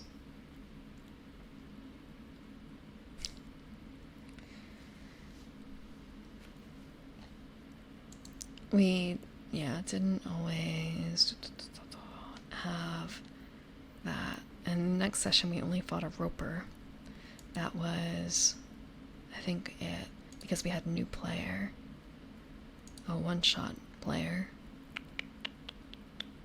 Another one with, let's see, undead incorporeal fire elemental creatures.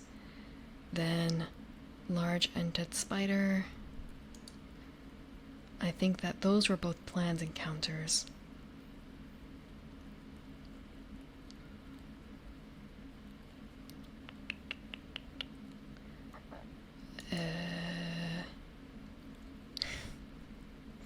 Lord of...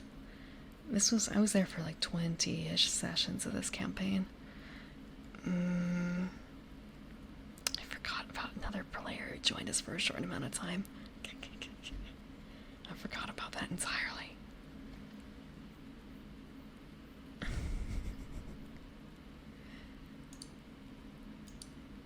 But yeah, we had some random encounters that were really snappy. Click, click, click, click, click. Okay.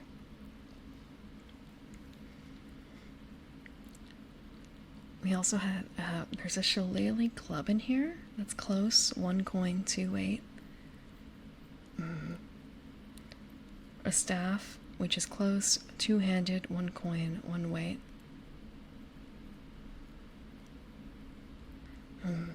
Just the trade-off there of two-handed and one weight versus just two weight.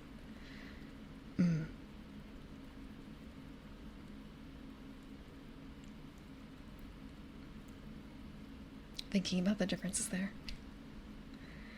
There's also the dagger, shiv, or knife, all rolled into one, that is hand, 2 coins, 1 weight. And throwing dagger is thrown near 1 coin, 0 weight. So, technically, unlimited throwing daggers as long as you can afford them. Closed weight. I haven't played Mahjong in a while. I haven't played in probably like a year on stream. I have to be honest, I actually haven't played Mahjong against actual other people in a very long time. It's only been against AI for the longest time. I have played with people on a few occasions, but it was friendly games. That's fair, yeah. I have to make time. I have to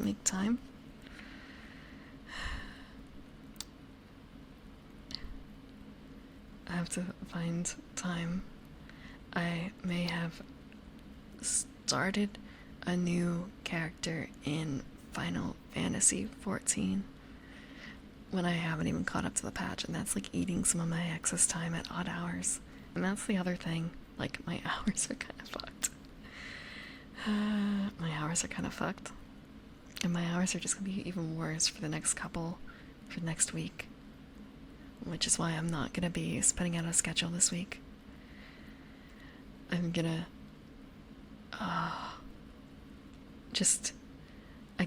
I don't know if I'm going to have to be up during the day because of everything with the cat.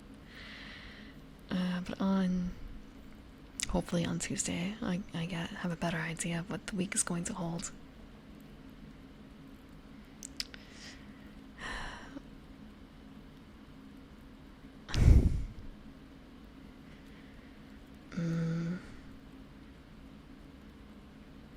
And there's a bunch of other games I want to play too. Such is life. Yeah. There's some good events coming up this week for me.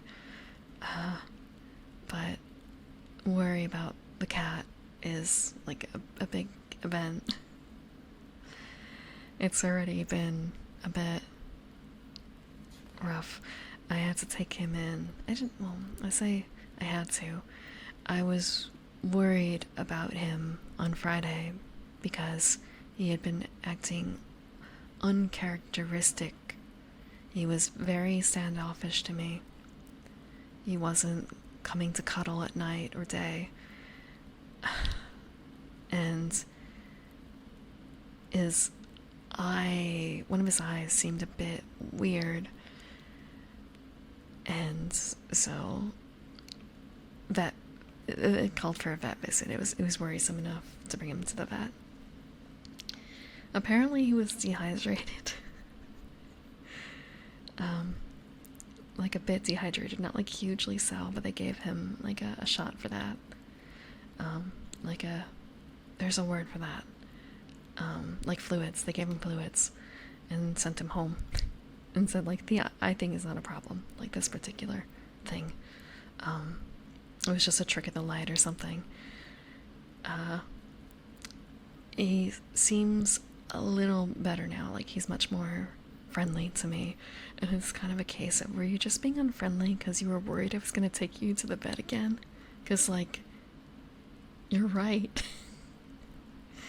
You poor sweet creature, you're right. It just resulted in you getting taken to the vet yet again for a 4th time in a week. Because you were so grumpy over being taken to the vet. But he ended up cuddling with me. So I think he's feeling better after the fluids.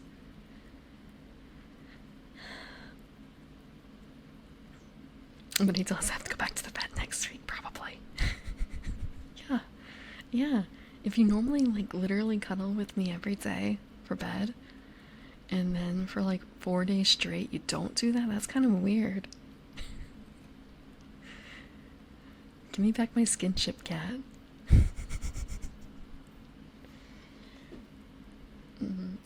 Like, he was doing some non-bedtime cuddling a little bit, but like it's not quite the same. It's not quite the same.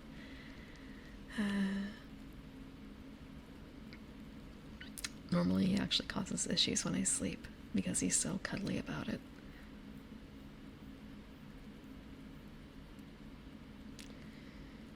Okay, let's see.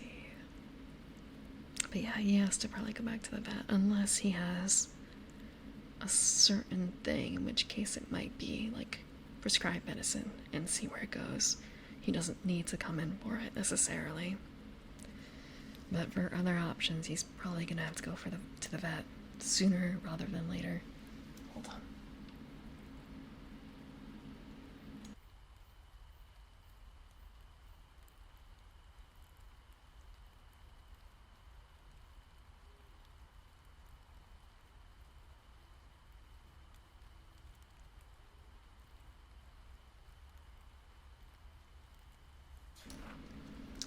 Sorry, that's a cough.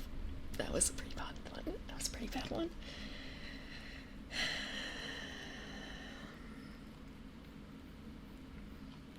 Okay. Next one. Is this really all of them? Okay. Yeah, this is the list of weapons. That's it. This is it. So, there's a short sword, axe, warhammer, and mace. Those are close, 8 coins, 1 weight. The spear, reach, thrown, near, 5 coins, 1 weight. Longsword, battle axe, flail, close, +1 damage, 15 coins, 2 weight. Halberd, reach, +1 damage, 2-handed, 9 coins, 2 weight. Rapier, close, precise, 25 coins, 1 weight. And dueling rapier, which is close, 1 piercing, precise, 50 coins, 2 weight. The quote on the side, it's a trick, get an axe. Ash from Army of Darkness. Looking at the stats here, I profess that I really actually like Alberts and stuff. I like the look of them, but they're usually not like particularly great, unfortunately. Hunter's bow, look, range can be OP, depending on how far away you can see the enemy. Range can be an OP. Let's see. It is near and far. After that, the most expensive is a dueling rapier, which gets you 1 piercing. So you can kind of inch closer. Well, actually, with the +1 damage of the longsword, battle axe, or flail, the halberd, or the dueling rapier, those all kind of get you a little closer to the, what's the phrase? That fighter. That one hit Apocalypse Dragon kill. 9 coins. You mean because it's a +1 damage thing? I mean, there is a trade-off. You can't have a shield. And it's only a reach weapon. I want to double check about the banding of the stuff, where you have to make sure that you're at that distance. I'm going to guess that is it. Like, you can't attack someone who is like right in your space with a halberd because of that. So, just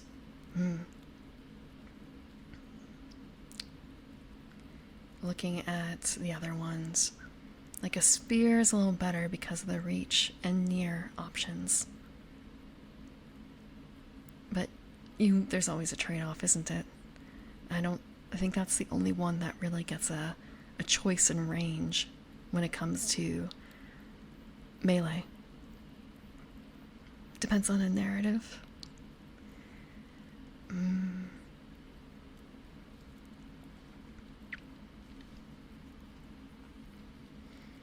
I would argue that why would you have that sort of distinction? But again, I guess, yeah, it's a kind of a scene-driven game after all. Think of it as more of like a movie with rules. Let's see. What was the precise tag again, real quick?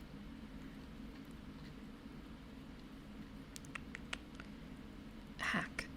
Okay, it's a dex thing. So I guess that's the trade-off for rapier. It is a dex weapon. So dueling rapier is probably going to be out for the fighter. So it's going to be halberd or longsword, battle axe, or flail.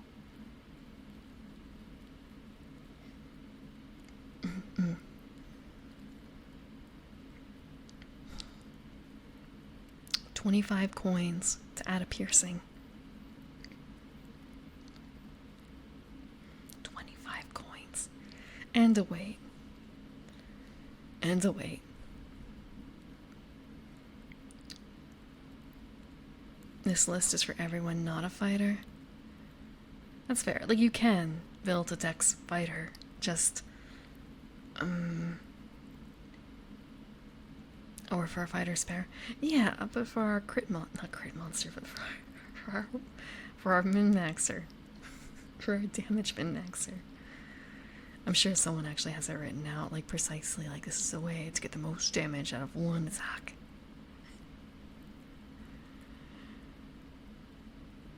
Hunter bow? Wait. Ranger starts with that. Hold on. They do. Let's tie up this real. Wait, I didn't want to tie that up. I wanted to tie this up. Ranger gear. Yep. Let's start with the hunter's bow. What does the thief start with? They also do not start with any money. 0 money. 0 money.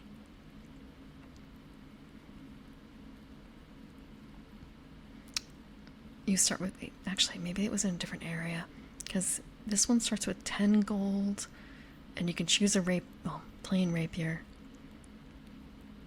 or a dagger and a short sword, and you can have a ragged bow, which is the gear.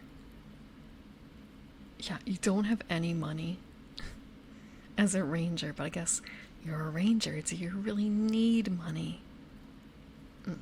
You don't need money. The wizard, what do they start with? Let's see. The spellbook, dungeon rations. They also do not start with any money, do they? But then again, spellbooks and healing potions and just books galore, and antitoxins. The paladin starts with the halberd, longsword, dungeon rations, scale armor, venturing gear. Okay. We have the fighter. What does the druid start with? Bards get to start with money.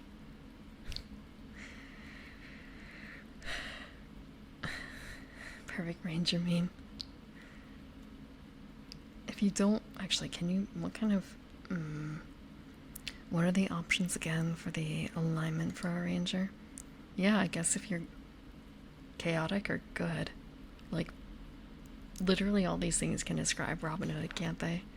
Free someone from literal or figurative bonds. Endanger yourself to combat an unnatural threat. Help an animal or spirit of the wild. Actually, neutral, like, doesn't really quite fit the concepts of Robin Hood. But chaotic and good both do, right?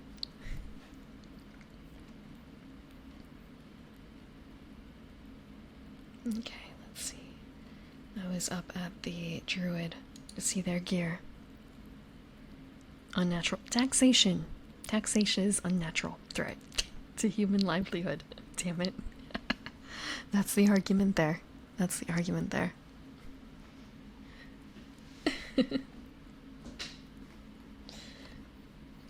He was not a rightful king. Death and taxes.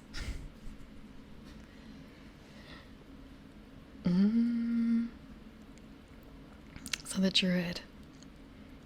Hide armor, wooden shield, shillelagh, staff or spear, and you could just get some halfling pipe weave. Pipe leaf. Pipe weave. And no money. But like, you have drugs, so that's just as good, right? You're the only class that starts with drugs, as far as I could see. That's gotta be worth something. Let's see. Armor or shield. For the Druid? Yeah, I guess so.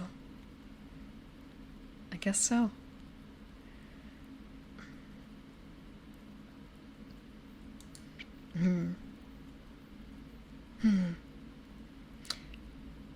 Just kind of I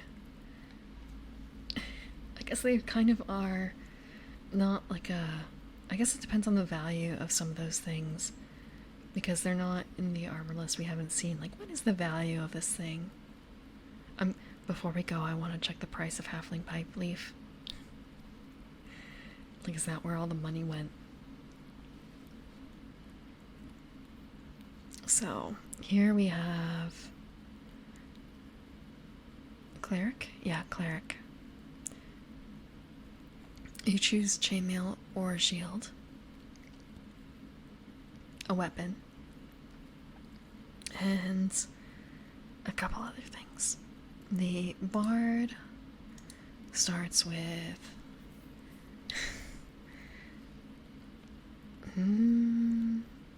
instruments, some outfit,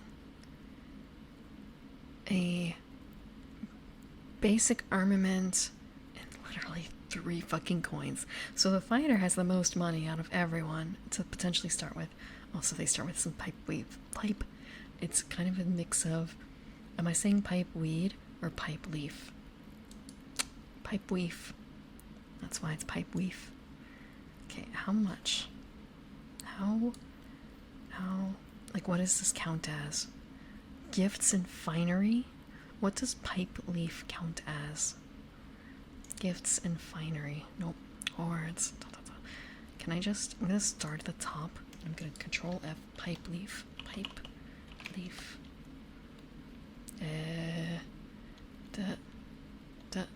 Uh-huh. 5 coins. 5 coins. Okay. So apparently it's only worth 5 coins. But it's 6 uses, so it's like not even a coin a use. And you can share. You can share. Sorry. Hold on.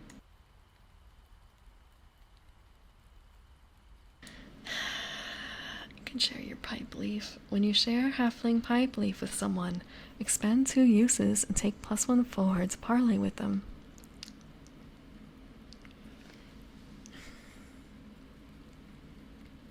Yeah. Everybody chill. Just take some pipe leaf.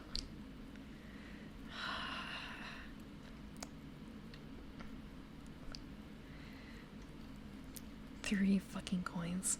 I wonder if the Bard has an easier time making money, though, than the other classes by their very nature. If that's part of the whole thing here. They're probably able to because of their stuff. Like, they're probably able to busk. Why can't the dwarven bread be as good as the elf bread?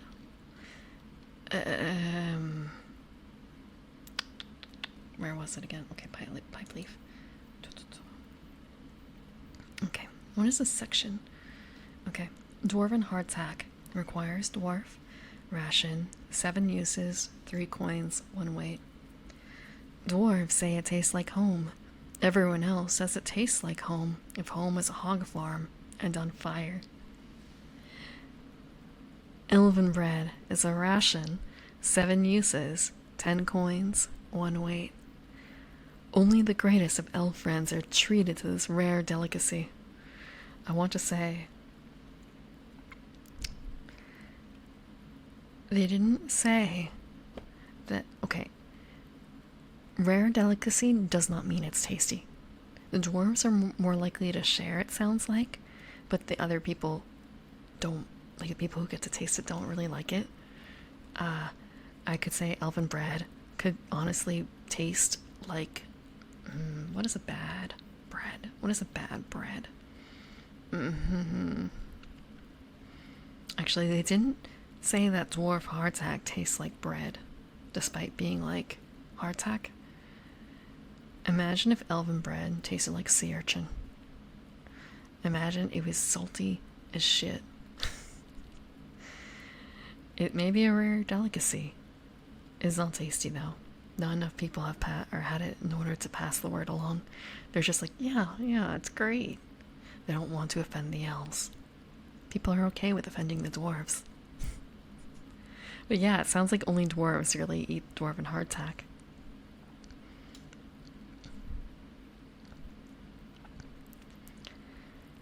That is one way you can look at the elven bread. Or maybe it is really delicious. Maybe it is the best artisanal $20 a loaf fucking bread you've ever had. Beautiful, like, tinge of sourdough. Pumpkin seeds and galore on top or something. Or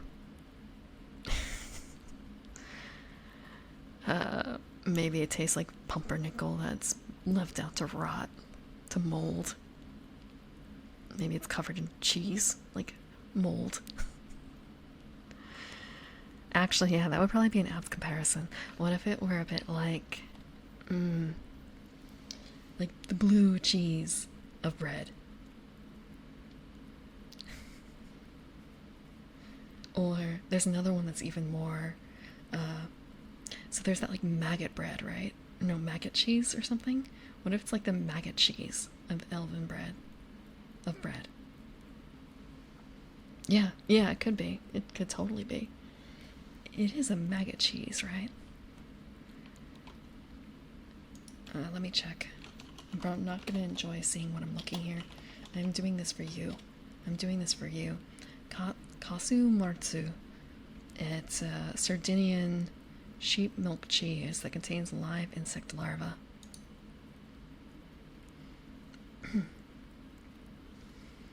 So it's a 3-month soft sheep cheese. It is outlawed. However, it's a black market thing. Let's see. How much can it be? Sold for double the price of an ordinary block of pecorino. How much does pecorino go for? How much would it cost to get this? They talk about, okay, 90, okay, I'm gonna do some math as to the worth of this cheese. 98 long tons to pounds. How many pounds? That's a lot of fucking pounds. Okay, so we have this. Okay, so we have that. I need to do math. How much per pound is this cheese? We have okay, let's estimate 2 million euro for 219,000 pounds of cheese. So we're gonna do some basic math, and I am bad at math. Real quick.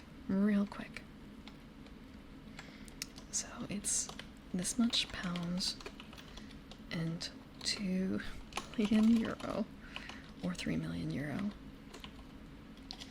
So we want to find out the worth of £1.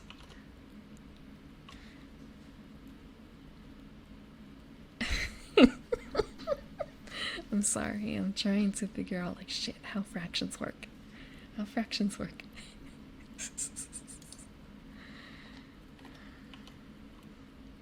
And also like, okay, 2 million. Okay, so maybe more like that. Okay. So is that like $9 a pound? Is that it? $9 a pound for this cheese.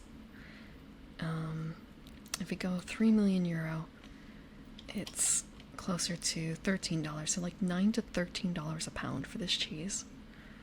I feel like I've spent more on cheese elsewhere. I'm gonna be ending soon. I didn't mean to stay up till this late doing this. There's some other things I have to tackle. Hey, there, you never know. You never know what people say is good. Again, like, people eat moldy cheese. People eat moldy cheese. Yeah. So, God, what is the most expensive cheese I've bought? What is the most expensive cheese that I can get right now? If I go, we're going to get this in store. Let's go for... I have to choose a type of cheese. Let's go for a couple different kinds. I'm gonna guess the burrata and stuff is not gonna be that expensive. $11 a pound, $12 a pound. Come on, like... Oh, no. It's like $25 a pound, my bad. Yeah.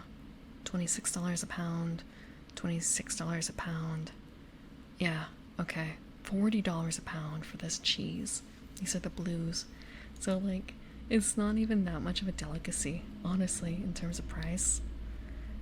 But I can... Oh, wait, this is euros. I forgot. So it's 9 to 13 euros. 9 euros to dollars. Oh, so it's basically like the same. It's like $9 to $14. $9 to $14.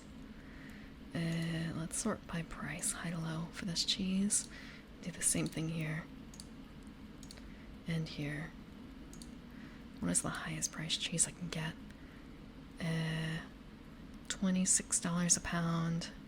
I swore that there was a $40 a pound cheese in here. $22 a pound. $32 a pound. Oh, I really like that cheese. Fuck, I have expensive cheese taste, I guess. I didn't really look at the value price of it before to realize, oh shit.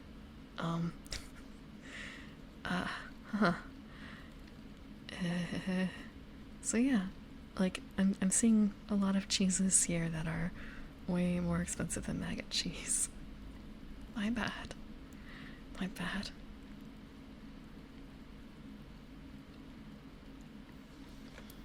If I've ever thought about doing ASMR as I'm doing this type of stream, yeah, it may have been when I had just the one mic, but now I have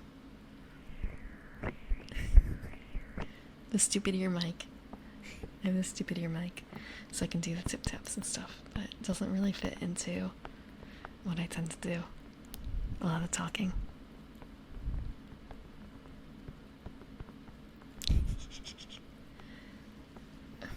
Hard at the office. This is for cheese.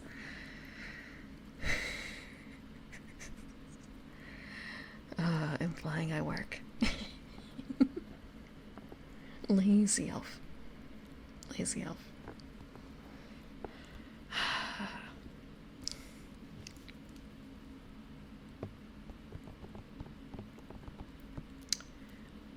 I know I should be doing some other stuff too, but making bread to buy cheese.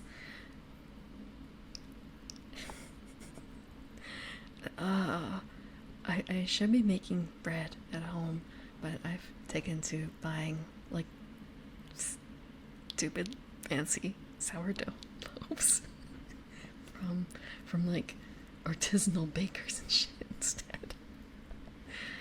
I should be making bread at home instead.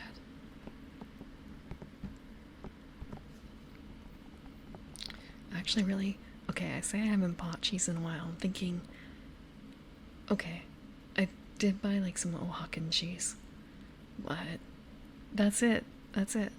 Recently. Also, there was the Korean cheese pancake thing.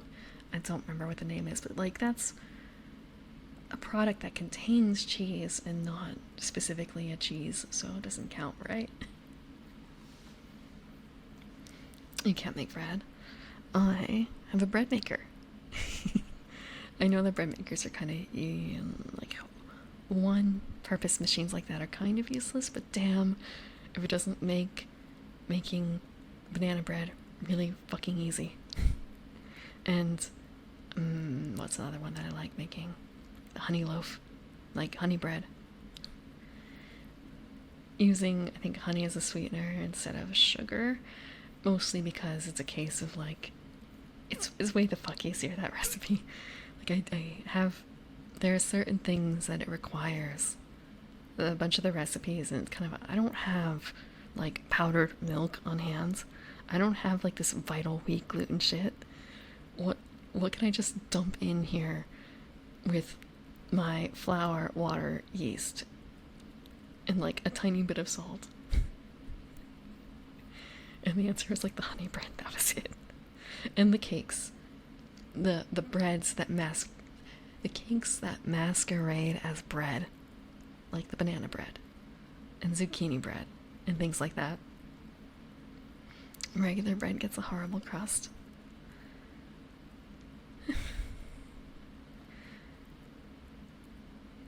Yeah, bread is a science. Baking is supposed to be more of a science than regular cooking, and it might also have to do with like a bunch of different things like humidity and altitude. It's crazy. If you've ever seen like the Great British Baking Show, just the amount of adjustments they have to make, potentially depending on like how wet and cold is it outside, is really kind of funny and kind of sad.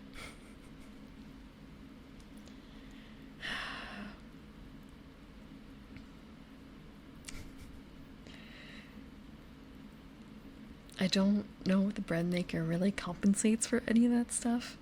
I don't really think it does, but it does an okay job. It does an okay job at its job, and it means I don't have to worry about it. Although it still takes, like 5-6 hours to make a loaf of bread. It still takes that long. And then it's just like, it's a bread the shape of the loaf pan, which is not what you need for all bread occasions. I've used it also to make, I think, baguettes once, but that was effort. I don't want to put in that much effort again. I'd rather just put the ingredients in and walk away. That's what you do with the rice cooker. That's what you do with the slow cooker. Just set it, walk away. There's one more, like, unitasker-esque thing that I have that does something similar that I like, but I don't remember what it is. Fuck. I've done the rice cooker, bread maker. What else?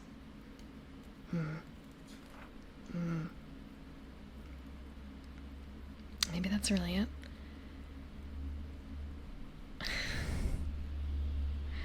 Unless I'm thinking about when I tried to make Japanese style pancakes in the rice cooker. Oh, oatmeal, right? Rice cooker can be used for oatmeal too. I think the bread maker can also be used for like jam. It's really kind of weird. It's a really weird concept. Like using your bread maker, I think, to make jam. Unless it was the rice cooker. Fuck. One of the two. Like they try to make it so you can use them for other things, but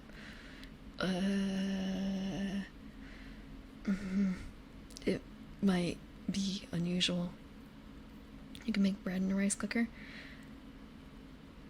It might depend on the type of rice cooker. But I did try to make big, like there's the big Japanese pancakes, right? So I tried to make that in a rice cooker. I will tell you, it did not work. The outside was like really cooked, and the inside was not fully cooked, even like going way outside the time range that it was supposed to be done in. No, it was literally like pouring pancake batter into the rice cooker. It's like the big Japanese style fluffy pancakes. I've made okonomiyaki at home. I am working on my flip game. I'm working on my flip game. Yeah, the thick pancakes. I like making okonomiyaki. Although, again, like, it's not always the prettiest form factor. You can make beer on a cheaper budget than that, but I guess if you want to do... Actually, maybe I shouldn't say beer. You can make alcohol at home for cheaper, but yeah, with a beer, with the like... what is it? There's like a bunch of different words for all the different parts that you need. Mash tun and stuff like that. Blech. Blech. And then like sanitization shit. If you have a marble counter, you probably already know about like Star Sand, like destroying things like that. I've heard a couple horror stories involving leaving the sanitizer, the cleaners, letting them drip onto certain types of counters or floorings, and eventually leaving etchings in them. Okay. Cherry wine sounds good. Haven't had that in a while. I don't know if I've ever had fig wine. Sounds like something Jesus would be mad at. I think he doesn't like figs. I think that was part of it. And let's see, Japanese pancakes. Let's see.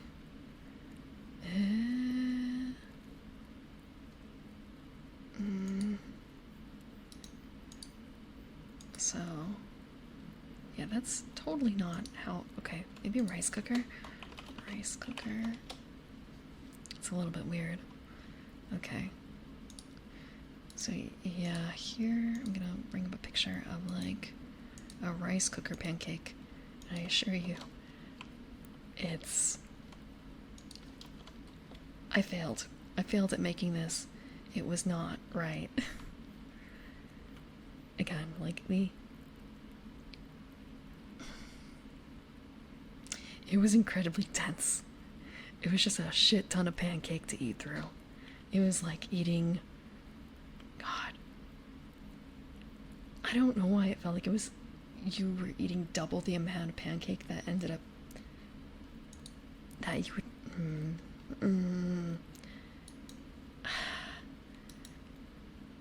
I don't know how to describe this. Yeah, condensed pancake. So... Here's another shot of this particular rice cooker pancake. Like, this looks a little fluffier than the one that I made. Like, quite a bit fluffier. But still, it was just incredibly dense. And, like, that looks like a stack of maybe like 4 or 5 pancakes, depending on how thin you make them. 4 or 5 American pancakes. And getting through it was like a multi-day affair. Getting through that fucking one giant pancake. Like, again, you eat slices of it. And it's kind of a slice is equal to how many pancakes, would you imagine? Like, this slice is what, 1 pancake? So I guess you would eat like 2 or 3 slices. And that's your meal. And you still have like half the huge pancake to go.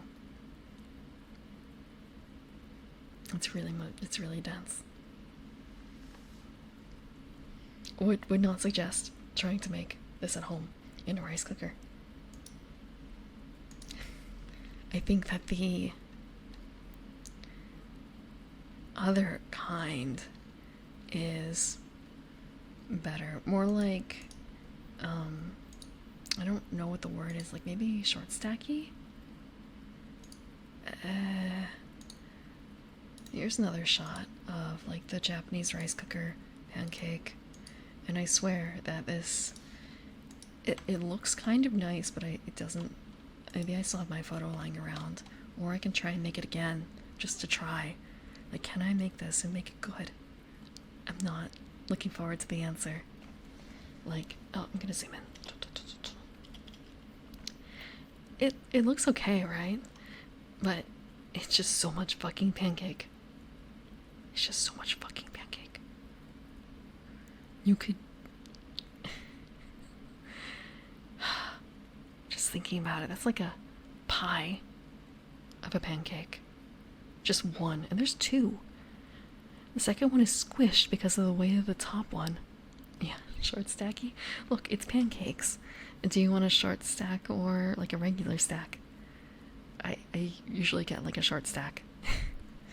It's kind of a... I don't want to have like entirely pancakes. Just give me like one or two. Give me a short stack. That way I can have like some sausage or something.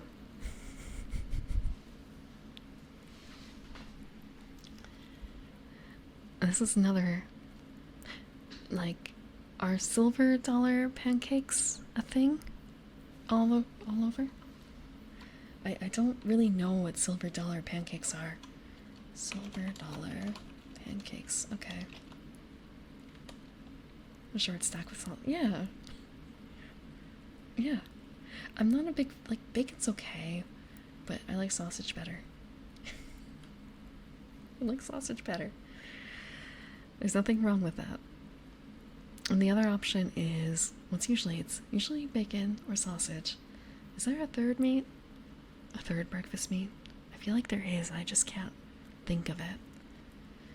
I know that there's an incredibly local one. Ham? Okay. That's not for every breakfast, though, I feel like. It's not for every breakfast.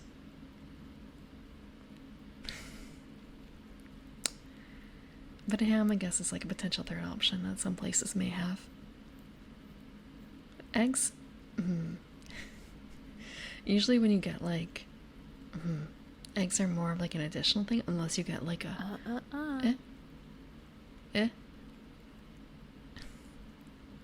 Okay. Okay, I will try. I will try my best. It's... Damn, fuck.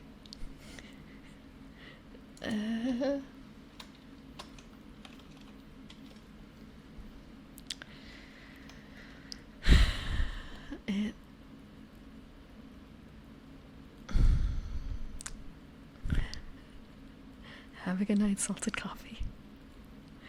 Have a good night.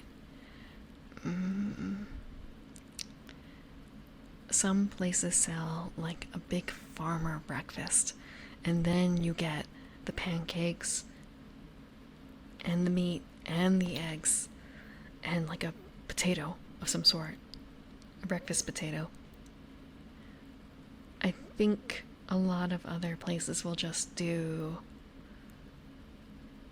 and you're going to have to keep me on note for the banned word because I may not realize I'm saying it. I just caught that one because it was the first out of my mouth.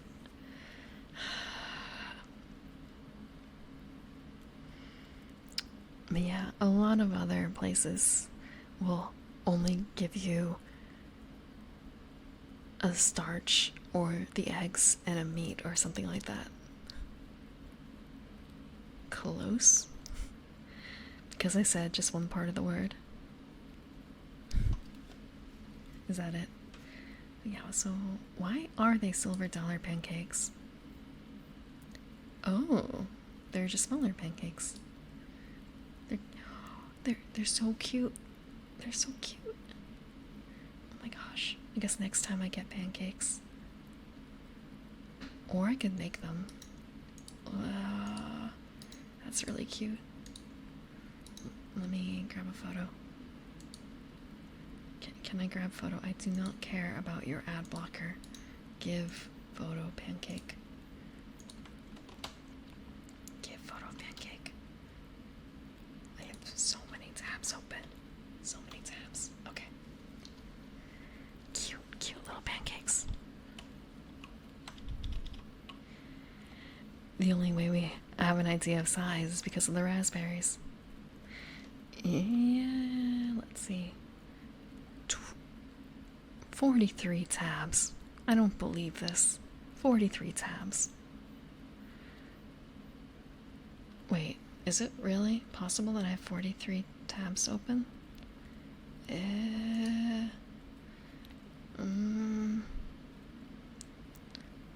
Wait. Oh, I see. Okay. I do have 43 tabs open. I do have 43 tabs plus the 11 tabs here. That's not so bad, right? Not so bad.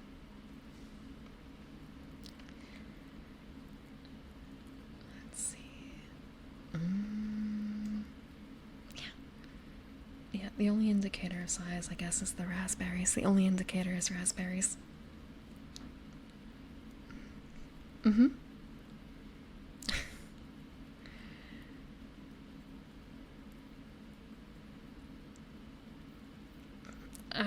What was I doing? What was I doing? I have, oh right, a punch for the cheeses, rice cooker stuff, looking up Pentha, there's Silent Hill stuff, there's some stuff for Twitch, there's some Avenue Q stuff. Yeah, I kind of don't really close images in case we want to go back to them, so like I still have this Kiryu open. I still have Kiryu. And this Kiryu. I just realized she has her tongue sticking out. And the cooking companions. Speaking of food. And you have 81 tabs open. As long as your performance isn't being compromised, right? I don't think I've dropped a frame. And my CPU usage for OBS is still just like 0.1%, 0.2%. Kiryu's wife. I never actually watched her stream. So, I can't really say much about that. Unfortunately. One time.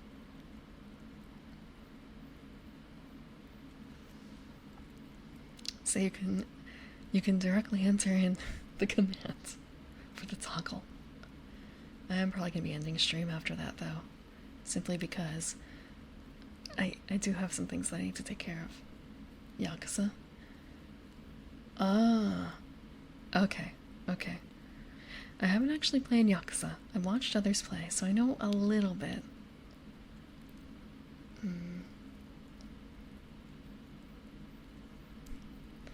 But yeah, Kalashinator, if you want to take advantage of this, you can enter any of the commands. Like, okay. Bang maid, bang cat ears, bang trash can. They all work.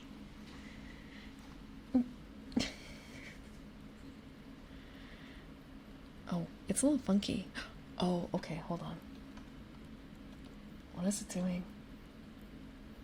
Okay. It seems to be having a better time now.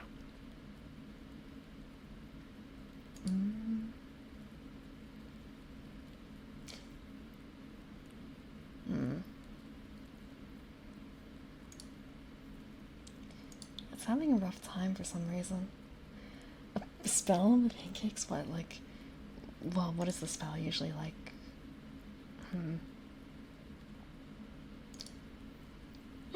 Moi Q.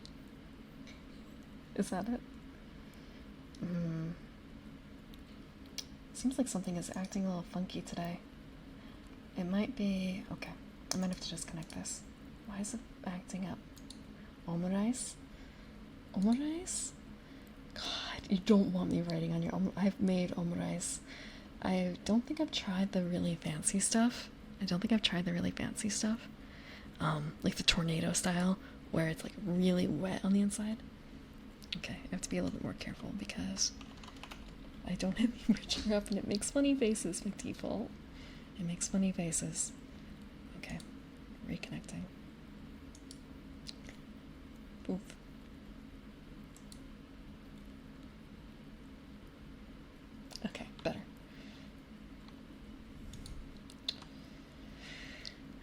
yeah, I've made omurice and my ketchup calligraphy is not on point.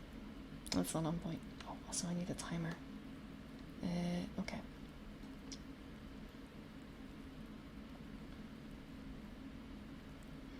Oh, I've made it for like the last meal of the day and not for breakfast. As a bit of a dinner. As a bit of a dinner. But then again, I think it's for other people that kind of makes sense. But I don't think it has to be seen as a breakfast thing. And I think it's a lot better when it's hot rather than when it's cold. おしくなれ、おしくなれ、もえもえキュン. Kind of like that.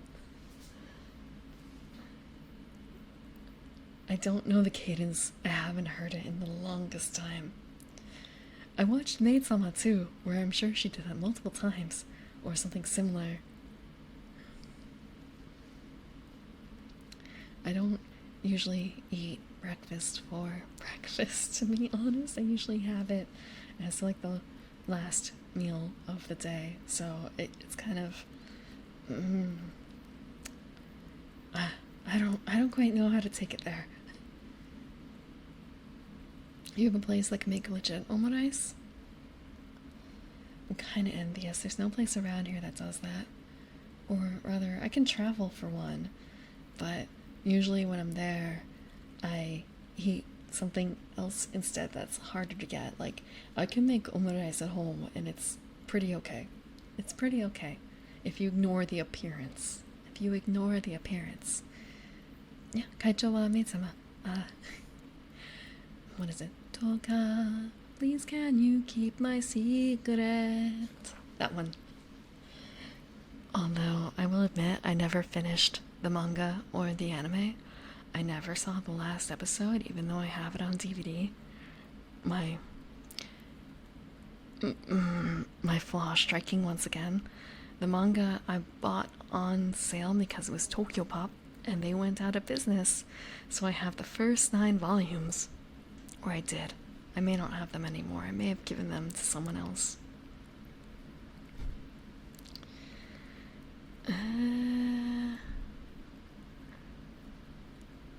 Yeah, that's fair. I mean, she writes death on the omurices and stuff for the guys who know her from school. And at one point, she doesn't write death, I believe, and that's kind of a flag for them to realize there's something wrong with her. That, you know, like, oh, she's not feeling well, we should do something to make her feel better. I think. I vaguely recall that plot point. And I don't know if they ended up doing that for the audio section.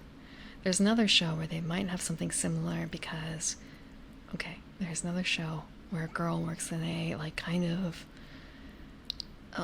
maidish family restaurant because it pays really fucking well and she needs money for her bicycle parts.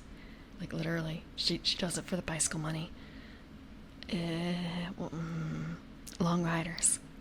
And there might be a section where she does a chant of some sort that I can look up because everyone else finds out that she's working there. No, it's not Misty. It's not Misty. She's working for, like, racing, not racing, but road bike parts. Like, good road bike parts. I don't know if there's a scene of it on the internet, simply because Long Riders is a little bit niche. Cutting the omelet aesthetic? That would be nice. Yeah, the place I'm thinking of. But I don't think they do that. I don't think so. But yeah, so places that do, like, the final preparation at the table for you is nice. Envious. One thing I do have that not many people, I guess, have access to, I do have a place that does takoyaki. It's not the greatest takoyaki I've had, but it could be way worse. It could be way worse. At least the like I forgot what it's called. Bonito Flakes dance. The Bonito Flakes do dance. Let me take a look for the Maid Cafe thing. Oh, right. I forgot there's another girl who does basically cosplay cafe stuff because it pays really fucking well. Girls doing embarrassing things for money. Yep. But then again, the bikes that they're working for cost like thousands of dollars, so. And all I can see, I can't find the like cafe stuff or restaurant stuff. Or at least not that scene. It's the other girl scene. Scenes.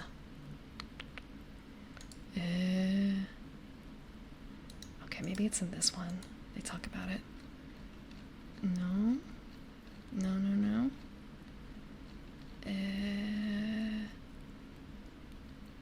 Nope. One more. One more.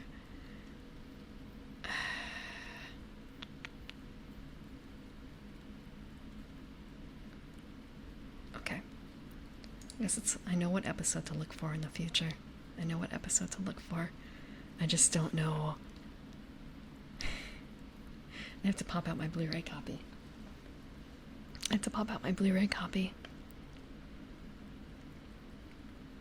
Japanese supermarket.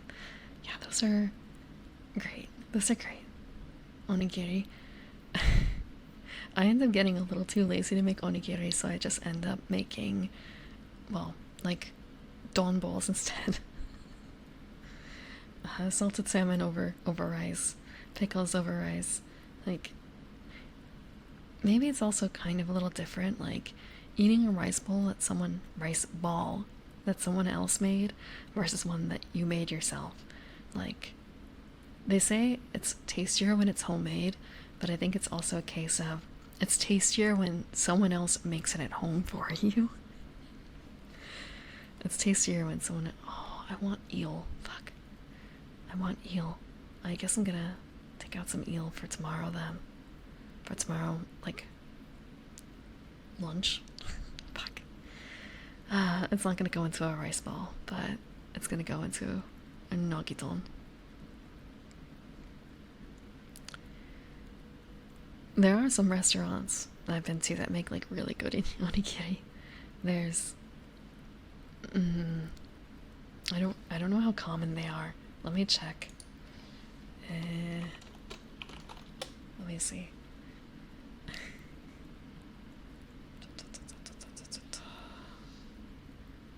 If I say what it is, it's kind of a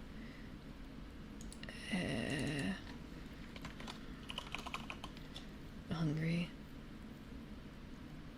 Oh, okay. I guess it's a bit more common than I thought, but there are, like, instead of traditional onigiri, there's also like bakudon onigiri, and it's basically like it's a rice bomb. It's okay. Here's a photo. Here's a good photo. I'll pop it up. I just want the photo. I don't care. Give me a photo. Photo.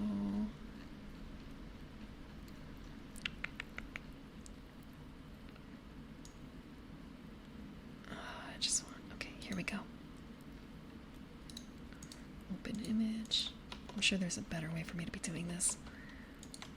This better not be weird. Okay. So it's, instead of making a triangle, you make a ball. And you like absolutely fucking stuff it full of stuff. And you cover the entire thing in seaweed. And it's a bomb. It's a onigiri bomb. Bakudon. They're rather filling too. I don't get them very often. Like, I probably haven't had one in years. I think that one is what? Uh, is that mushrooms or is that pickles on top? And what? Salmon, probably salted salmon, and then it looks like plain egg, but it might be sweet egg. Yeah, it's lazy onigiri. Yeah, I mean like yeah, it's still onigiri. It's just kind of lazy, pretty lazy.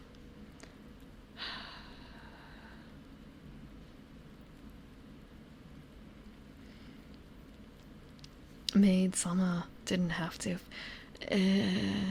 There's a lot going on in Maid Sama. There's a lot going on in Maid Sama. And some sort of pickle, possibly.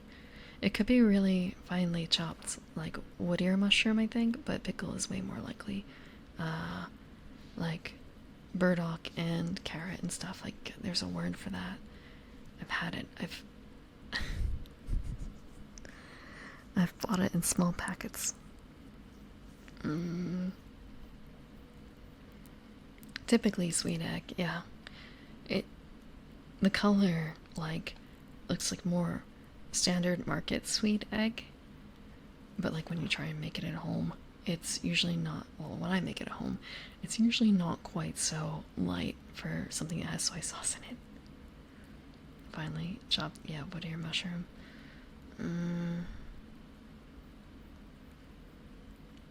Really? I actually didn't read the end. Oof. Yeah. Anime protagonist parents. Always the best influences, right? Always the best influences. But that's a shoujo drama. That's a shoujo drama for you.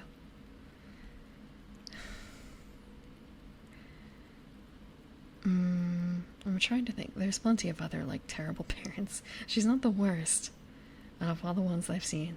But, actually, thinking about... I haven't finished. I've barely started. Like, Ancient Magus Bride.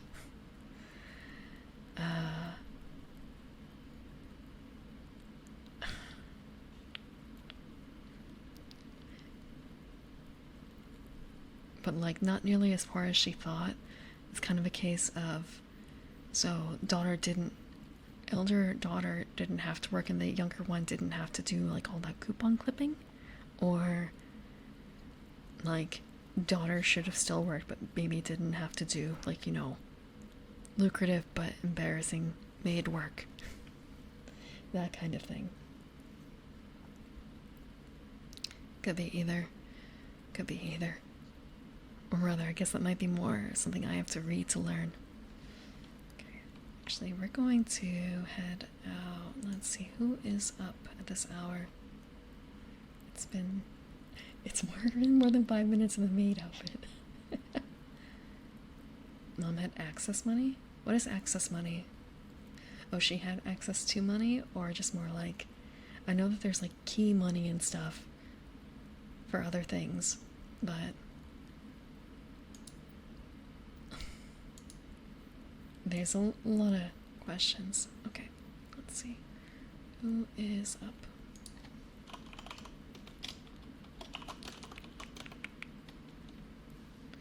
Oh. Okay. I hope you can't listen to that. I hope you can't hear that. Let's see, let's see. Is there anyone doing this? Thanks. We made it through the entire weapons list. We made it through like 2 pages in 5 hours. Granted, for some of that,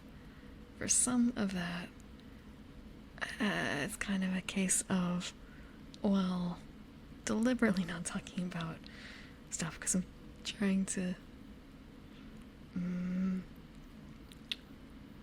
thinking about ending. Let's see. Okay, that was a little weird. Doesn't look like it's kind of a... is she modeling a baseball bat? Why is it so pink? Or like dark pink. Mauve. Why is this baseball bat so mauve?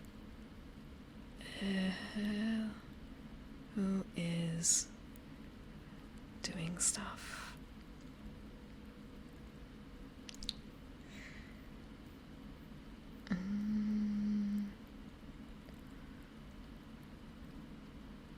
or the forbidden?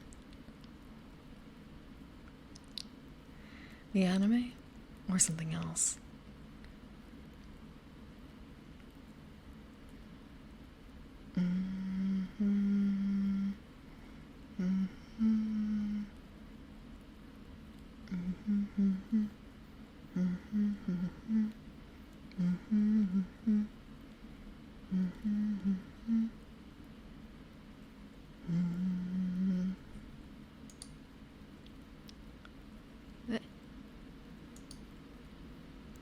Okay. Do you guys want more, like, to be tapping stuff? I just realized, like, everyone's asleep at this hour. Like, more traditional ASMR-ish, but not, like, mega ear licking. Not mega ear licking. Because I have someone I could send you to for that. Otherwise, it's probably going to be going outside of ASMR. Okay.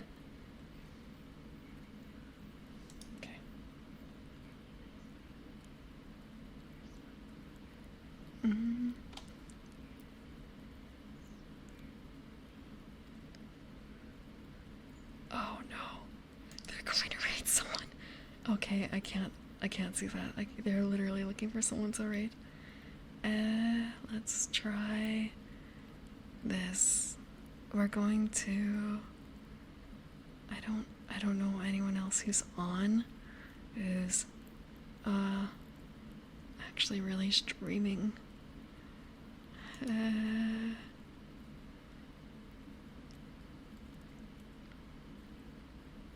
What is this person doing?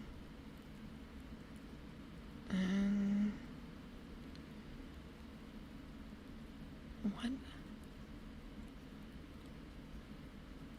I don't know who to go to. Does anyone have any suggestions?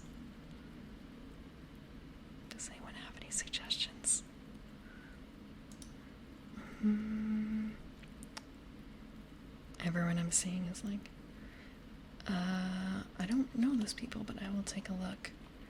Noko?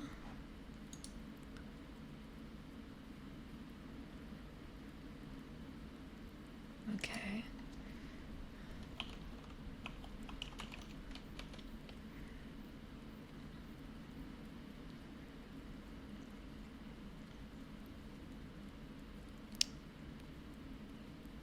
Okay. Thanks. Thanks for the suggestions. I think we'll probably go with Noko. She seems a bit on the quieter side right now.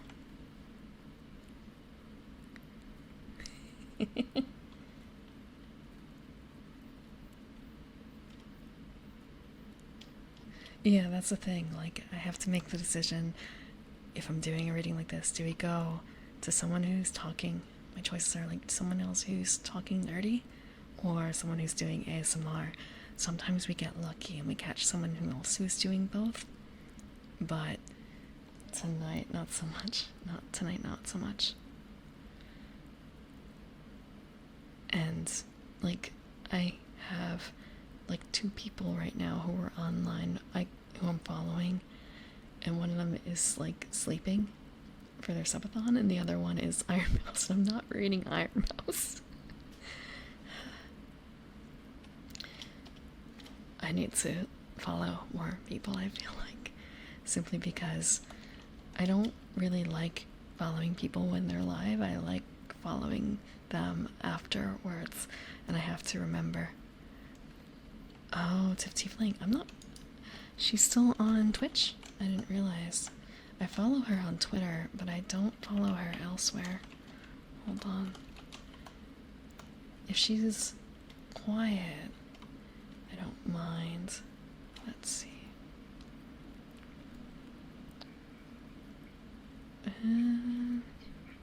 Iron who?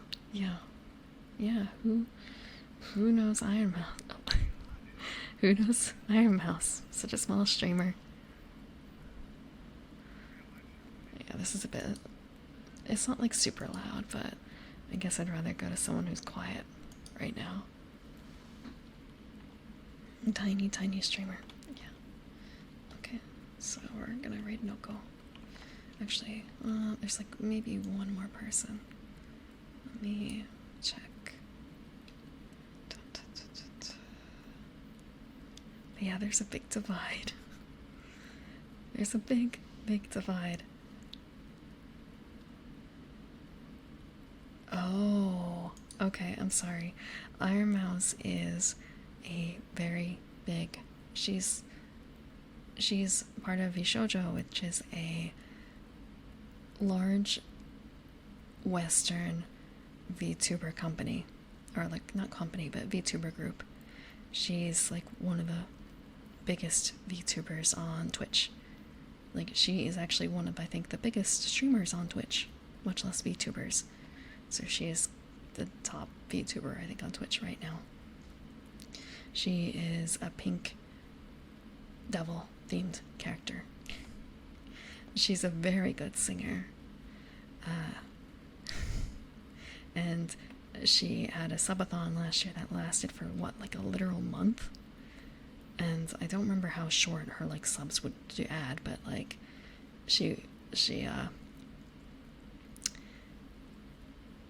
I don't remember how much she earned, but she got a shit ton of subs. Opera trained? Yeah, she is opera trained.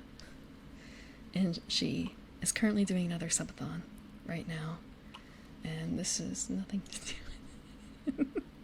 Just thinking like, I'm supposed to be looking for someone to raid. Sub 100 people. Yeah. Yeah, she's got a huge community.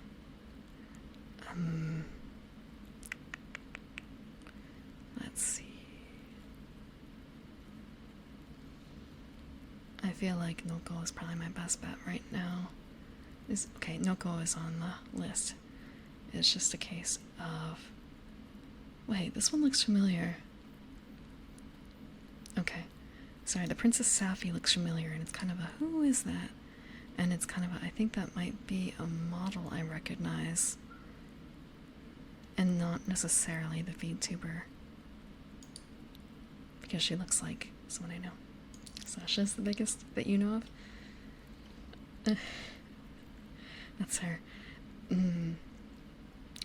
I don't know a huge amount of partnered VTubers necessarily.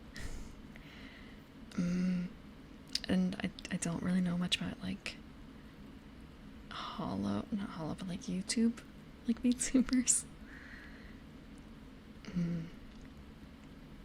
Sasha is certainly big. She is, but man, I saw a Vor themed VTuber a couple of weeks ago. Sasha is big, but there are certainly bigger. They're certainly bigger. Okay.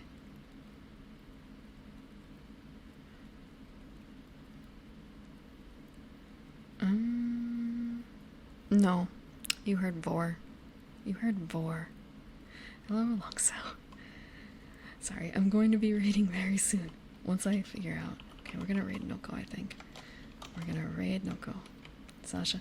She is. I saw the new art. I didn't get to take a very close look due to the timing that I saw it.